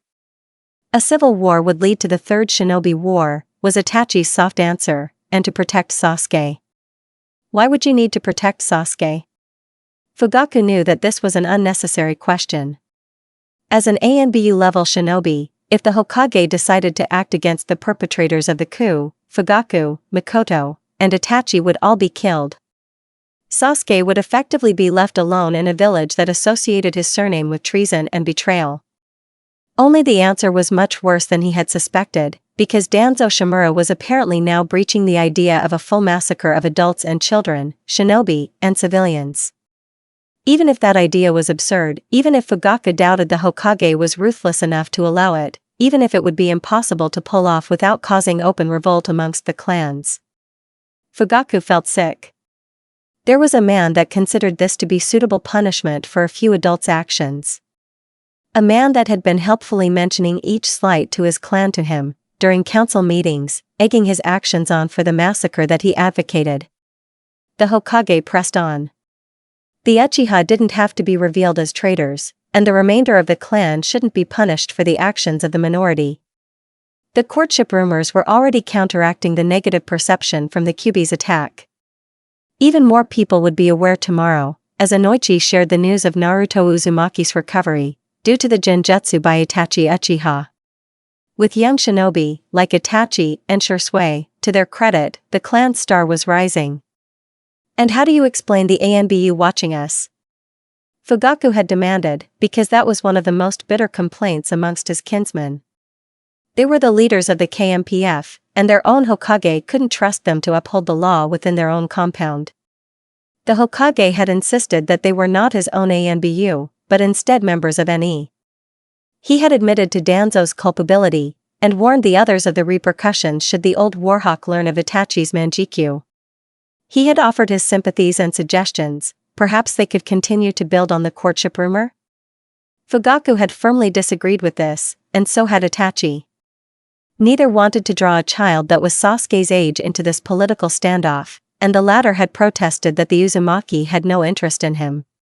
Even Fugaku had looked on his son with disbelief at that comment, and that was one of the brief moments of levity in a long and serious discussion. They had reached a compromise on that point. Itachi would explain the situation to Naruto, and while he would do nothing to encourage the rumors, he would also not try particularly hard to refute them either. The masses could continue to form their rumors, while additional attempts would be made at integrating the Uchiha into the main village. Fugaku had felt briefly ashamed of himself, as he discussed plans to betray his clan's elders and main planners, but forcefully drew it back, when he remembered Sasuke's young face. He had been willing to sacrifice his fellow shinobi and villagers for his clan. How could betraying a few kinsmen for the remainder of his clan be much worse? There had been concessions on both sides. Fugaku would remain the clan head, but Itachi would assume leadership of the clan on his 20th birthday. Any civilians and shinobi under the rank of Chunin would be guaranteed clemency. Should a fight ever occur, but the Uchiha wall would have to be broken down before the next year. None of the ANBU could resume patrols within the compound, and the operative would be firmly requested not to, but more Uchiha Chunin and Jounin would have to take team-based missions without clan members. It had been a productive meeting, and the 4 Uchiha, who had left it were of mixed emotions.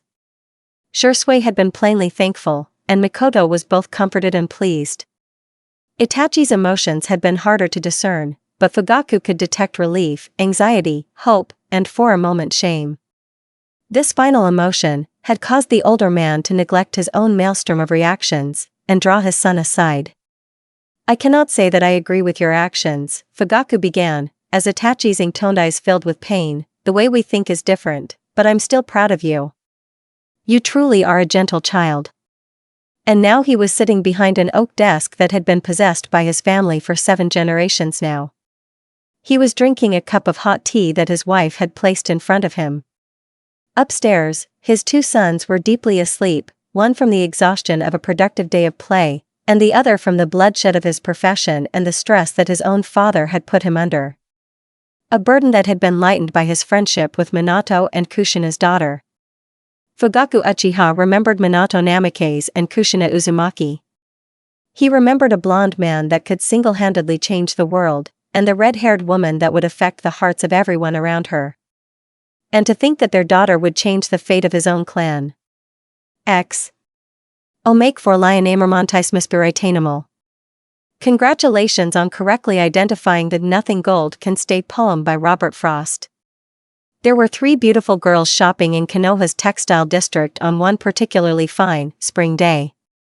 One girl had waist-length blood-red hair, rich violet eyes, and was gesturing wildly at the kimono on the window display.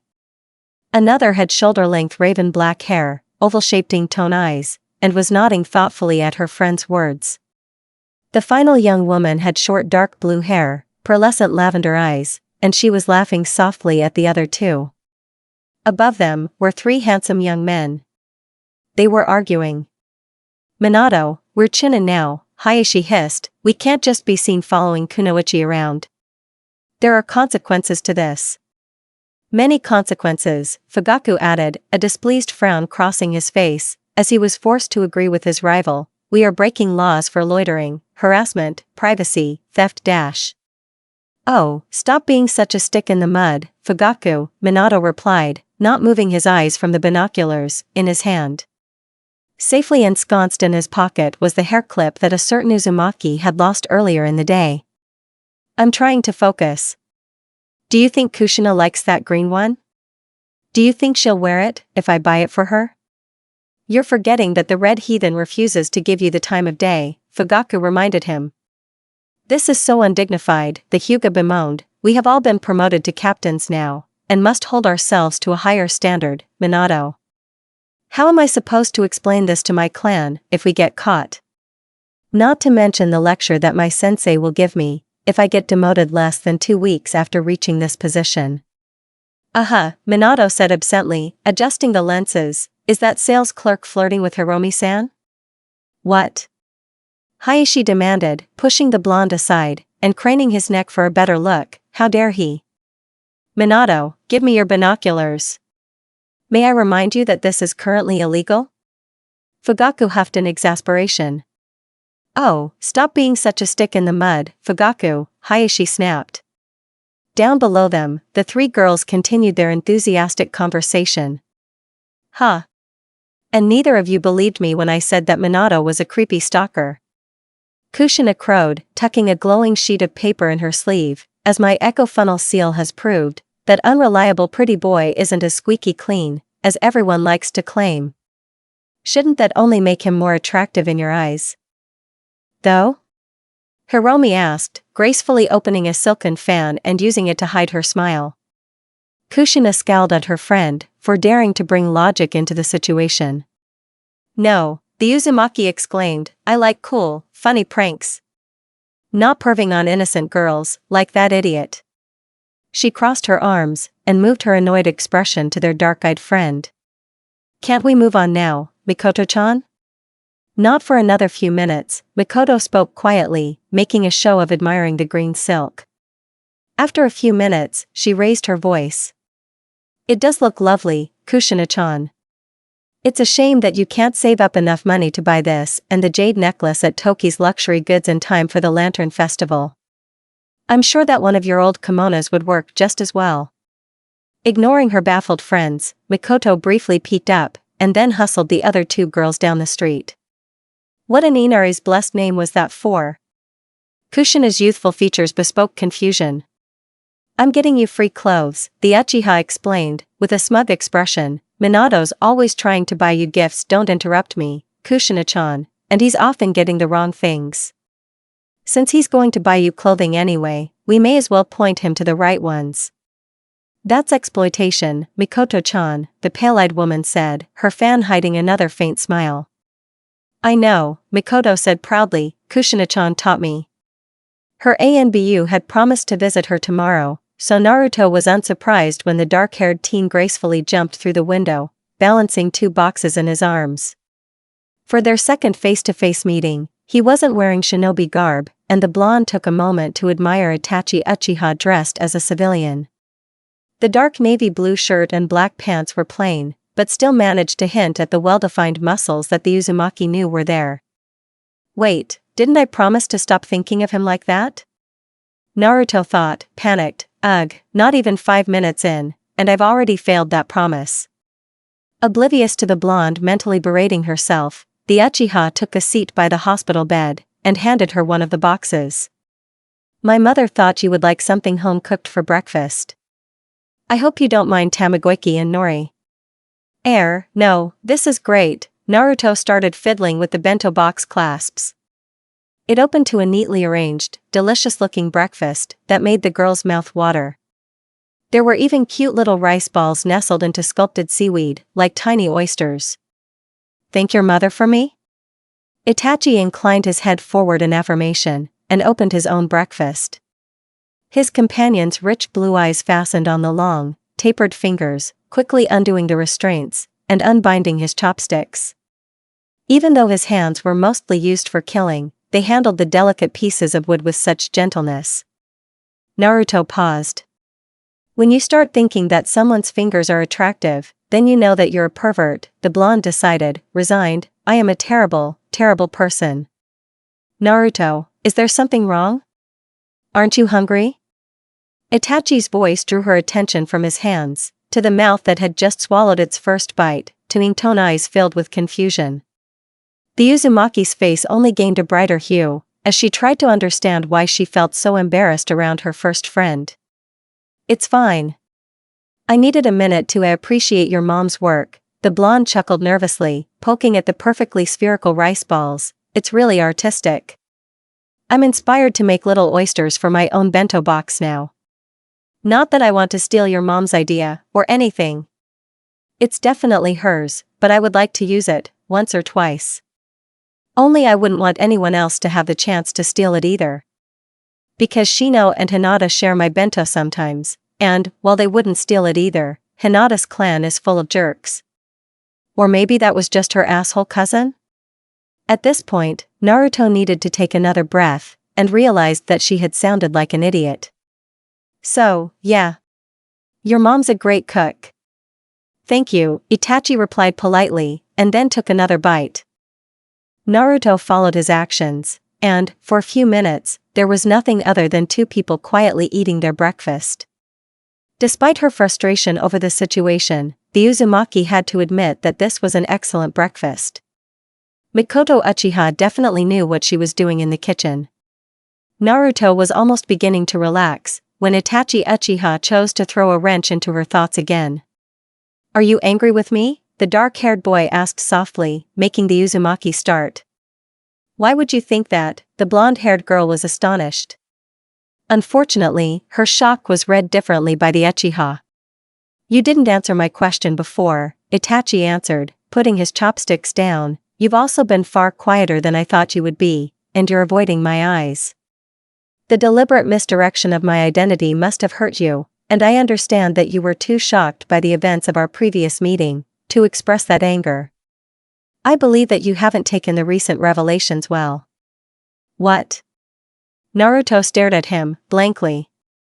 I would understand if you wanted to end our friendship, Itachi continued, a frown crossing his face. I will regret it, but I don't want to make you feel uncomfortable in any way. What? Was all that the Uzumaki could parrot. The dark-haired boy's lips upturned in a sad smile. I hope that you'll enjoy this meal, Naruto. Seeing that the teen her Anbu was about to stand up, and most likely walk out of her life, had the blonde girl reacting on instinct. Damn it, sit back down. Her shriek caused Itachi to pause, and receive the full effects of Naruto's irritated glare. You can't just make those assumptions about me. I didn't because you in my head and those hands I panicked, okay? Because you're older, and from a clan, and really smart, and that other boy said not that I am, because you're my friend, and I really, really like you, as a friend, don't move. Itachi Uchiha was probably staring at her like she'd lost her mind, but the Uzumaki was too busy rifling through her bedside table to notice. Bless Shino and his academic little heart, Naruto considered fondly, extracting her notebook and a pen. She quickly scribbled a message down, and then handed it over to her pen pal. The blonde refused to look in his direction whilst doing so, and missed the faint smile on Itachi's face. Why didn't you tell me that you were Itachi Uchiha? The main reason is because I'm not supposed to share my Anbu identity with clients. After your protective detail disbanded, I realized that I also liked having a friend who didn't know who I was. There are many people who seek my friendship due to my position in life, but I knew that you couldn't have been one of them, because you didn't know that I was the Uchiha heir. Is this a good time to mention that I don't think you're a stuck-up pretty boy anymore? I am sorry about that. You're forgiven. It was rather refreshing to meet someone that didn't want to befriend me, even when they knew who I was. So it wasn't because you were ashamed to be seen with me, in public? Not at all. I would be glad to spend time with you, publicly or otherwise. You may not want to be seen with me, though. Naruto's eyebrows rose sharply as she read those words, and then she sent the teen a puzzled look. Itachi beckoned back for the notebook, and then turned to a new page. Our previous interactions were not as discreet as I'd assumed. Several people have observed them, and made the presumption that we are romantically involved. Publicly meeting together will fuel their rumors. I am not particularly affected by them, but you may have some added difficulties. The blonde's eyes widened dramatically when the notebook was handed back to her. She would have liked nothing more than to be able to simply stare at the slanted handwriting for the next few minutes, but knew that Itachi was waiting for a response. The blonde peeked at his intent expression, and then wrote her answer down. What kind of difficulties? Because I can't imagine why any girl would be upset if everyone thought they were in a relationship with a cute, older boy, Naruto mentally added. Only I'm not supposed to think about him like that, because we're friends. And good friends don't fantasize about other friends. Probably. She could have sworn that Itachi Uchiha was hesitating before he made his reply. As a clan heir, there will be more gravity placed on any romantic relationships that I enter, as compared to a normal crush. You will be judged in relation to the Uchiha clan, and to me, and there are people who may not be kind to you, due to their aspirations for my social position. Naruto read the note. Once. Twice. A third. Oh, that made much more sense. Fangirls? When the blonde girl handed the note over, a cheeky grin was present on her face. When the dark-haired boy read it, a grimace crossed his. Itachi nodded. I should warn you that my family is benefiting politically from an association with you. Blonde hair fell to the right, as the Uzumaki cocked her head to the side. She considered the words. I don't care if people hate or love our friendship, and I don't care if they make up any rumors about me. If they get too annoying, then I'll be able to prank them back. You're my friend, and I want to get to know you outside of our notes. Naruto received a small, but brilliantly sincere, smile for her words, and Itachi was left to wonder why the blonde's face was crimson red again, as she accepted his next message. Would you like to practice the great fireball jutsu when you're discharged from the hospital? The blonde was so excited by the possibility of more ninjutsu, that she didn't bother to write her answer down. Yes. But I haven't mastered the water walking technique yet. You've made enough progress for me to continue with the lessons. Although, we will have to communicate verbally. Itachi teased. Hey. I can talk normally too, Naruto pouted, meeting his ink-tone eyes. There were still nervous butterflies in her stomach, but she attributed them to potential shinobi training now. Will you have the time to train me though? Teamer, Sasuke's always complaining about how busy you are. Please don't let my presence interfere with your unusual relationship with my brother, Itachi offered, the brief amusement in his expression draining away. All of a sudden, Naruto could see the exhaustion and grief in the teen's dark eyes. I have more than enough time to teach you. My ANBU activities have been temporarily halted. Naruto studied his reaction, and then reached out a tentative hand. The dark-haired teen didn't move away, so the blonde let it rest on his arm. What happened? A team member died in a post-mission ambush, Itachi told her, and it was my fault. If you killed another ninja, then you would be running away from Hunter Nin right now, and not talking to me, the Uzumaki told him. The teen shook his head. I may not have thrown the kunai at him, but the enemy that I was supposed to have killed, did. I made the mistake of assuming that the threat had already been neutralized, and one of the ANBU on my team died as a result. Naruto frowned as she heard those words. She hadn't been trained to counsel shinobi, but the flaw in this reasoning seemed obvious to her. Itachi, it sounds like you were attacked by a team of shinobi after your team had finished the mission, and were already tired. You all fought, and the person that you were fighting had been injured to the point of death. So you relaxed your guard, and he or she managed to launch a surprise blow on your teammate, right? The Uchiha nodded, and she pressed on. Did you push your teammate in front of the attack? No? Then, if you didn't attack your teammate yourself, push him into the firing row, or purposefully let the enemy live, then how is this your fault? Your friend's death sounds like a tragic mistake, but not one that can be blamed on anyone other than the enemy Nin that killed him. I knew that stomach wounds were slow to bleed out, the dark-haired teen argued softly. Medical estimates aren't made in the middle of a fight, Itachi, the Uzumaki replied, face taking on a green tinge at the picture, and I doubt there's ever a clear-cut standard for how long it would take for any stomach wound to bleed out. I'm not a professional, and I can't judge your mission experience like your teammates can, but I don't think you're responsible for that man's death. You're too good of a person to kill a teammate. Seeing the doubt on the boy's face, Naruto sighed. Okay, I can see that you're still not convinced. I think you should talk to your other teammates. they would agree with me on this. The Uchiha's expression softened. Naruto, I can't leave you alone in the hospital dash. Yes, you can, Naruto interrupted firmly. Aji-san is going to visit me soon, anyway, and Shino and Hinata promised to come over after school. You need to go talk with your teammates. The hesitation on his features only made the Uzumaki more determined. Please, Itachi? The pleading look in her rich blue eyes finally resulted in a wary nod.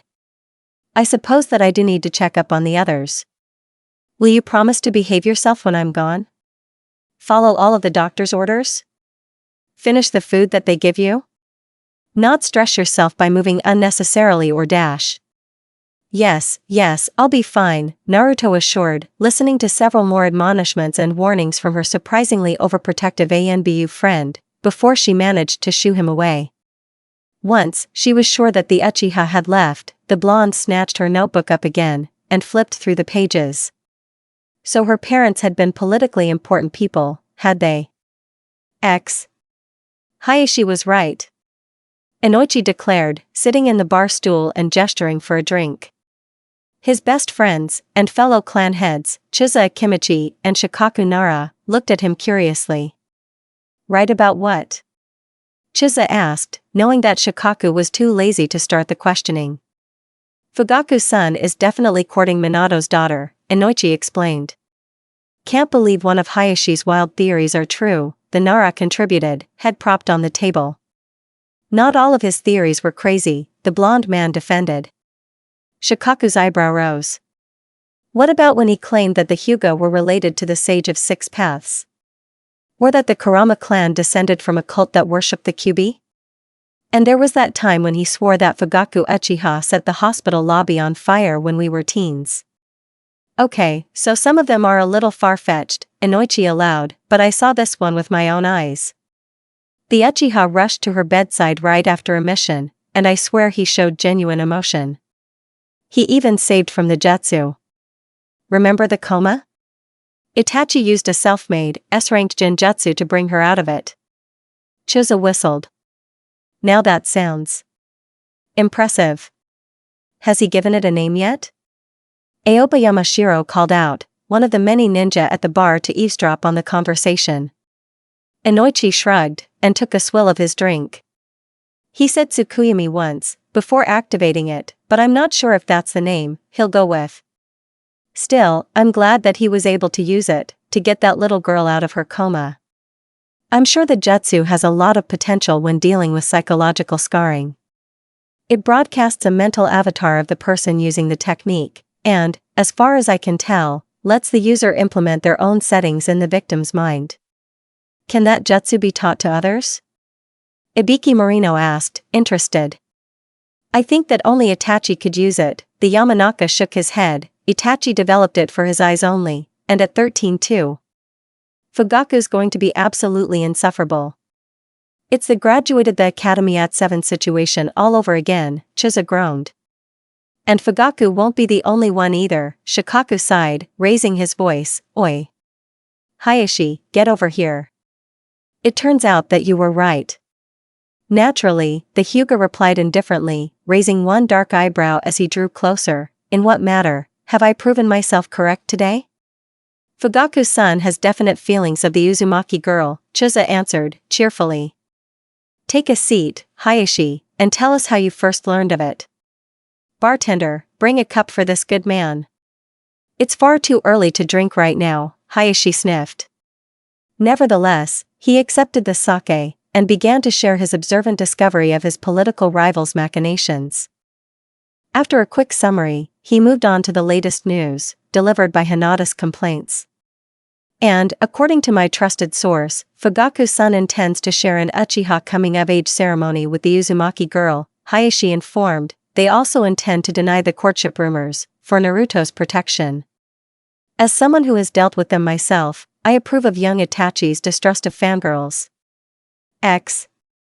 When Naruto returned to her mindscape, her first thought was that her counterpart had definitely been busy. The previously empty forest now echoed with the sounds of young, red-eyed woodland creatures moving over the land. The strangely independent shadows were even more plentiful than before, and the brisk chill of a dark wisp running over her feet suggested that they were gaining substance too. Fruits and berries glittered like jewels among the trees, snow brushed down onto the eastern part of the forest, and a deep lake had formed at the center of her meadow. "Yami," Naruto called out, reaching for one of the orange-gold flowers at the banks, "where are you?" "Here." The red-eyed mirror image nearly caused her to jump in shock, as her head popped out of the lake. "I wouldn't do that if I were you." "Why?" the Uzumaki asked, before the petals abruptly burst into fire. "Ah. Ow. What the?" No clue. Yami swam forward, and pulled herself out of the lake. Her form was entirely dry. "Did the old geezer tell you about Mom?" "Aji-san promised to send someone," Naruto replied, overlooking the disrespect, as she smiled at the memory of her conversation with the Sandaime. "Have you learned anything about our father?" Blonde, blue-eyed, not a Yamanaka, not a civilian, important, and lots of chakra, her mirror image counted off. That narrows the list down, assuming he wasn't a foreign mean, or anything. "I know the old geezer promised to tell us when we became genin, but we're not going to listen, are we? I promised him that I wouldn't search for our father's identity, and I don't want to break that promise," Naruto said slowly. "However, I will take any hints that are dropped in front of me, and if you want to think it through, here." "There is something really disconcerting with seeing yourself grin evilly," the blonde decided, as her counterpart rubbed her hands together. Her thoughts bounced forward to the girl, and Naruto received a stuck-out tongue in reply. "We'll talk about the pretty boy after your first lesson," Yami stated, already knowing about the Uzumaki's reluctance. "I don't know how time passes here, so we'll have to be quick. There are 2 things I want to talk about. First, what do you think about the lake?" Naruto blinked at the non-sequitur. It looks nice?" "Yes, it does," the red-eyed girl agreed, "but it's full of those awful memories that you pulled out of me. They're like tiny piranha fish that'll attack you if you don't know the proper routes. Don't go swimming without me, okay?" Naruto shuddered. "Why would I want to go swimming at all?" "Because there's something down there that you need to see," Yami answered, confidently taking a step into the water. "Don't bother holding your breath." I don't know." The Uzumaki looked at the water, warily. She didn't want anything to do with those horrible memories. Her mirror image looked back, and held a hand out. "I know I'm not a cute, older boy, but, will you follow me?" Naruto's pale gold skin flushed red. "Hey," she yelped, ignoring the hand and wading in, "you're part of me, so you like him too." "I'm not the one you need to confess to, Naruto," Yami sing-songed, before ducking her head underwater.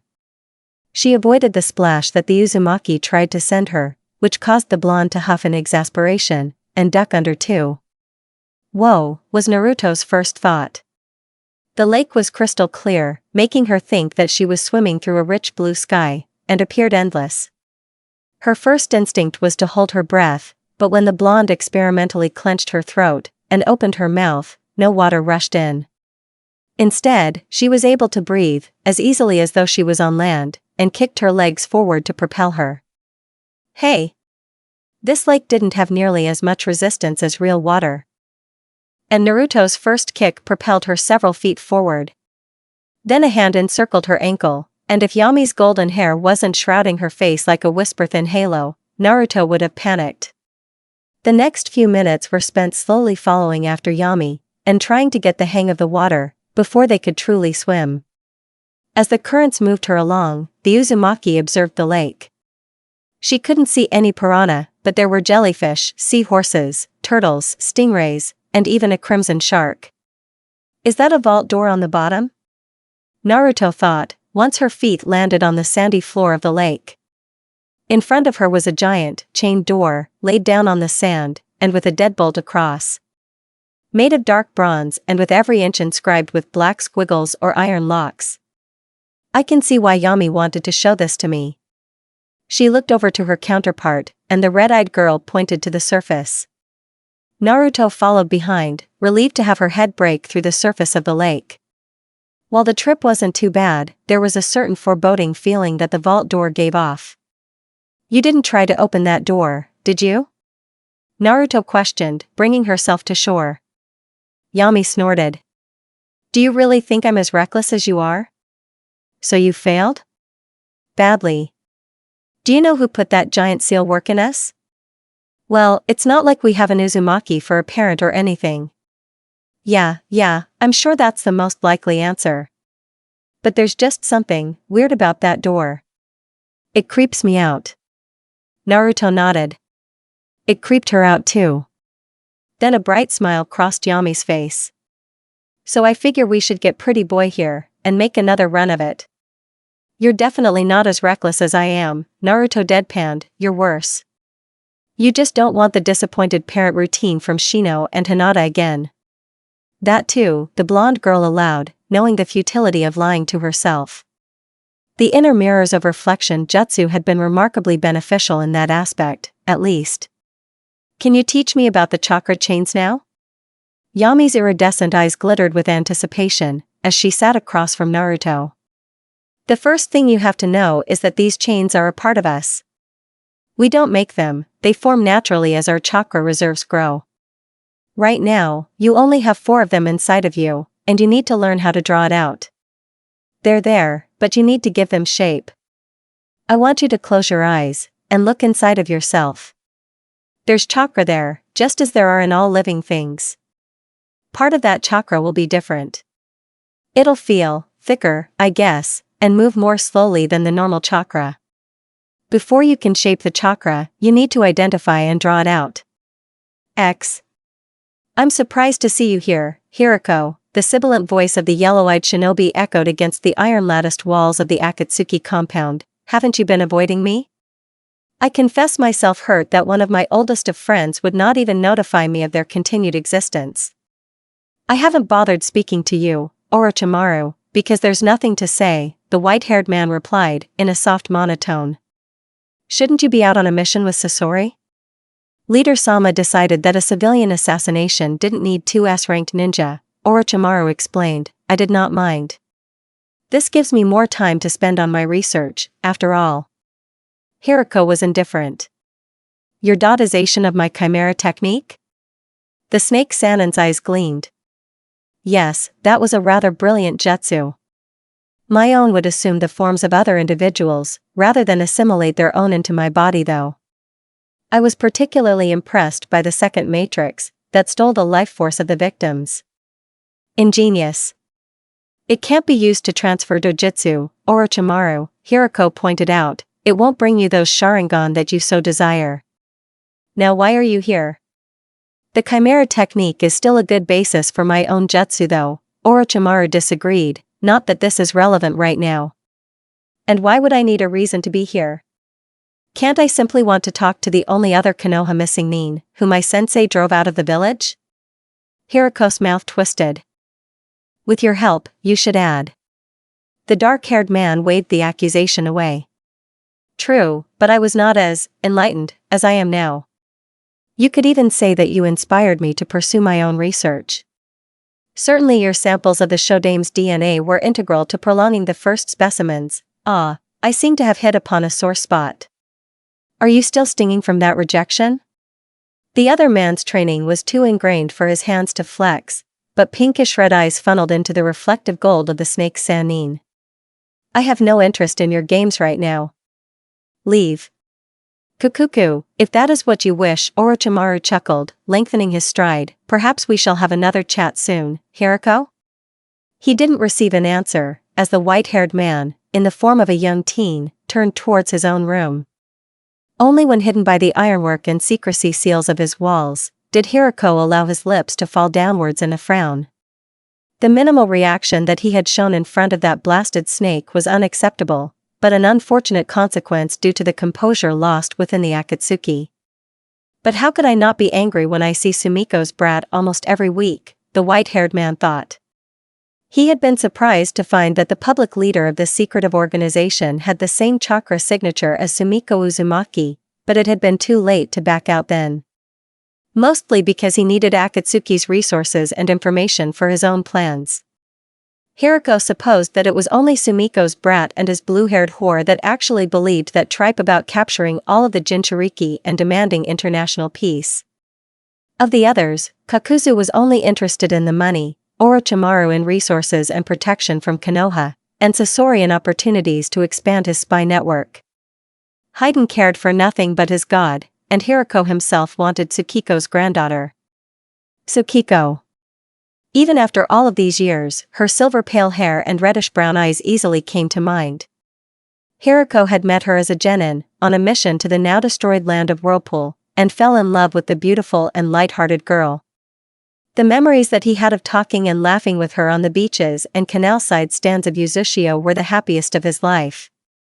She had chosen him, as a no-name genin of no particular talent, as her best friend. They looked similar enough that Tsukiko even teased him of being her brother, but Hiroko had wanted more. So much more. Not that her family would have accepted me, Hiroko thought scornfully, not for the daughter of the Nightingale. Not when Hisoka was there to court her. Of all of the individuals in the world, it was Hisoka Uzumaki that Hiroko despised the most.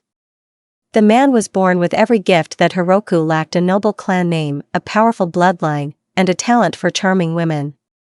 Certainly, Tsukiko had found him charming, had lit up with every gift and compliment. Hiroko had been forced to watch, helplessly, as the red-haired second son of the Uzumaki clan had stole the heart of the woman that he had loved. A woman that would have been better off with him too, since Hiroko would have taken her away from the sacking of Uzushio-gakure. I wouldn't have made her change either, the man bitterly added, recalling Tsukiko's withdrawal from the Uzushio shinobi forces, after her marriage, and her more restrained manner, after Hisoka came. Hiroko had tried to convince Tsukiko to reject the man, but all his efforts had resulted in, was a chasm forming between the childhood friends. The two began to drift away, with their lives in separate villages and their work preceding the Second War. Hiroko had used the excuse of village tensions to skip her wedding, and the rising threat of Amigakure to skip her daughter's birth. He had no interest in meeting Tsukiko's little girl, not when she had Hisoka's crimson hair, violet eyes, and chakra chains. Then Tsukiko died, and Kushina became the final testament to her mother's life. Hiroko's eyes closed, as he remembered those darker days. I was a missing nin by then, but I could still follow her life from afar. To think that they would make Tsukiko's child a Jinchuriki, or that she would marry a no-name boy of her own.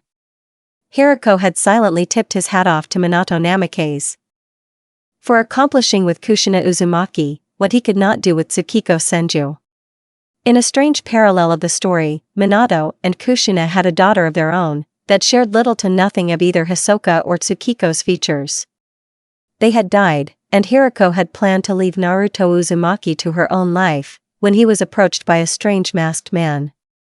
I may hate Hisoka, but I could never let Tsukiko's line die off, the white-haired man acknowledged. I'll work with Akatsuki for now, and even support their plan, if they can keep the Jinchuriki alive, post-Bijou extraction.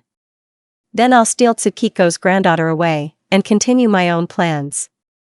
Hiroko had always intended to acquire immortality and conquer the shinobi world. After achieving the first part of his goal, his thoughts had strayed to the loneliness of his future. He had never wanted to share power, and the afterlife that was not a realm that Hiroko would intrude in, but his appearance remained eternally youthful. And Tsukiko had a granddaughter that bore no physical traces of Hisoka's blood.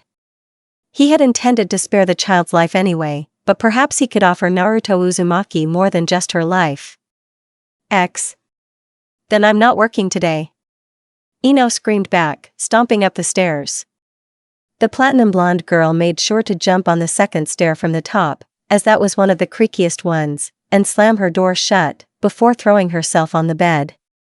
How dare her parents ground her? This is all that Baka's fault. Ino growled, feeling her temper rise up. She grabbed one of the plush pillows on her bed, and threw it against the wall. There was a soft plopping sound, as it bounced back to the carpet, and that was soon followed by a harder, and more satisfying, thunk of her clock. Ino Yamanaka, stop throwing your things. Kimiko's strident voice called from below, destroying them will only add to your punishment. The platinum blonde tossed another pillow at the door in response, and then buried her head into the bed, to muffle a frustrated scream. Her sharply manicured fingers, because Sasuke-kun would only like a lady with delicate hands, ripped into the violet-patterned bedspread. Ino screamed again. I hate her. I hate her. I hate her, the Yamanaka jumped off of her bed and ran to her bookcase. How could she be stupid enough to even use that jutsu? How could she mess it up that badly? How could Daddy blame me for the baka's mistakes? Shreds of papers surrounded the young girl, before Ino threw the remainder of the book at the door too. Her foot grinded the papers to the floor, and then, because that didn't cool the anger simmering within her, the platinum blonde girl kicked the wall. Once. Twice. A third time, and even more. Grounded for a month, no trips or visits with friends, no allowance, extra training, and apologizing to the baka. Bile rose in the girl's throat, as she considered the ramifications to her social life and pursuit of Sasuke. Sure, the baka fell into a coma for a little while, but what was the big deal? Daddy fixed her up quickly enough, and no one's talking about punishing her for using Yamanaka techniques. No, all of their anger for that was directed at Ino herself. At least 3 of her clansmen had visited the house, just to lecture the Yamanaka heiress, and Kimiko Yamanaka had allowed them to. Her mother, who absolutely hated sharing Ino's discipline with anyone else, even her oft-forgiving husband. Not that Inoichi Yamanaka had been in a very forgiving mood when he ripped into her for entering deals in bad faith and risking clan secrets. Maybe I shouldn't have given her the inner reflections technique, but it's not like I expected it to work, Ino thought, stomping her foot. The baka must have missed a hand sign or two to even get that jutsu to work. It's not like she has the Yamanaka advantage to lower the chakra cost to her. Nevertheless, the baka's strange, semi-successful use of the technique was not the issue. Ino was furious about the punishment levied on her, and knew exactly who to blame for it. Shino Aburame, Hinata Hyuga, and Naruto Uzumaki all helped get her in trouble, but the first 2 were clan heirs. The last one wasn't, and Ino would be able to work her frustrations out on her. Though Daddy did say that the baka was being courted by Sasuke-kun's brother. That's absurd, of course, because why would an Uchiha be interested in a no-name orphan, like her? Ino reflected, still, just in case it is true, I should be a little more discreet in my revenge. X. Omake for Elder Dragon 93. Thanks for the idea for Itachi's nickname. It'll be Kage no Ryujin, for the great sea dragon that was an ancestor of the Japanese imperial dynasty. In this story, the dragon will also be the guardian spirit deity of the land of whirlpools, and a minor subplot for Naruto's ancestry. Chiaki Komatsu was a relatively young nurse to be assigned to the birth of the Uchiha heir, but she had been picked for valid reasons. The plain-faced brunette had extensive experience as a midwife for the noble women of the daimyo's court, acted with dignity around people of power, and possessed a natural talent for soothing expectant mothers. Since Naruto Namake's Uchiha was about to give birth for the first time, her superiors had thought that Chiaki's calming influence might be necessary. And it was. For everyone but the expectant mother apparently. Keep hold of my hand, don't worry, you'll be fine, we'll have several doctors on standby. Itachi Uchiha frantically rearranged the pillows. Childbirth is a perfectly natural event, maybe I should bring another midwife and dash. A grandchild, I'm going to have a grandchild, a dark-haired woman son under her breath, as she politely bustled around and collected all of the flowers and balloons. Naruto-chan, where do you want me to put this? Itachi, I'll be fine. The blonde woman snatched his hands away from her blankets, and clasped them in her own. Despite the clammy tint to her skin, Naruto Namake's Uchiha looked radiant, as she smiled at her husband. Kurama promised to reinforce the seal and heal any internal scarring. Mikoto, can you put them by the window? And I fully trust her, Komatsu-san, to take care of me. Well, I don't trust a civilian to be taking care of this, a handsome young man complained from the side of the bed. Sure you don't want me to get a medic mean, Naruto? I can even ask Ao. Hyuga. Get the out of my way, Sasuke. Hinata Hyuga growled, before assuming a sweet smile. Now, Naruto-chan, remember to take deep breaths, and don't worry about crushing Itachi's hand. He needs to suffer during the childbirth process too, after all. I don't think that'll be necessary, Hinata-chan. Naruto's sweat dropped, before getting a stroke of inspiration. You know what would really help me though? If someone could go check on Arajiji. I think he started celebrating early, and now he's in a drunken stupor. It's worrying me. I'm still collecting wagers, people. One messy-haired Uchiha shouted, we have 12 to 15 odds on the baby being a boy, 18 to 6 of blue eyes, 4 to 11 of Itachi fainting sometime during the childbirth dash. I can't believe that Baka is stressing you, today of all days. The Hyuga was utterly indignant. Don't worry, Naruto-chan. I'll go and straighten him out. I should probably go with her, and keep Jiraiya-san's Tenketsu safe, Shino muttered, rubbing at his eyes, and grinning tearfully at the blonde. We'll be right back, Naruto. I want you to listen to everything that the midwife says. After all of these years, you would think that I could do that, without having to be told, the bewhiskered woman grinned, I'll be good. Why are all of these people here? Fugaku Uchiha complained, this is a private Uchiha birth.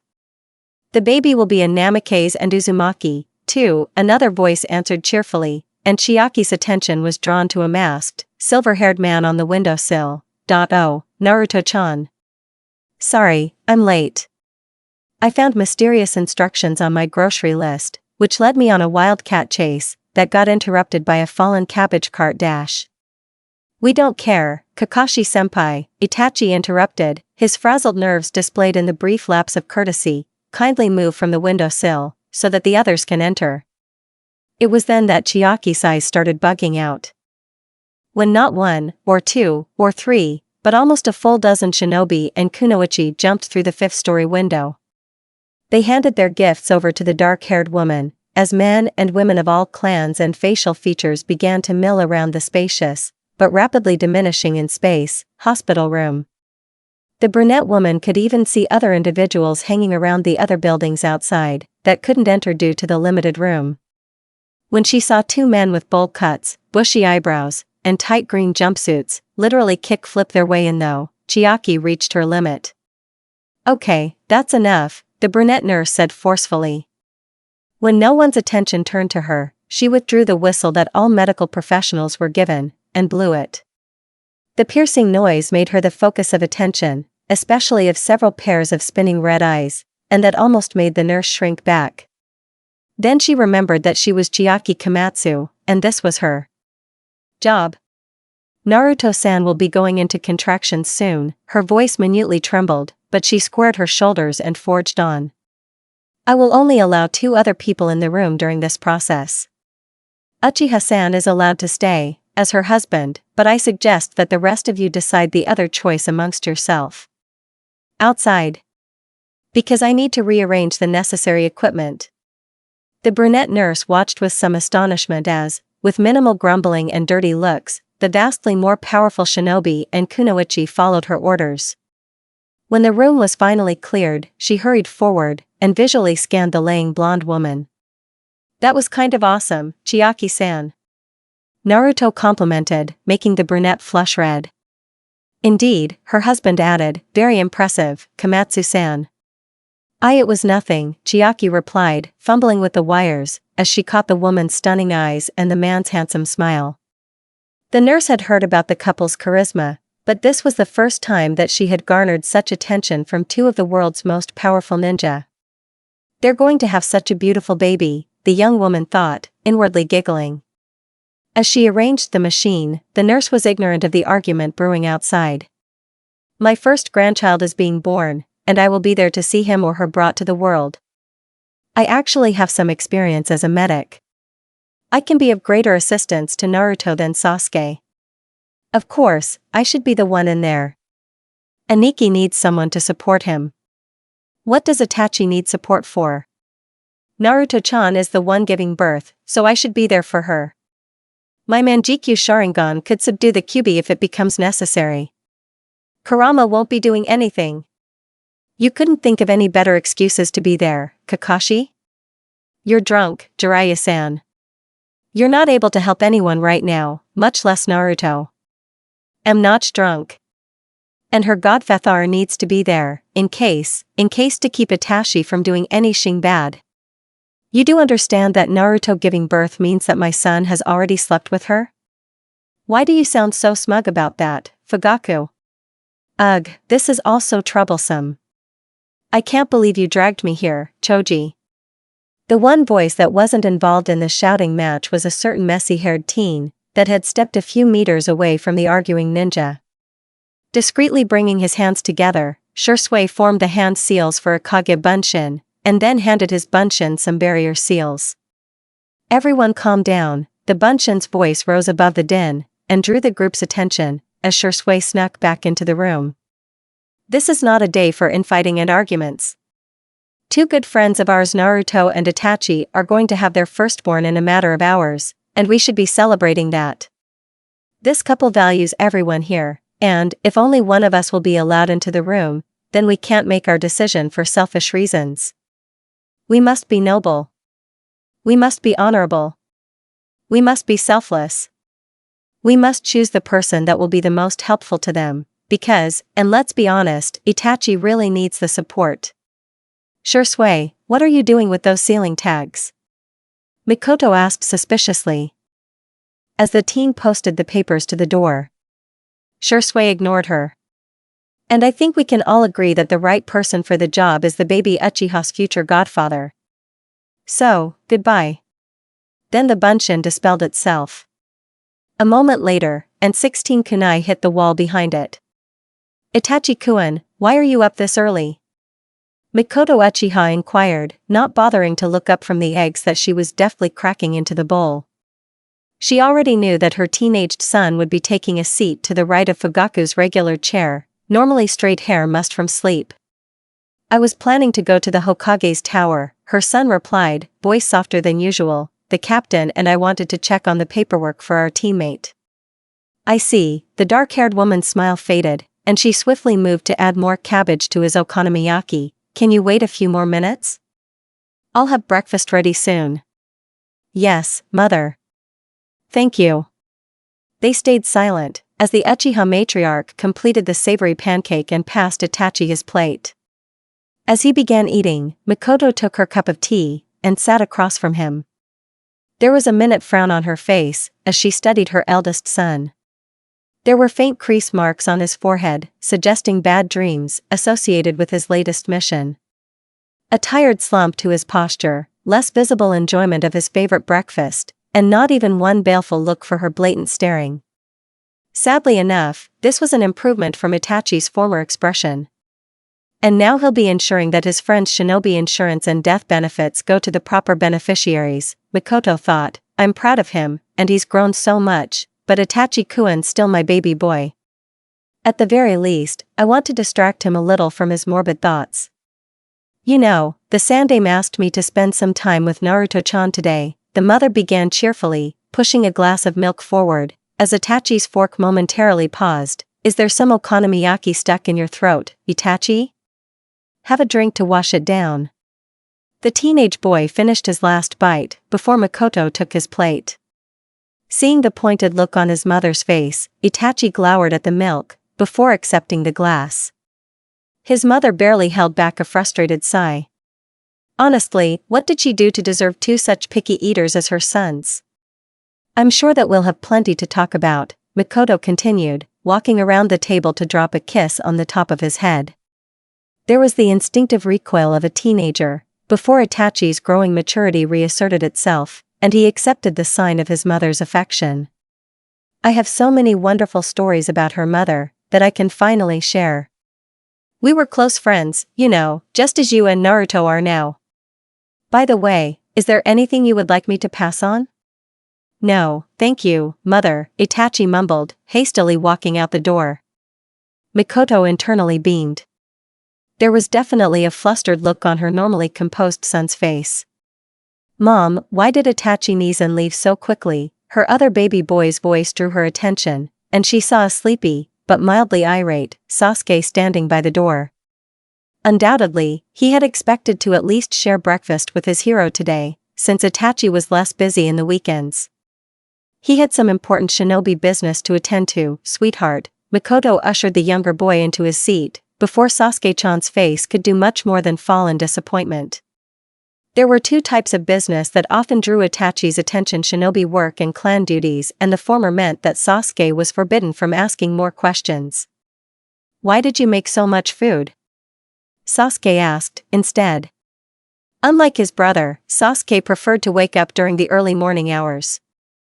Itachi, in comparison, would be working until a 3 o'clock limit, and then cling to his bedsheets until noon. The standard ANBU schedule worked well for him. I'm going to take some of this food to the hospital today, Sasuke-chan. Mikoto ignored her son's grimace. When he was old enough to reach the high cupboards, she would drop the term of endearment. I'll be meeting your godsister today. I have a godsister? Sasuke parroted. This was news to him. Yes, she's an orphan, and the daughter of my best friend. Due to political and personal reasons, and yes, Sasuke-chan, those are also private, I was unable to assume guardianship of her, as a child, Mikoto concisely explained. Those circumstances have changed, partially due to the medical incident, and, while she's an emancipated minor now, I can be more involved in her life. This is our first meeting, which is why I'm allowing you to play over at Takeo-chan's house, but you'll spend some time with her later. I have a godsister? Sasuke repeated, and then considered the statement. She's the daughter of your best friend? That Shina woman? Kushina, the dark-haired woman, corrected, awarding her son with a smile for remembering the protagonist of several early bedtime stories, Kushina Uzumaki. I believe that you know her daughter? This time, Sasuke was shocked enough to stop sorting out his cherry tomatoes. The dobe? Now, Sasuke-chan, there's no need for that kind of language, she scolded. I know that you have a, let's say, tenuous relationship with Naruto-chan, but she's the daughter of my best friend, and my future daughter-in-law. Mom, I told you that she's not one of my fangirls. The dark-haired boy made a face. Are you sure she's the daughter of Kushina? I mean, your stories made her out to be so cool, but Naruto is the dead last of our class. All she does is play pranks. Oh. Well, I guess that's something she inherited from her mother? Yes, Mikoto nodded happily. Kushina was a consummate prankster, and Naruto-chan is definitely her daughter. And I know that she's not your fangirl, sweetheart. She's going to marry your brother. Itachi Nizan? Sasuke gaped at his mother. They're very good friends, and will likely become more in the future, the Uchiha matriarch responded happily. Therefore, I would like you to be a little more courteous to her, in the future. You two will be spending plenty of time together. Itachi-kun already invited her over to the compound, and I plan to invite her to dinners every weekend. While I don't expect immediate friendship, you will display the composure, good manners, and etiquette expected of my sons. Am I understood, Sasuke-chan? Itachi Nizan? I also want you to be considerate of your brother's courtship, Mikoto lectured. Itachi-kun will need both space and time to win Naruto-chan's heart. Don't be afraid to give them some time alone, every now and then. Use constraint when you ask for his time. Get to know her a little better, and highlight some of Itachi-kun's better traits, if you can. Itachi Nizan? As a fellow academy student, you're better placed to gather intelligence than anyone else in the family, his mother pressed, so, if you see anyone else show romantic interest, then you should tell me, or your cousin, Shursui, immediately. And stop cherry-picking those tomatoes, young man. Did you think I would let you skip out on the rest of your breakfast, after the tomatoes were gone? The final rebuke was familiar, and Sasuke broke out of his stupefied reaction enough to sneak the last of his tomatoes below the blasted omelette and the barely tolerated steamed vegetables. His mind spun wildly, assimilating the information given, as his mother returned to packaging the remainder of the food. Sasuke was so lost in his thoughts that he didn't even remember to complain when Mikoto leaned down to kiss the top of his head. I have to go visit Naruto-chan now. Mikoto picked up the hamper of food and gave one final smile to her son. Be good, Sasuke-chan, and don't cause Aunt Mori any trouble. I love you. Love you too, Sasuke replied automatically, mind working quickly. Itachi Nizan? Mikoto Uchiha hummed cheerfully, passing out the occasional wave and acknowledging nod to passers-by, as she walked over to Konoha General. She didn't need to ask the receptionist for the room number, since the former jounin had swung by last night, when the Uzumaki was asleep, to check on her. Instead, she eagerly stepped into room 2B, and let her eyes feast on the blonde patient. She's the perfect copy of Minato-kun, the Uchiha marveled. A little regretfully, as sunshine yellow hair and ocean blue eyes stared at her. Then, her chakra-sensing ability echoed back. Almost the perfect copy. Her chakrascape has every hallmark of the Uzumaki clan. And there's Kushina's button nose and oval-shaped face. Itachi's mom? Naruto-chan's voice was similar to her mother's as well, blithe and carefree. Yes, Itachi's my son, Mikoto replied, more hesitant.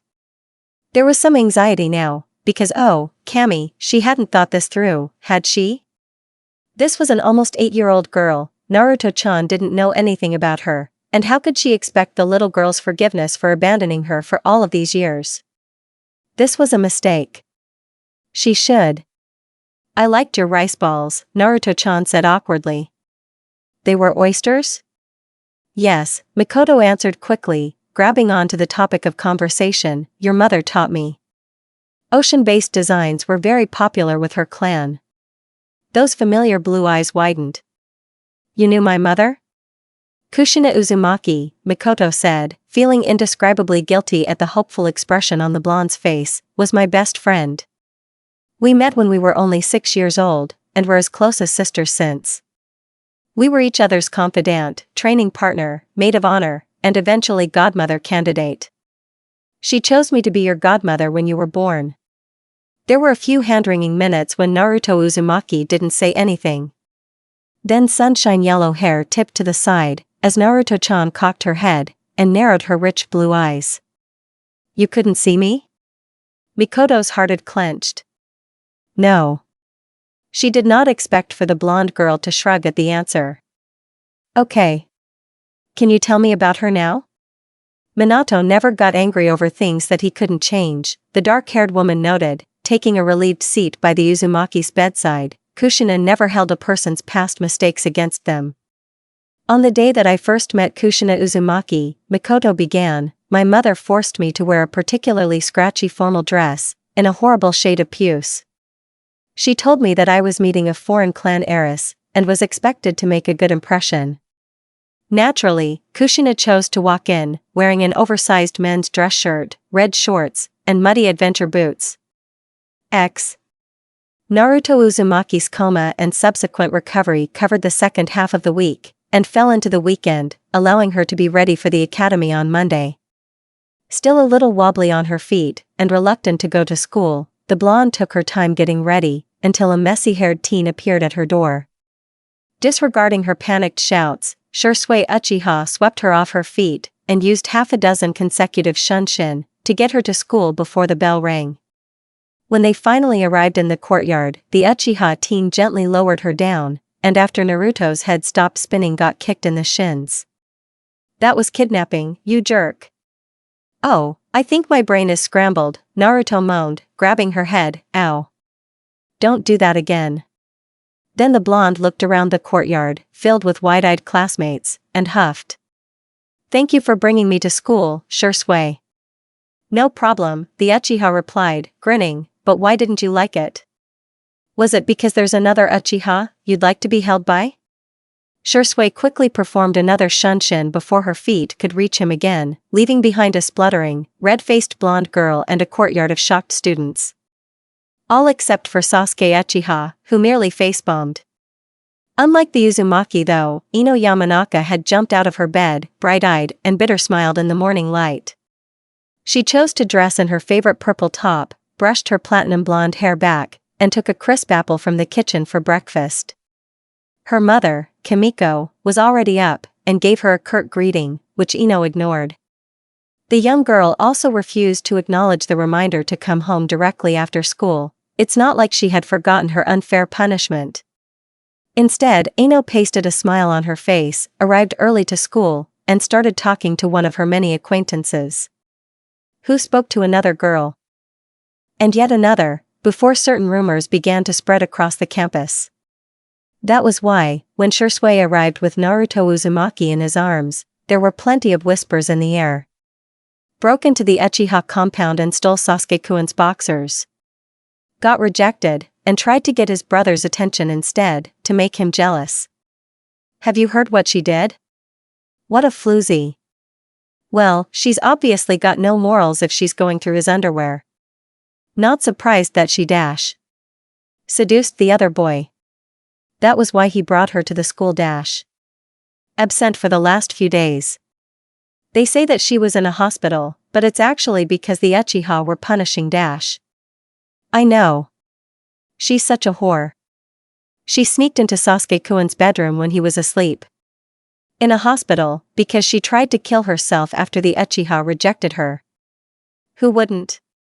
Sasuke-kun must have felt so violated when he found her rummaging through his underwear. Although these rumors spread quickly throughout class, there were some people who were unaware of them. Naruto Uzumaki was one such person, since she was busy worrying about her future lesson with Itachi, and thinking about how nice it was for Iruka-sensei to welcome her back to class. Neither Shino Aburame nor Hinata Hyuga had social contacts that were willing to share the rumors with them. As for Sasuke Uchiha, he studiously ignored everything that his fangirls giggled over, and inadvertently led credence to the rumors, as he focused an intense stare on the oblivious blonde. Naruto did feel the judgmental glares aimed at her, but those weren't new to the Uzumaki. Ino watched, with a mixed feeling of pride and frustration, as her rumors began to circulate.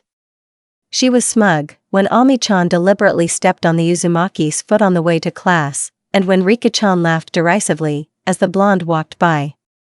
She was angry when Naruto's main reaction was to scribble intently in her notebook, and occasionally exchange hushed mutters with her friends.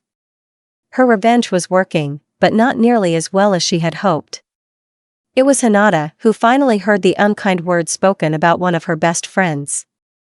"What do you think the Uzumaki is writing all day?" a female voice inquired. "Probably more plans to sneak into Sasuke-kun's bed." The resulting chortles hid the blue-haired girl's gasp. Hinata quietly pressed back against the bathroom stall, and focused on the conversation. "Think we should sneak her plans away?" the first voice spoke again, and Hinata frowned when she recognized how familiar it was.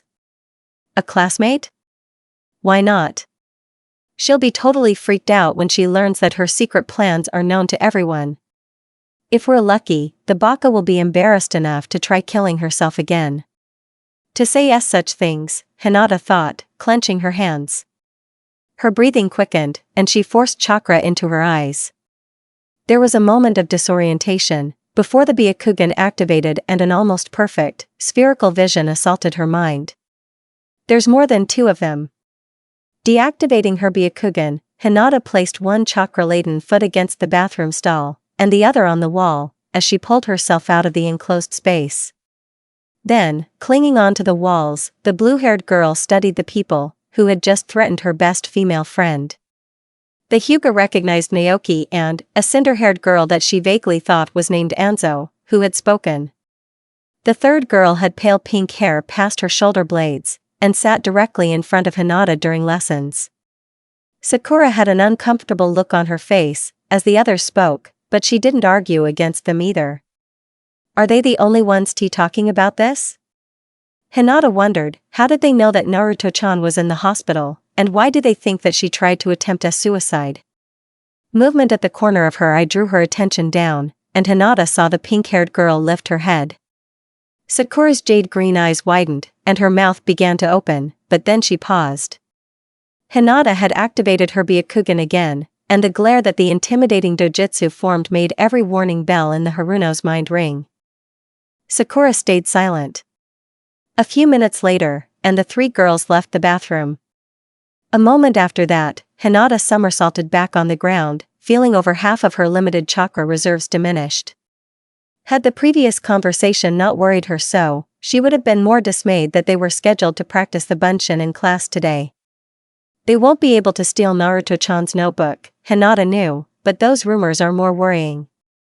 Shino-kun and Naruto-chan will never pay them attention, because they don't care what other people say, but those words could really damage Naruto-chan's reputation. I need to do something. As the Hyuga hurried back to class, she wondered how she would conduct her investigation into the rumors, and whether or not Sakura Haruno needed more incentives to stay quiet. Hinata didn't like to use her family's reputation because her own lacked any intimidation whatsoever, but Naruto-chan was so vulnerable to rumors. And if she was going to intimidate Haruno-san anyway, then maybe she should ask some questions about why people were talking about Naruto-chan this way? Hinata Hyuga concluded her investigation with the knowledge that Ino Yamanaka was a terrible person, Sakura Haruno had a softer spine than she did, and Kiba Inuzuka had the decency to scoff at the suicide rumors of her best friend. It may have only been due to his insistence that his nose would have picked up on such depressed thoughts, but the blue-haired girl appreciated it, nonetheless. There were other members of the class that didn't say such terrible things, but Nara-san, Akimichi-san, and Uchiha-san seemed to be too immersed in their own world to know of them. When Hinata gathered enough information to summarize the situation, she tentatively approached the subject with her best friends. As she had feared, Naruto was mildly upset and Shino more than mildly indignant, but neither knew how to counter the negative press. The former didn't have the appropriate social training for this kind of issue, while the latter's clan training focused on ignoring them. Hinata had reluctantly argued against retaliatory pranking, since that would only worsen the situation. Now what should I do? Hinata wondered. I'm not popular enough to stand up to Ino, and the others don't have enough respect for me to listen anyway. Maybe father will have an idea. Her father had kindly listened to her concerns before, even showing interest in her petty jealousy of Itachi Uchiha. This had come as a surprise to the painfully shy girl, but she was glad that Hayashi Hyuga was showing more interest in her life now. He had been an attentive father for most of her life, but ever since mother had died giving birth to Hanabi, her father had become withdrawn and cold. The last year had been lonely for the young girl, but, with her new friends and her father's renewed interest, Hinata's confidence was slowly rising. Father? Not enough to stop stuttering entirely though. Not when she was about to initiate such a difficult conversation. May I have some of your tea time? Hinata? Yes, you may come in, Hayashi replied, let me set some of my paperwork aside. The blue-haired girl nearly beamed, as she carefully stepped over the polished bamboo tiles of the clan head's office. Hinata sat on a ready mat, arms and legs correctly positioned for a proper heiress, and focused on her father's unactivated Byakugan. She knew that the pupilless, white eyes of her clan were scary to some, but they had always brought comfort to her. Father, there is a situation at school that I request your guidance for. Hinata employed the formal language that the adult Hyuga preferred. There are some unkind rumors about my friend, Naruto Uzumaki. Hinata explained the situation to the best of her ability, and then sat respectfully on her mat, as Hayashi formulated his response. It was not what she had hoped. Have you considered asking Itachi Uchiha to intervene on the Uzumaki's behalf? Hinata's mouth formed an expression that was not a pout. I do not believe that he would be the best person to help Naruto-chan. Hayashi's mouth quirked up. While I'm glad that you have the proper sensibilities to be scornful of our Uchiha rivals, jealousy is unbecoming of the Hyuga heiress, Hinata. As an outsider, he would not be able to effectively challenge the rumors, Hinata replied stubbornly. Her father nodded to this point. The solution does not necessarily have to be a direct one, Hayashi chided. Hinata, I would like to tell you a story about two old friends of mine. Would you care to hear it? Not at all, the Hyuga child thought sourly, but knew that it was a rhetorical question. Yes, father. There were once two people that, for the sake of this story, shall be called Minoru and Kikyo. Hayashi's eyes gained that faraway look that his daughter associated with Uncle Hizashi and her mother, Hiromi. These friends must have been deceased. Minoru and Kikyo met as fellow academy students, but while Minoru fell in love with her at first sight, Kikyo was indifferent to him. More than indifferent, actually. She once knocked him out and stuck him to the classroom ceiling. It took almost 4 hours for the sensei to deactivate the seal keeping him there. Hinata stayed silent, as her father recounted the story of the determined pursuit of Minoru and the mischievous evasion of Kikyo, and the many antics involved with them. To the young girl, it almost sounded like one of those folklores about the handsome hunter chasing after a yokai maiden. Her interest was fully caught when her father reached the climax of his story, when the brave Minoru saved the kidnapped Kikyo, and finally won her heart. There are two morals to this story, Hinata. The first one is that you cannot rely solely on kumonin to move your love life along. Even after Minoru won her heart, he continued his pursuit of Kikyo, in order to show her how much he loved her, Hayashi said. The second one is that sometimes fate will intervene to give another Kikyo, a Minoru of her very own. Do you understand what I mean? No, father, Hinata answered, confused. How was this supposed to discourage her? Didn't Minoru beat the odds, and win Kikyo's heart, in the end? When Minoru saved Kikyo, he created a special trust between them that others could not breach, her father explained. Sometimes, a Kikyo needs to be saved from physical dangers, but other times, the issue is less obvious. And sometimes, a Minoru arrives too late, because one has already stepped in to be the hero. Do you understand? Hinata looked down. Itachi Uchiha isn't Naruto-chan's Minoru, father. Isn't he? Hayashi laid a gentle hand on her shoulder. Her danger was isolation and loneliness, and he stepped in to save her from that. Tell me, does she seem to care for him? Hinata considered how happy Naruto-chan had been when she talked about her early notes, and how preoccupied she was today, when she considered her upcoming lesson. The Hyuga's heart fell, and Hayashi read the truth in his little girl's teary eyes. I would advise against risking your steady friendship for an uncertain romance now, but who knows? In a year or more, the circumstances may change, and be more favorable for you. The Hyuga head stood up, and beckoned her closer. Even if they do not, there will be other Kikyos in the world. I believe that fate, an open mind, and a kind heart will guide you to the right one, eventually. And not like her, Hinata sniffled, no one else like her. In the bloom of first love, that is a simple assumption to make, Hinata. The older Hyuga drew her into a hug. Come, we shall have a cup of hot chocolate and those cinnamon buns that you like. See, can we eat with Hanabi-chan? The blue-haired girl hiccuped. Hayashi hesitated. He had not seen his younger daughter for nearly 5 months, ever since Hiromi. Yes. Yes, I believe that we should. After the Sunday morning that his mother had spent upbraiding his entire world, Sasuke was in a state of constant consideration. His brilliant, talented, and strong older brother couldn't possibly be courting the dead last, could he? She was the dead last. Naruto Uzumaki was loud, brash, careless, ill-mannered, and lacked any respect for her education. Sasuke had never considered his brother's possible girlfriend before. But, as he thought about it now, the messy-haired, orange-loving joke of his class did not come to mind. Not as the first choice. Or the second, third, and basically any choice, unless every other single girl was dead. And even then, Sasuke would have expected Itachi Nizan to remain celibate and alone.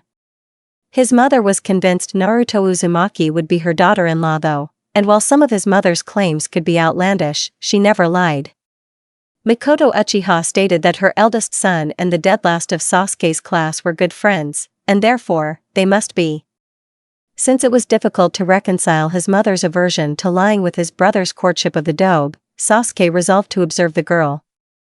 Falling into his typical habit of ignoring his classmates though the fangirls were particularly giggly and irritating today, the younger Uchiha son stared at Naruto. By the end of the day, he concluded that she was loud, brash, careless, ill-mannered, and lacked any respect for her education. But there were also moments when Sasuke saw more. When she stuck 10 leaves to each of her wiggling toes, the hardest part of the body to channel chakra to, and waved them at the Hyuga, she was skilled. When she thoughtlessly grabbed extra worksheets for her friends, and swiftly glared at the boy mocking the aburame, she was loyal. And when Itachi picked him up from school, waved at her, and caused her entire face to light up? She was beautiful. Sasuke still didn't believe that his older brother was courting Naruto Uzumaki. Itachi Nizan was too focused on his work, didn't even consider romance, and was too old for her anyway. Not to mention, that he would definitely have told Sasuke, if he had ever wanted to court one of his classmates. However, there was something between Itachi and the academy dead last. The dead last that was his mother's goddaughter, and likely to be a frequent visitor to their home.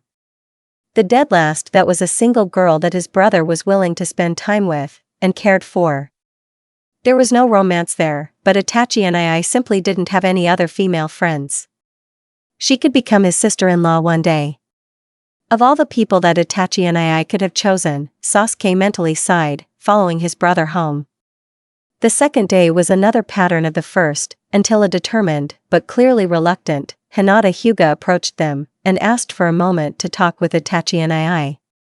She doesn't have a crush on him too, does she? The younger Uchiha thought, worried. He was polite enough to step several feet away, though he refused to move his eyes from the two heirs.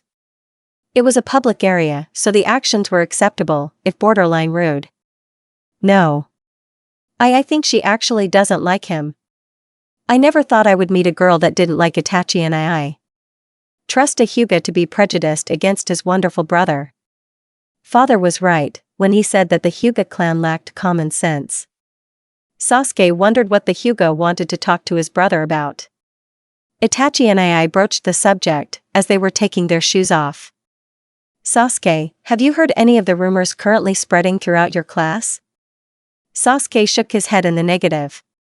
I don't listen to rumors, Itachi and I. That's a good policy to adopt. The older brother's words made the younger one puff up with pride, with the addendum that you keep track of them, but don't believe them, without gathering your own intel. Hyuga-san has informed me that one of your classmates, Ino Yamanaka, has spread cruel and dishonest rumors about Naruto. Itachi and I refers to her by her given name. Sasuke knew how important honorifics were to his older brother. He kept that thought in mind, as he listened to the rest of the information that he had to share. Even though he didn't care for the Uzumaki, even Sasuke was disgusted by what he had heard. Can you intervene on her behalf? Itachi and I asked, surprising his little brother again. Itachi and I rarely needed his help for anything, and, when he did, it was minor tasks that were requested mainly to make Sasuke feel useful. This wasn't minor, and the younger Uchiha knew that he would accept. If only because it would make his brother feel better. Still, he asked another question. Is she really your friend? Itachi nodded, a soft smile crossing his face. Sasuke Uchiha became convinced that their mother's matchmaking hopes were not so far-fetched, after all. On Sunday, his mother dropped some of the most surprising news in Sasuke's life. On Monday, he silently observed the Uzumaki girl, and secretly admitted that there were valid points involved. On Tuesday, he gained confirmation from Itachi and I himself, and learned that some idiot fangirl was attacking the godsister he never wanted, but was still important to his mother and brother. On Wednesday, he waited until Kasumi muttered whore under her breath, before intervening. What did you say? The entire room, even Iruka-sensei, stared at him. Sasuke Uchiha was not one to disrupt classes, and had never used such an angry tone against his classmates before. The girl in question, with a ginger-colored afro and squinted eyes, blushed deep red. I didn't mean you, Sasuke-kun. Kasumi refuted, clearly surprised, but pleased to gain his attention. I was talking about the Uzumaki baka. I think it's unacceptable for her to have stolen your boxers. The dark-haired boy glared irritably at her. I know who you were insulting, and I'm angry on Naruto's behalf. She's a friend on my family, and was tricked into stealing my clothes, by certain unscrupulous people. Since Ino had apparently been showing his boxers off for days, and Sasuke was currently looking at the pale Yamanaka, there was no question about who he was referring to. I thought since she sneaked into your house, Kasumi simpered, shrinking back.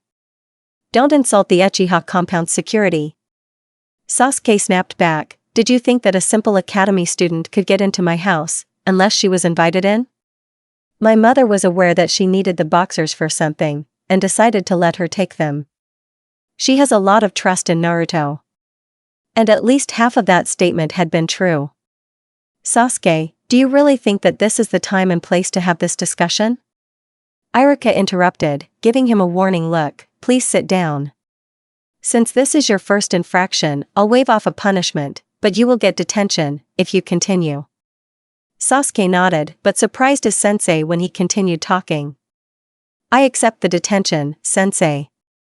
This would be his first ever detention, but, for some reason, Sasuke suspected that his family would reward him for it. His coal-black eyes scanned the room, once again. The Yamanaka was ashen-faced, the Nara mildly surprised, the Inuzuka approving, the Hyuga reluctantly pleased, and the Uzumaki utterly shocked. He wanted to end this now, so he looked directly at the anxious Ino, and continued his lecture of Kasumi. There have been some seduction, rejection, and suicide-related rumors running around about one of our classmates recently. I'm here to tell you that none of those rumors are true, and that I am willing to fight anyone who claims otherwise, Sasuke ranted. Naruto Uzumaki is my mother's goddaughter, my older brother's friend, and one of the only 2 girls in this class that had the common decency to not be a fangirl. The funeral had been private, solemn, and closed casket.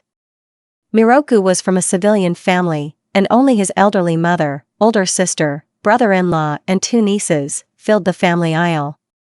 For their benefit, the skewered throat was hidden by a thin plank of polished wood that couldn't disguise the glassy-eyed corpse that filled Itachi's eyes. Miroku was popular. Friendly, cheerful, and always ready with a, often inappropriate, joke. Many ninja attended the wake. When it was over, they decided to head to a local bar and toast to the memories of the brunette shinobi that flirted with any pretty chinin that caught his eye. Shursui had elected to go along, but Itachi refused. He wasn't much of a drinker, and couldn't muster the energy needed to tolerate the press of people after the funeral. He wanted to go home and listen to Sasuke boast about his detention, to their father's mixed pride and horror. Eat some of his mother's home-cooked meals. Maybe read some of Naruto's earlier notes, to remind him that he wasn't the worst scumbag on the face of the elemental lands. Naruto's words had made an impression, and Yugao, Shursui, and even Kakashi-senpai had mercilessly hammered it home. Miroku's mother thanked him for arranging all of the shinobi-related paperwork. Intellectually, Itachi knew that he wasn't to blame, but survivor's guilt was a difficult matter to ignore. He turned to the silent street that led towards the Uchiha compound, when Itachi's ears perked up. A moment later, and he was perched in a building, several feet away. Another man flickered into being next to him. Itachi couldn't manage to hide his shock. Another teleportation jutsu? And a Manjikyu Sharingan? His own eyes flared in response. Itachi Uchiha, the man greeted him, with a gravelly, artificial voice. He wore a black cloak inscribed with red cloud, a spiraled orange mask, and had a single spinning Sharingan in his eye. I've wanted to speak to you for a long time. Itachi stayed silent. One of my most talented descendants, and a possible subordinate of great potential, the man continued, seemingly indifferent to the kunai that Itachi drew, proficient in ninjutsu, genjutsu, taijutsu, and shurikenjutsu. Even Chunin-level competence with Iryo ninjutsu, Fuinjutsu, and Kenjutsu. Mastery of the Suiton and Katan elements, and beginning to learn the Futon element.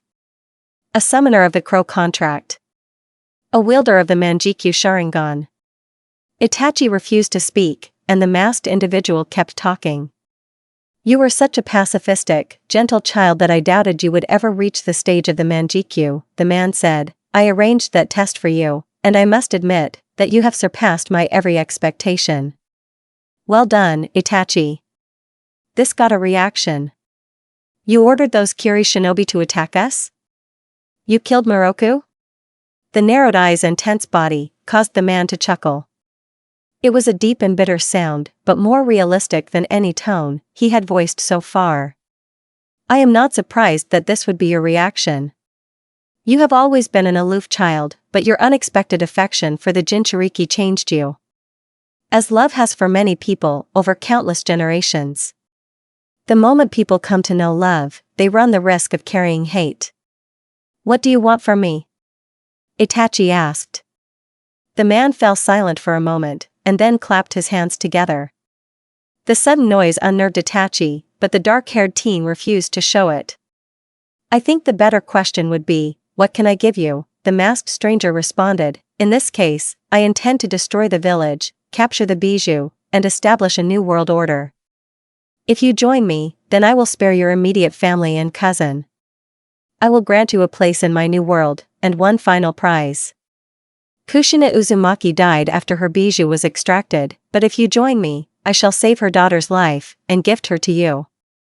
If you reject my offer, then the Kyuubi will be released in Konoha, within a week's time.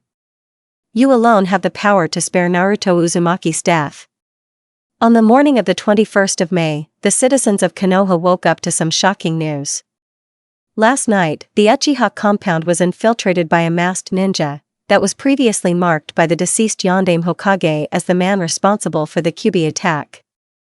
This man was an S-ranked ninja that attempted to destroy one of the Leaf's pillars of strength, by massacring every man, woman, and child within the Uchiha clan. Fortunately, he was intercepted by the clan's heir, Itachi Uchiha, who was able to briefly hold him back, as reinforcements were called in from the clan. The masked man was forced to flee, but not before killing several prominent Uchiha, including most of the elders, a few jounin and chunin, and 2 male civilians. A contingent of ANBU also tragically lost their lives in this battle. In the aftermath of the attack, Fugaku Uchiha barricaded all civilian and children within the compound gates, as the clan mourned its losses. Hiruzen Sarutobi, the Sandaime Hokage, moved the masked man from the unofficial list of Konoha's greatest enemies, to the Konoha Bingo book under a 350 million ryo bounty. Dead or alive. The valiant defenders of the clan, such as Itachi and Shisui Uchiha, were currently recuperating in the Konoha General Hospital. The news filtered out of the Hokage's tower when the sky was still streaked with the pinkish-blue rays of dawn, so Hiruzen wasn't surprised that it was barely noon before Danzo stormed in. Hiruzen, the bandaged man's wooden cane authoritatively thumped the floor as he scowled at his old teammate. I need to speak to you. How fortunate that my schedule has an opening for lunch, the Sandaime replied dryly. You may as well talk now. I'll be swamped with visitors and paperwork for the rest of the day. Ignoring the disgruntled look on his advisor's face, Hiruzen took out the boxed lunch that his chef had made, and broke apart his chopsticks. Didn't you bring Hamura and Koharu with you? Hiruzen added, mildly disappointed. I don't want to schedule for 3 different screaming matches, Danzo. I expected you to be more efficient about this. Fortunately, we seem to have the same mind about this, Hamura's gravelly voice intoned, as the other 2 elders entered the room. What in the name of all the Kami-ed fires were you thinking, Hiruzen? You'll have to be more specific than that, Hamura, Hiruzen replied, lifting his bento box and moving to the dark red and bronze sitting area for the council. How have I disappointed you today? Koharu frowned. This isn't a time for your antics, Hiruzen. How could you not inform us about this masked stranger that released the Kyuubi? Because I didn't know anything about him, the Hokage deadpanned mentally. We knew that someone attacked Kushina Uzumaki during her childbirth process, and released the Kyuubi. Minato had a brief altercation with him, but wasn't able to draw many identifying details from him. Since he didn't want to terrify the village with the news of an S-ranked enemy, he classified the information. And you didn't bother to tell us anything before now? Danzo glowered. Mina operatives could have spent the last 8 years searching out his identity, and eliminating the threat he posed to Konoha. You and I need to have a long talk about that secret army of yours, Danzo, Hiruzen commented mildly. I should express my sympathies for the deaths that they have suffered last night. A few roots shall gladly wither for the health of the great tree, the one-eyed man replied stiffly. Regardless, you haven't explained why you kept that information classified from us, Hamura said. It was one of Minato's final dictates, Hiruzen explained. I saw the wisdom in his words, and followed them.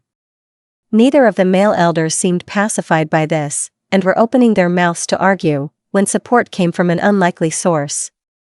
That's enough, Danzo, Hamura, Koharu's stern voice rebuked. We agreed to abide by Minato's dying wish for his daughter. We could do no less for this. Minato had every right to determine his own child's future, Hamura complained, but he shouldn't have withheld valuable intelligence from the elders that served his village for longer than he was alive. It was foolish to disregard our possible counsel in this matter. However foolish you may consider him to be, he was our Hokage. Koharu's chin lifted up. Namikaze was our leader when he made that dictate, and Hiruzen chose to honor this. You served under Tobirama-sensei, you know what the rules are. Should our Kage command, we must obey. Danzo stewed, but Hamura relented with a tired sigh. Hiruzen nodded to the elegant woman in gratitude, and received one raised eyebrow in response. Now that Hiruzen had chosen to reveal the news to all of Konoha though, I am sure that he'll agree to share the necessary intel with us, his most trusted advisors. I see that you still aim for the jugular, Koharu, the Sandaime mused, with brief fondness. As you may have guessed, the information that was revealed to the public wasn't entirely accurate. The masked man, who identified himself as Madara Uchiha, approached young Itachi with a recruitment offer. I believe the terms were to serve him and receive clemency for his immediate family, best friend. And Naruto Uzumaki, or have the Kyuubi released again, Hiruzen recounted. Then young Itachi is courting Minato's daughter, Koharu interrupted. I had thought that to be a wildly popular rumor. Really?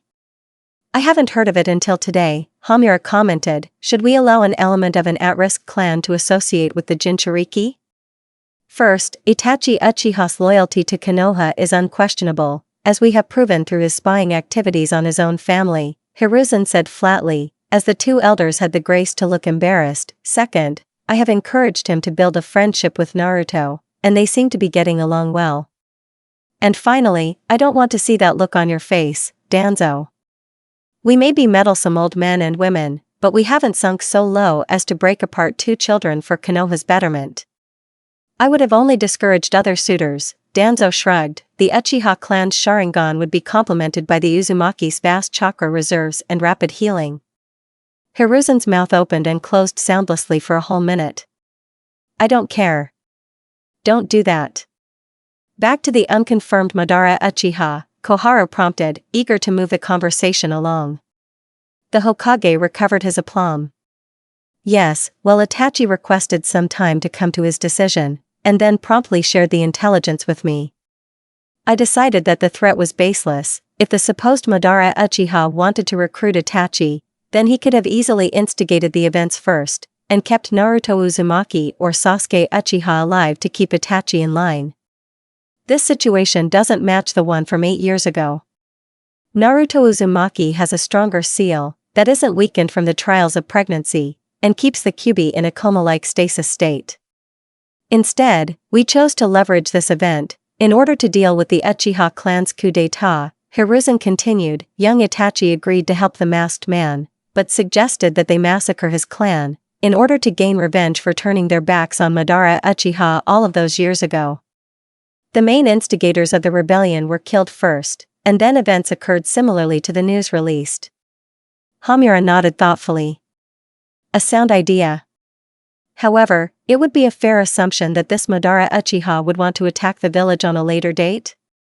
Yes, it seems that we have another Orochimaru, Hiruzen sighed, considering the prodigal student that he had treated like his own son. He was dressed in a distinctive black cloak with red clouds that matches reports of at least one other ninja that our ANBU operatives briefly crossed paths with. I believe that a powerful organization, currently existing in the shadows, plans to attack Konoha in the likely distant future. Danzo leaned forward, and his one eye narrowed. Then we will have to destroy them first? Agreed, the Hokage said grimly, causing all of the other counselors to widen their eyes. I may desire peace, but this organization is harboring a man that let a Bija loose in our village. As the protector of Konoha, I can do no less than eradicate this threat, before it breaches our walls.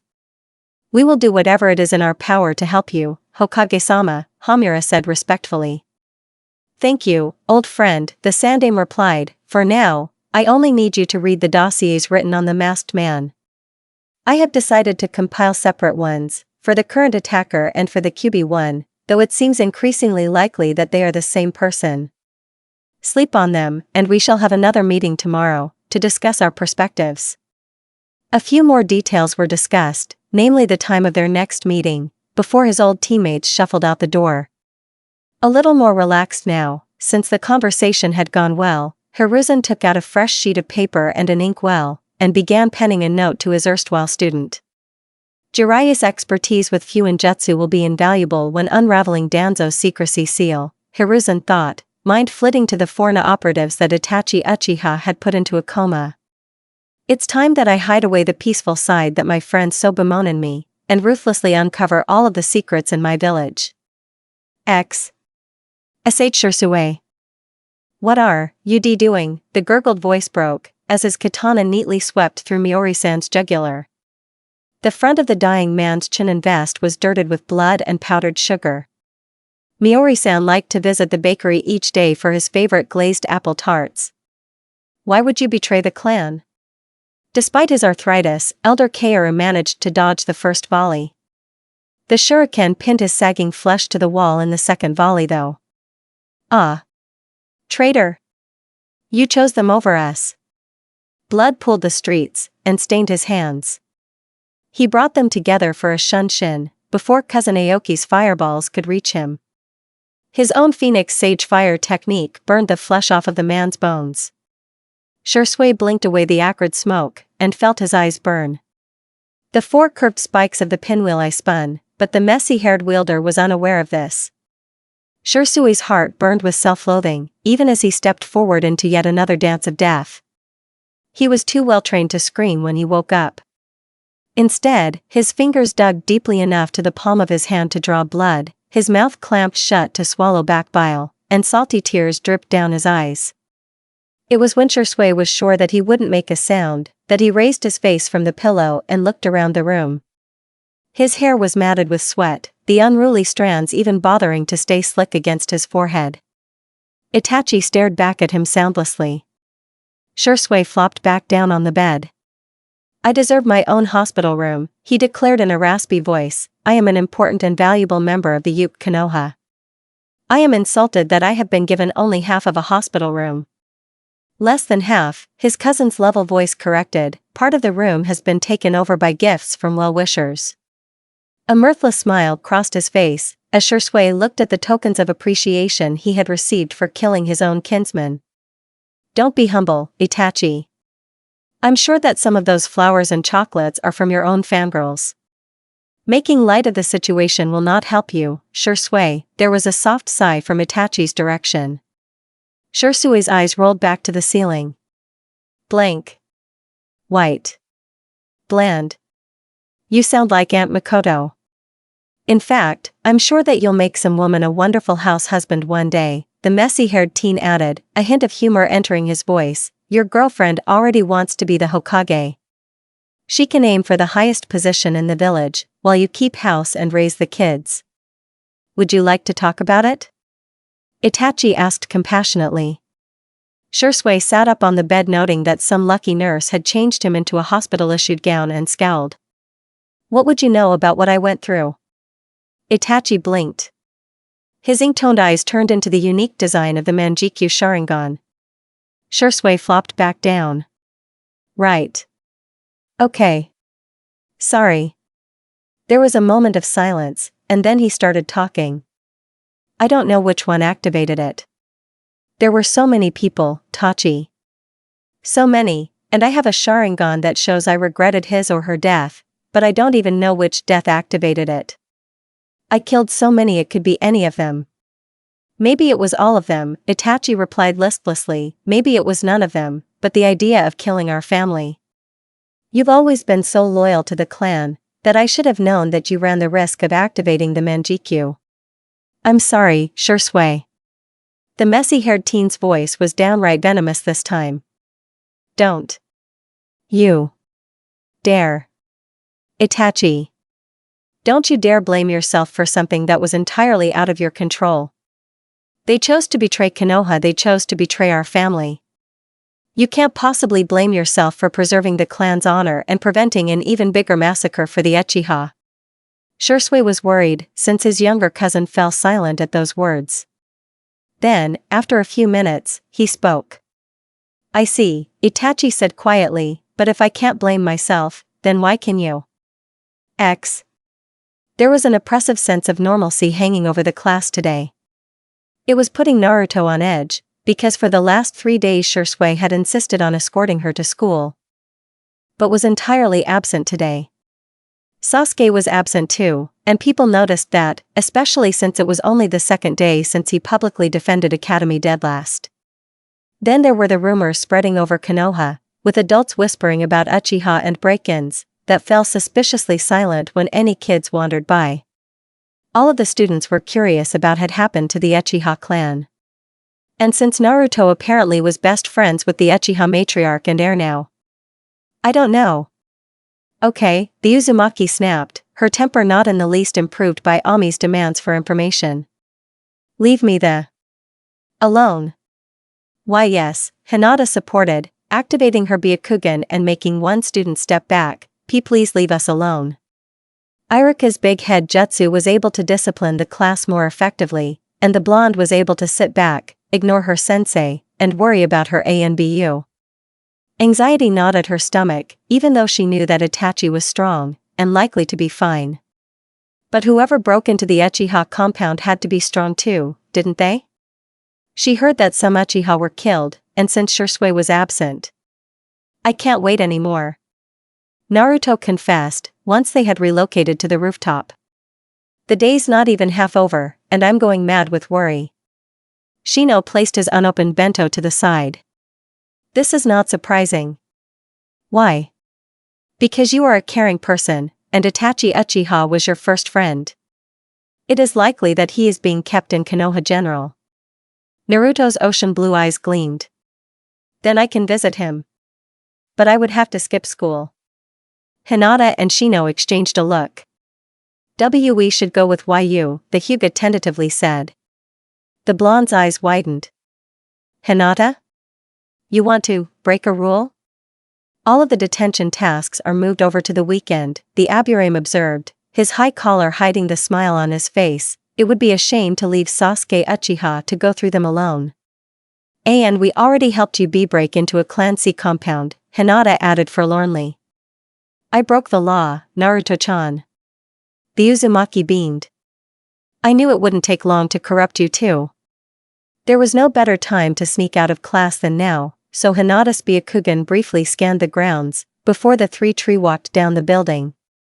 Shino was the one that led the way, because Naruto was still worried about the attack and Hinata was mourning her life as a criminal. Their first obstacle came in the way of a civilian receptionist. Can I please get the number for Itachi Uchiha's room?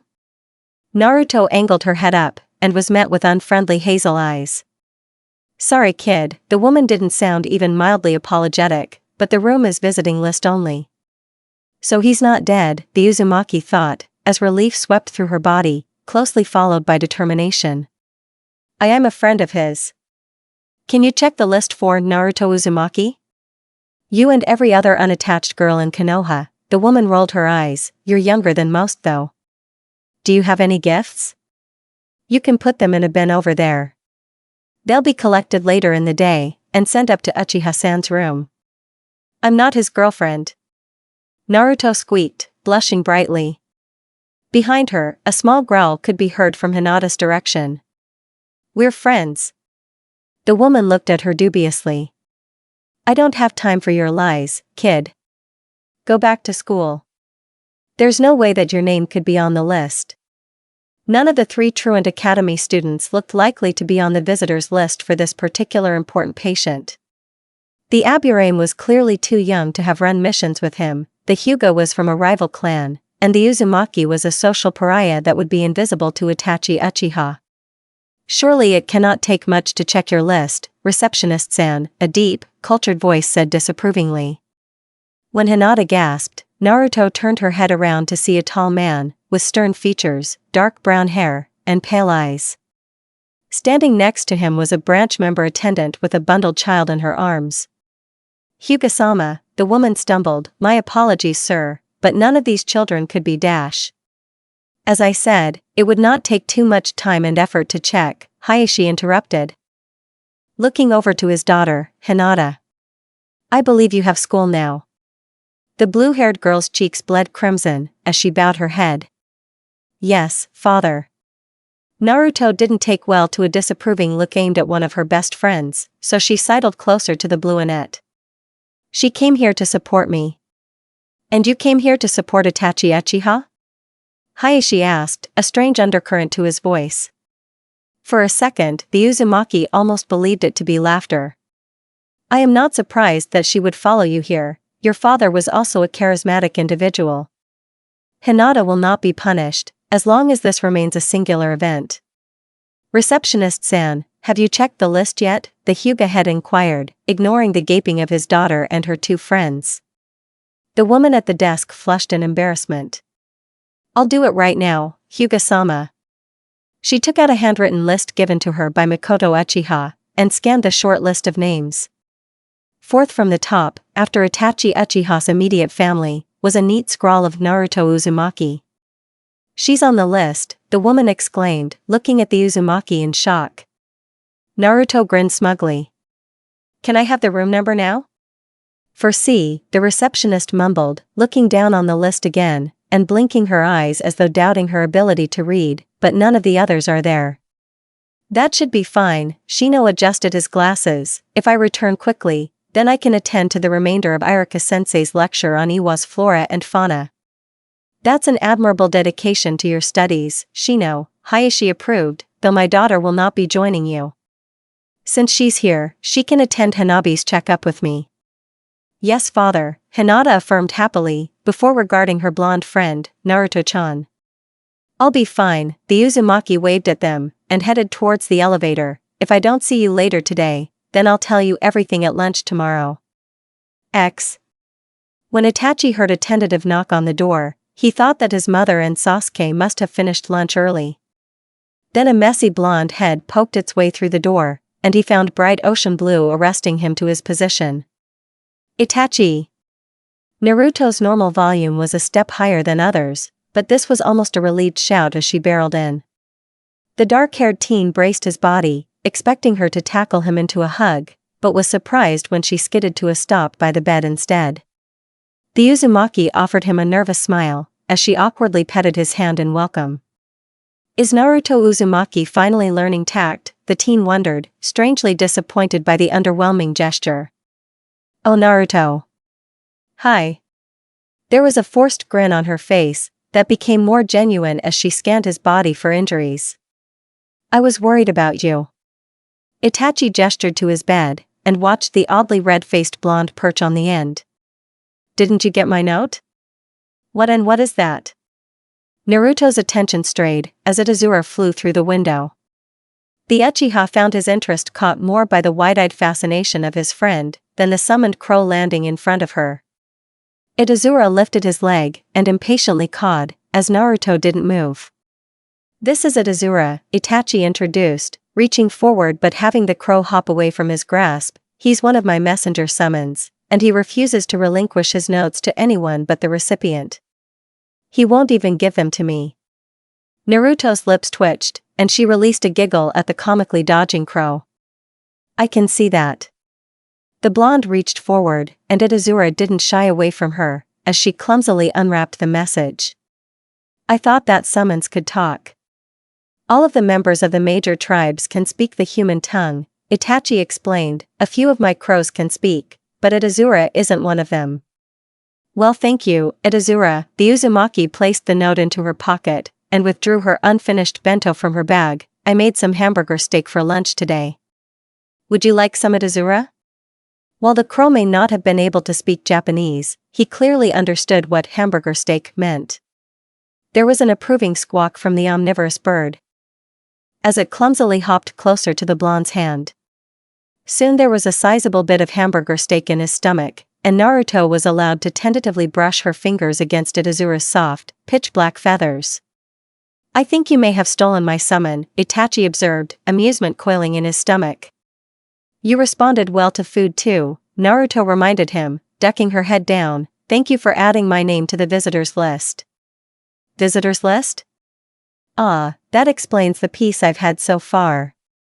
My mother must have made it, Itachi commented, confused as to why the blonde looked disappointed. I'm glad that she added you too.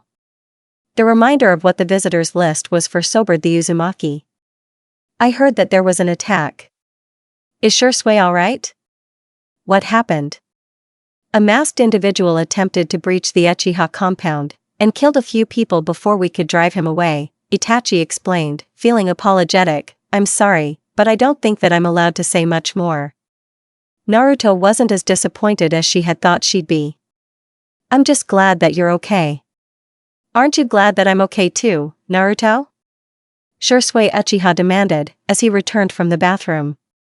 He raised an eyebrow when he saw the blonde perched on his cousin's bed, rather than the visitor's chair beside it. Am I interrupting anything, oomph? Shursui. Naruto shouted gleefully, jumping off the bed and tackling him. I'm glad you're okay. Her maturity didn't last long, Itachi observed, a minute frown forming on his face.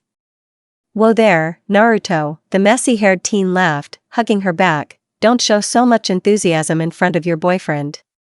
I don't want to be a homewrecker. She's not I'm not his girlfriend.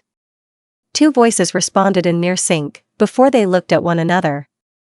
The dark-haired teen looked away, a light pink color to his cheeks, while the pale gold skin of the Uzumaki looked like it had been badly sunburned. Shursui cackled. This is what you're making us wait outside the door for, Mom? Sasuke Uchiha complained, walking in next. He ignored the Uzumaki still clinging to his messy-haired cousin, and headed for the chair by his brother's bed. Dobe. What are you doing here? Team, Naruto replied automatically, releasing the older boy. I'm here to visit Itachi and Shursui. Oh Naruto-chan, Mikoto said sheepishly, waving at the blonde girl. Sasuke, what did I tell you about that nickname? But Mom, it's weird to call her Naruto, the youngest Uchiha whined, looking over at his classmate. Do you want me to use your first name? Naruto considered it, and then made a face. I honestly prefer Dobe from him, Mikoto-san. And I don't ever want to hear Sasuke-kun from you, Sasuke stated firmly, smiling at his mother. Look on the bright side, Mom. This is practically a bonding moment. Oh, make for Angel Haim-chan, Jiraiya meets Itachi for the first time. Ah, you must be Fugaku's boy, the white-haired man with the blatantly fake smile, said, please sit down. I haven't been in the village for a while, and there's some news that I would like to catch up on. I believe you can help me with that. I would be honored to help you, Jiraiya-sama, Itachi replied, wondering why the revered Sannin had asked for him personally. Yeah, I'm sure you will, the man muttered darkly, before smiling again. No need to call me Jiraiya-sama, kid. You may not know it, but we're almost family in a way. Your mother and I share godparent duties for Naruto. Itachi nodded, relaxing a little. So he wanted to know more about the blonde Uzumaki? The Uchiha could help him there. Then please ask your questions. The first ones were innocuous and relevant for a ninja that had been absent from the village for years. Tell me about the Uchiha clan's coup, and your part in it. The next few were more personal, but understandable for a famous spymaster like Jiraiya. So the presumed Uchiha thought threatening my goddaughter was a good way to keep you in line? How did you respond to that? The latter ones were downright intrusive. And how much money did you make last year? Jiraiya questioned. Itachi's normally unflappable calmness was breached. I beg your pardon? Your income after taxes, the Sannin said impatiently. You have the base ANBU salary, which is generous, and a 15% cut of all missions taken. What's your average monthly take? The Uchiha heir's immediate instinct was to refuse to answer, but then his ingrained respect for authority kicked in, and he paused. A mental voice that sounded eerily similar to Shursui insisted that he should respond, and present himself in the best light possible. I average 6 missions a month, with around half being B-ranked and the remainder either A-ranked or, on occasion, S-ranked, Itachi responded slowly.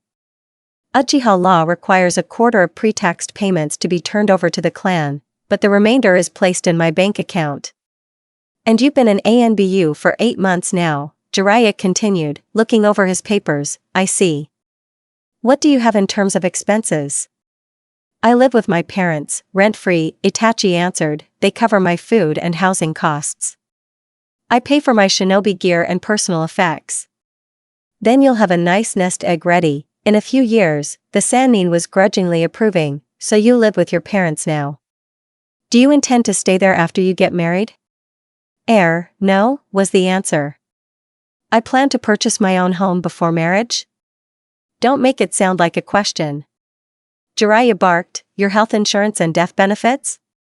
I have the standard ninja insurance, including death benefits, the dark-haired teen hesitantly said. Switch that to the ANBU standard, Jiraiya ordered. It may seem higher now, but the deductibles will decrease exponentially in a few years, and the payout is much better. Now, where do you see yourself in 5 years? Why does this feel like a job interview? Itachi thought, starting to get nervous, and why is Naruto's godfather giving it to me? I want to become an ANBU captain in a few years, but plan to transition to the general shinobi forces before my 20th birthday, the Uchiha answered, steeling himself. This was a test, and he may not know why Naruto's godfather was giving it to him, but he didn't need Sasuke there to tell him not to blow it. When I become the Uchiha clan head, I'll handle council meetings and clan-related paperwork, while my father runs the KMPF. Do you plan to have children? If so, how many? I would like to have children one day. As many as my wife is comfortable with, I suppose. How many sons? How many daughters? What would you name them? I would like one of both, but I have not considered this in detail, Jiraiya-san. How do you feel about women in the shinobi forces? Before marriage? After marriage? After having children? I believe that kunoichi are just as capable as shinobi, and make a valuable addition to the military forces. The Uchiha was starting to suspect where this was heading. I don't think marriage should stop them from becoming kunoichi, but they shouldn't be active members, while pregnant. Afterward, their level of participation depends on the kunoichi in question. Jiraiya folded his hands below his chin, and stared intensely at the dark-haired teen. With a sweat drop forming, Itachi continued. I believe that Naruto would like to continue her career after having children. I'm sure that she'll accomplish that. The Sannin raised an eyebrow. My goddaughter wants to be the Hokage. How do you feel about women that outrank their husbands in the ninja forces? Jiraiya-san, Itachi really needed to put a stop to this. I'm not sure what rumors you've heard, but I assure you that there's nothing between your goddaughter and I. That's not what your best friend told me, Jiraiya countered. Sure Sway, I'm going to skin you alive, the dark-haired teen thought. My cousin was lying, sir. Didn't I tell you to stop being so formal? The white-haired man scribbled something down in front of him. Itachi's excellent vision allowed him to see the words poor listener on it. How much sexual experience have you had? Jiraiya asked, out of nowhere. Itachi almost choked. Excuse me? No girlfriends? Oral? Not even a handjob. The Sannin looked disappointed as he read the answer in the teen's blushing face. Well, Naruto will be pleased, at least. Here, catch. Itachi's hands came up on reflex to grab the book thrown to him. His long association with Kakashi Hatake and the lurid orange cover told him that he was holding Ika Ika. The Uchiha heir almost dropped it, at the realization that there was porn in his hands. Jiraiya-san?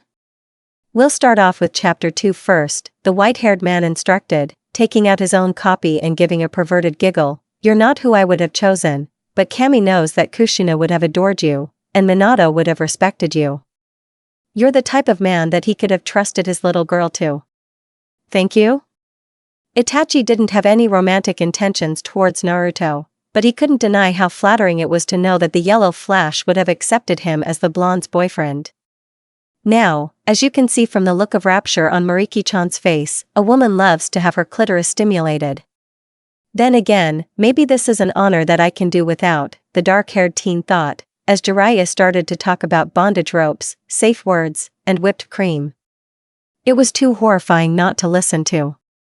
Yet strangely intriguing. Make for Ale Dargent, Naruto's birthday. Naruto Uzumaki's birthday was coming up, and Sasuke Uchiha was having a panic attack. You want to give her what as a gift? Sasuke demanded, staring at his remarkably naive and embarrassingly oblivious younger cousin. High-quality kunai polish, Itachi answered, looking rather pleased with himself. The brand that she currently uses doesn't dry quickly enough, and slips through her hands. Since Naruto's accelerated healing makes it difficult to form calluses, she'll need better polish to account for the weakened grip. As I suspected, it doesn't sound any better the second time around, the messy-haired Uchiha groaned. Itachi, you know what Naruto is, don't you? At the younger teen's puzzled tilt of head, Shursui held back a second groan. A girl, Itachi. She's a girl. And one that has the misfortune to be attracted to a romantic idiot, he mentally added. And do girls not require shinobi tools? Itachi questioned, an eyebrow raised challengingly. Of course, they do. But you're always buying shinobi-related gifts for her, and while I'm sure that she appreciates it, a birthday gift is supposed to be special, Shursui argued. I'm not saying that it can't have a utilitarian purpose, but it should also be something pretty, that she can show off. Girls love to show gifts off. I have never seen Naruto brag about them, the Uchiha heir said doubtfully. That's because she hasn't had many gifts to brag about. Shursui mentally calculated the time available before October 10th. Okay, so you need to purchase something suitably attractive and feminine, but also appropriate to her age. No makeup or elaborate jewelry, and I'm vetoing all flowers until we have a full account of her allergies. There's nothing more embarrassing than giving an armful of lilies to a pretty girl, and then having her face turn into a puffed, sniveling, and rash-filled terror, as she attacks you. Or so I've been told. Are you sure Naruto wouldn't want the kunai polish? Itachi asked hopefully. The blonde took her training rather seriously, and the Uchiha didn't want her to get hurt from using slippery kunai. We'll add that to the gift, Shursui allowed. Now come on. Kusa has the best craftsmen, and if we can get a short-term B-rank mission there today, then we'll be back with plenty of time before her birthday. You can consider yourself very lucky to have your older cousin here to guide you, Itachi. I still think my kunai polish gift is a good one, the other teen mumbled, but followed behind. A few days later, they were settled on the floor of the Uchiha living room, where Makoto had insisted on throwing a small party. With bellies full of cake and other sweets or, in Sasuke's case, fresh tomatoes and onigiri, they were ready for the birthday girl to open her presents. Naruto had never received many gifts while growing up, so she reacted to each gift with genuine thankfulness. After setting Shursui's shogi set aside and hugging him in thanks, she picked up a small box wrapped in ocean-themed paper. Itachi's graceful lettering on the side caused her blue eyes to widen, and there was an increased gentleness as she unwrapped it. To Naruto, I hope that this is the first of many future birthday wishes to come. Your friend, Itachi. Inside was a finely carved hair comb made of rich auburn lacquered wood.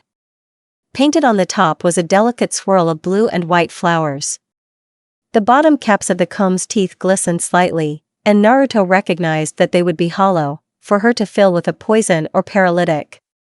The gift was practical and useful, but also beautiful and feminine. Oh, what a thoughtful gift! Mikoto exclaimed, would you like me to put it on you, Naruto? The blonde nodded jerkily, surprised pleasure thrumming inside of her as the dark-haired woman unpinned her blonde hair from its pigtails, and pulled it into a messy bun. She could feel the slight weight of the elegant hairpiece against her head, and tried to meet Itachi's gaze, so she could convey how absolutely wonderful his gift was. Only Itachi was looking away, the barest hint of a frown on his lips. And when Naruto's eyes moved the smug, messy-haired Uchiha to the canister of kunai polish also in the wrapping paper, she understood why. Itachi Uchiha was brilliant and sweet and could make her heart flip over without even trying, but he was not a romantic. This is a great gift, Itachi. Naruto chimed, trying to gain his attention, I love the kunai polish. There were several exclamations of surprise, though Shursui's indignant excuse me was most memorable. The Uzumaki ignored this, and her flushed cheeks, as she reached forward to hug the dark-haired teen. My hands can't form calluses well, so having good kunai polish is really important, the blonde babbled on. I've never tried this brand before, but I'm sure that it'll be just what I need. It's very thoughtful of you to look out for my safety, Itachi. Then, because it was her birthday, and she wanted to give a gift to herself, Naruto leaned up and quickly pressed her lips to Itachi's cheek. After that, Mikoto's excited squealing and Sasuke's fake retching made the rest of the present opening somewhat anticlimactic. Make for Kathleen, Itachi handles the kids. Hikaru Uchiha was a very sweet and well-behaved boy, which was why it was so strange to see him scowl down at his breakfast this morning. Then again, the meal was his father's decent omelette and rice balls, rather than his mother's delicious homemade ramen. Does mom have to go on the Suna mission? Hikaru whined, putting a forkful of egg into his mouth. Hikaru, Uchiha do not speak when their mouths are full, Itachi reminded him absently, and then paused. The dark-haired man grimaced. He was turning into his father. Dad Amor. At 14 months old, Kurama Uzumaki was a little genius that could almost speak in full sentences and understood that her father was fully wrapped around her little finger. Also wrapped around that little finger was her godfather, the Kyubi. Wanna have more? Why does Kurama get to have pudding for breakfast? Seishi, his second-born child and the only one to inherit his maternal grandmother's violet eyes, asked, I want pudding for breakfast too, Dad. Seishi, Uchiha do not whine, Itachi said reflexively. Then he cringed. You sound like Grandpa Fugaku now, Hikaru pointed out, and then bit into a rice ball. Itachi sent his eldest child a baleful glance. Hikaru, why are you so upset this morning? His father asked. When he saw the guilty shift of his eldest son, he knew that he would have to press on. Hikaru? Hikaru and I got detention today. Seishi tattled gleefully. Hey Dad. Seishi, you shouldn't have answered your brother's question, and Hikaru, don't hit your younger brother, Itachi reprimanded, putting another spoonful of vanilla pudding into the easily pleased Kurama's mouth. Honestly, sometimes he wondered why his sons couldn't be as peaceful as his Kurama-chan. He also wondered where the younger sibling hero worship was. Seishi certainly didn't treat Hikaru like Sasuke had treated him.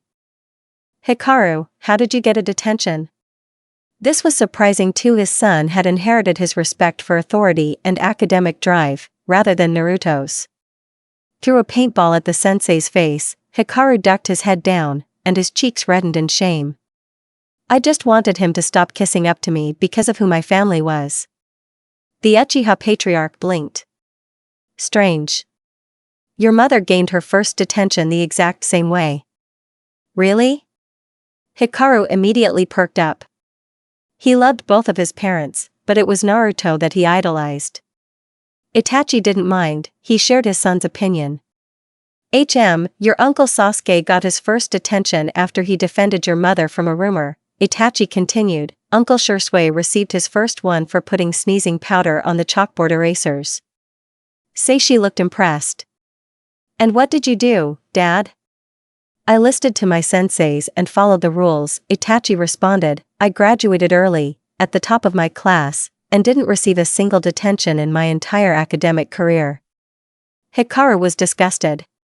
That sounds so boring, Dad. You really are like Grandfather Fugaku. Itachi cringed. Again. Make for nostalgic beauty, Kitty Cat Vixen, and Sakura-chan, Itachi and the Art of Jealousy. Naruto Uzumaki grew up to be a frankly stunning young woman. The characteristics that she had so despaired of in her younger years, from her neon yellow hair to her eerily bright eyes to the whisker marks on her cheeks, had matured into an exotic beauty. Her features remained distinct and striking, but she was more at ease with them now that she knew they resembled her parents. And when people as attractive as Minato Namikaze and Kushina Uzumaki had a child, then it became unsurprising that their adorable little girl would grow up into a breathtakingly beautiful young woman. This was an open secret around Konoha. Another open secret? Itachi Uchiha had recognized that beauty as early as when Naruto was 7. And should anyone else comment on it, they would be faced with a pointed gaze from one of Konoha's most powerful and intimidating shinobi. Konoha knew this. Taki did not. Now the 16-year-old Jounin was on a diplomatic mission with her boyfriend in Takigakure. Itachi was currently overviewing evacuation protocols, while Naruto had agreed to check over their defense seal structure and offer any suggestions about improvement. They couldn't allow a Konoha Jounin to do this alone, of course, so a Taki ninja was assigned to help her around. He was a dark-haired teen named Takashi, and he was rather interested in the exotic blonde. So I've heard that you visited Takigakure before, Takashi said easily. He was a handsome young man, with a friendly smile and kind brown eyes. Did you like it? I did. Naruto replied exuberantly, the underwater cave system was incredible, and the little shops tucked into the wooden nooks of the village are charming. You live in such a beautiful village. Well, all of Mother Nature could fade against a woman's natural beauty, the dark-haired man said easily. But I'm sure that you're aware of this. The blonde was oblivious to this.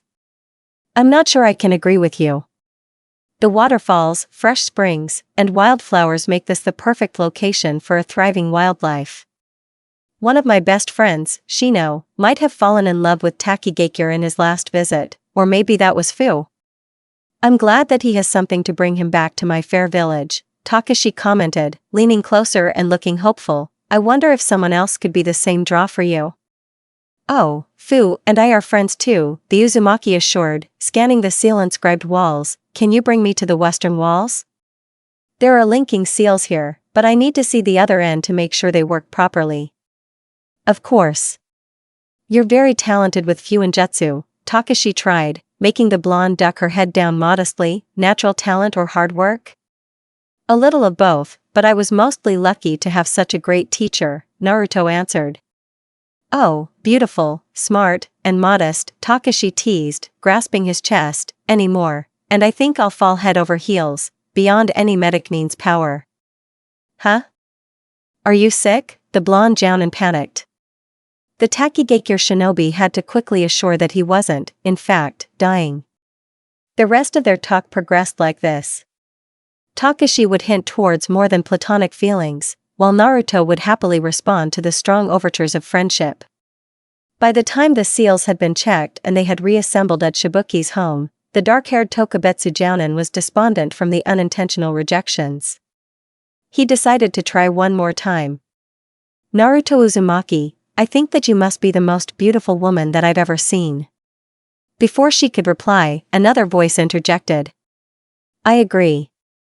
Takashi's mouth dropped open when the Ryujin no Kage, Itachi Uchiha, slipped past him, and put his arm around the blonde's waist. Naruto Uzumaki lit up when she saw the older man, and Itachi offered the gaping Taki ninja a mirthless smile. Then he leaned forward and gave her a kiss that was most definitely not platonic. You meet an amazing girl, and she happens to be the girlfriend of a monster of a ninja, Takashi sighed, depressed. Itachi Uchiha is one lucky man. Had Itachi Uchiha cared to listen, then he would have agreed. I'll make for Moon Phoenix Yukira, Naruto and the art of jealousy. Girls were unusually clumsy around him. Itachi was well aware of that.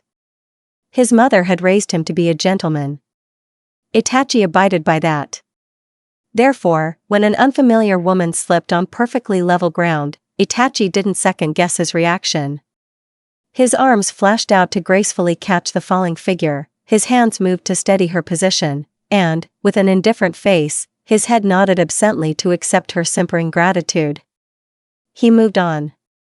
Life moved on. Naruto saw that action. It was not unfamiliar to her, but she did not move on. The dark-haired man was puzzled when he saw that his girlfriend was upset. He asked her what was wrong. She refused to answer. He used all of Shursui's tried and true apologies, flowers her favorite blue forget-me-nots and white lilies chocolates, and jewelry. He took her to Ichiraka ramen, but she insisted on paying for her own share. That was disturbing. Naruto never refused free food. Can you at least tell me what I did wrong? Itachi asked. I can't change my behavior, unless I know why you're upset. Naruto gaped at him. Ugh, you're so frustrating. He had thought that their weekly date would be cancelled as a result, but she was opening her apartment door when he called. Itachi's ink-toned eyes rapidly shifted into the Sharingan when he saw her. His girlfriend was usually well-dressed when they went out, but this was an image that he wanted to keep perfectly emblazoned in his mind. An orange gold cocktail dress with a tight bodice, sweetheart neckline, and sheer back. She chose to complement it with the golden necklace that he had bought her recently and the ear studs from their first anniversary. When Naruto saw the Sharingan appear, a smug grin crossed her face. What do you think? The Uzumaki gave a twirl. Itachi paid very close attention. You look beautiful, Itachi said, because it was true, And a gentleman wouldn't relate the other words crossing his mind. Naruto bit her lip. Better than the woman that fell on you last week? What woman? The Uchiha asked. It seemed like the right answer, because she beamed, pulled him closer, and drew him into a brilliant kiss. Then she stepped back, and a sheepish expression crossed her face.